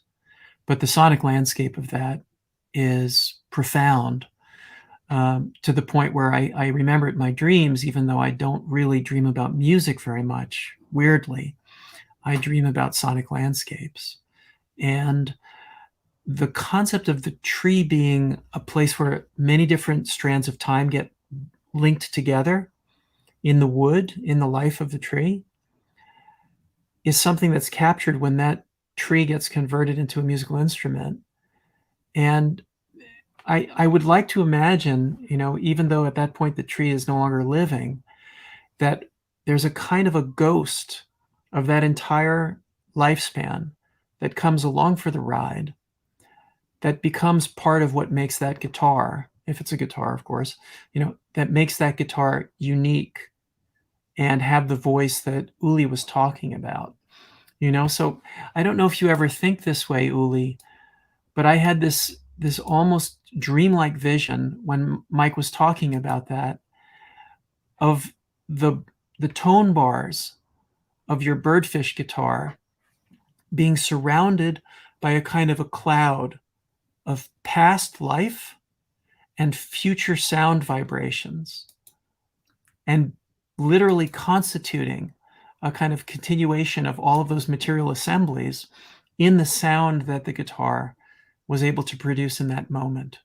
you know? And so I don't know if this is a kind of a temporality of the musical instrument and the materiality that ever comes up for some of the guitar builders here. But I imagine this just as I imagine a painter, you know, kind of like a fly in amber in the moment when they're making the painting.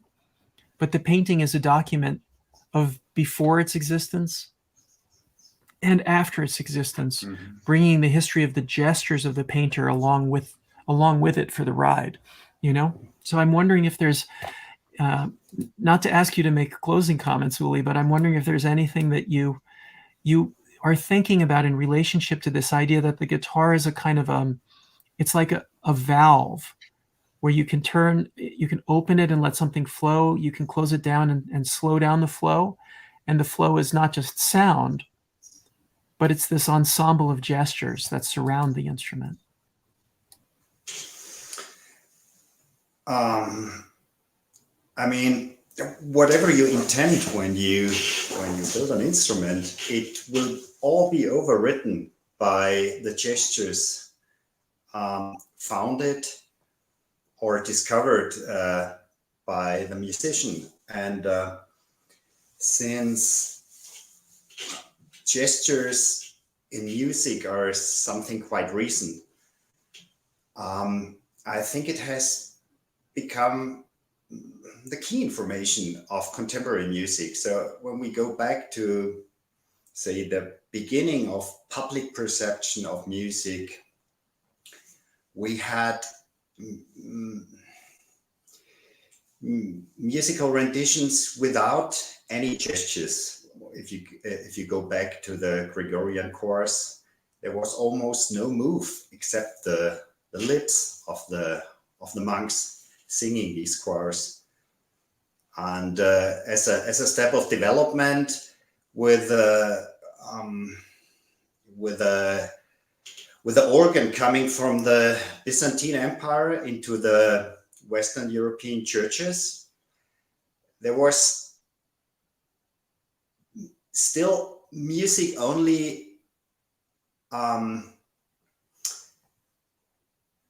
existing as an auditive element and not as a visual element, because the person who played the organ was invisible on the gallery, and the organ itself presented as a non-understandable machine, as it would be a transcendent machine from a divine spirit, was something that was totally separated from any gesture. And with the transformation from the sacral music into the profane music, we had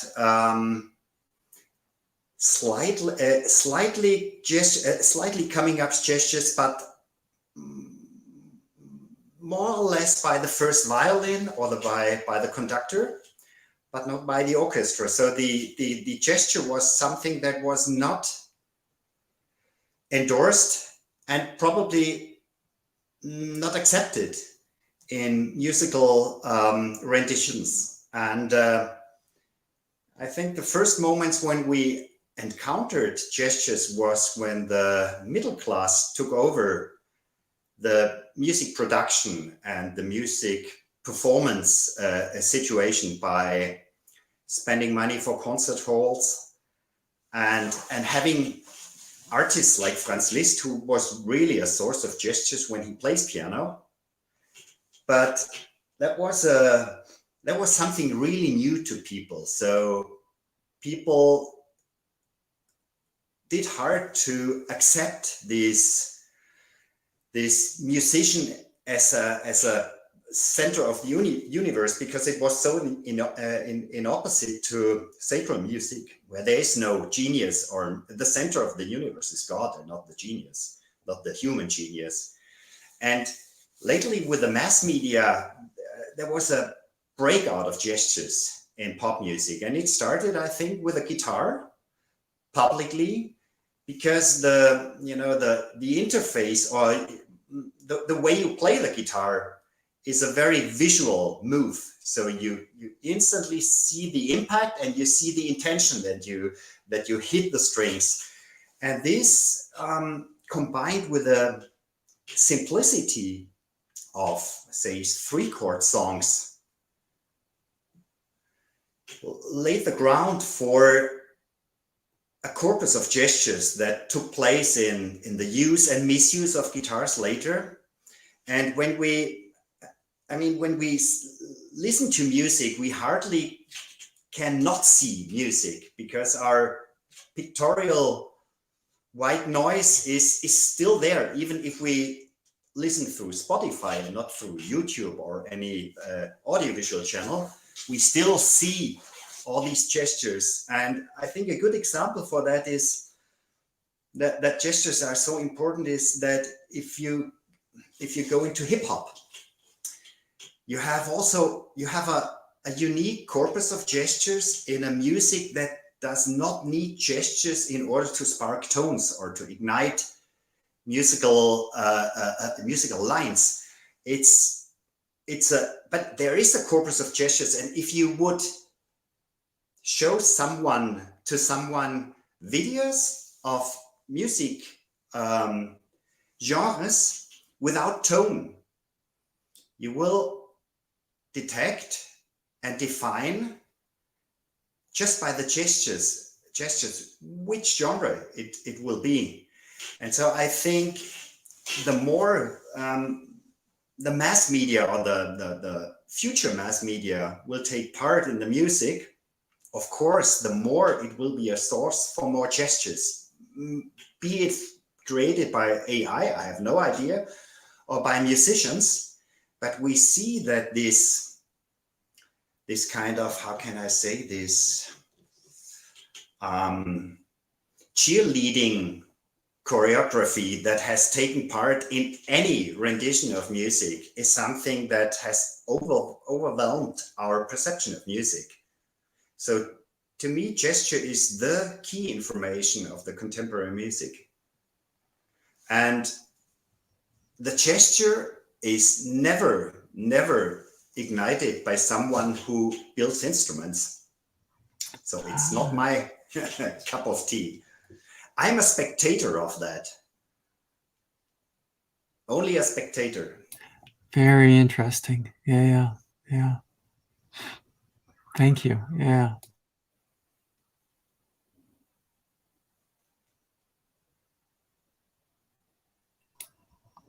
Well, I think that has to be a wrap. If we can bring everyone else back in, there's still so much to say, I'm sure, but we'll have to continue the conversation another day. Ed, do you have something to resolve here? I really Thanks don't so want much, to stop everybody. with this. I want to hear more. But Yeah, that's. I think we covered so much territory. I have a huge amount to think about, and also just tremendous gratitude to everybody who joined for the day.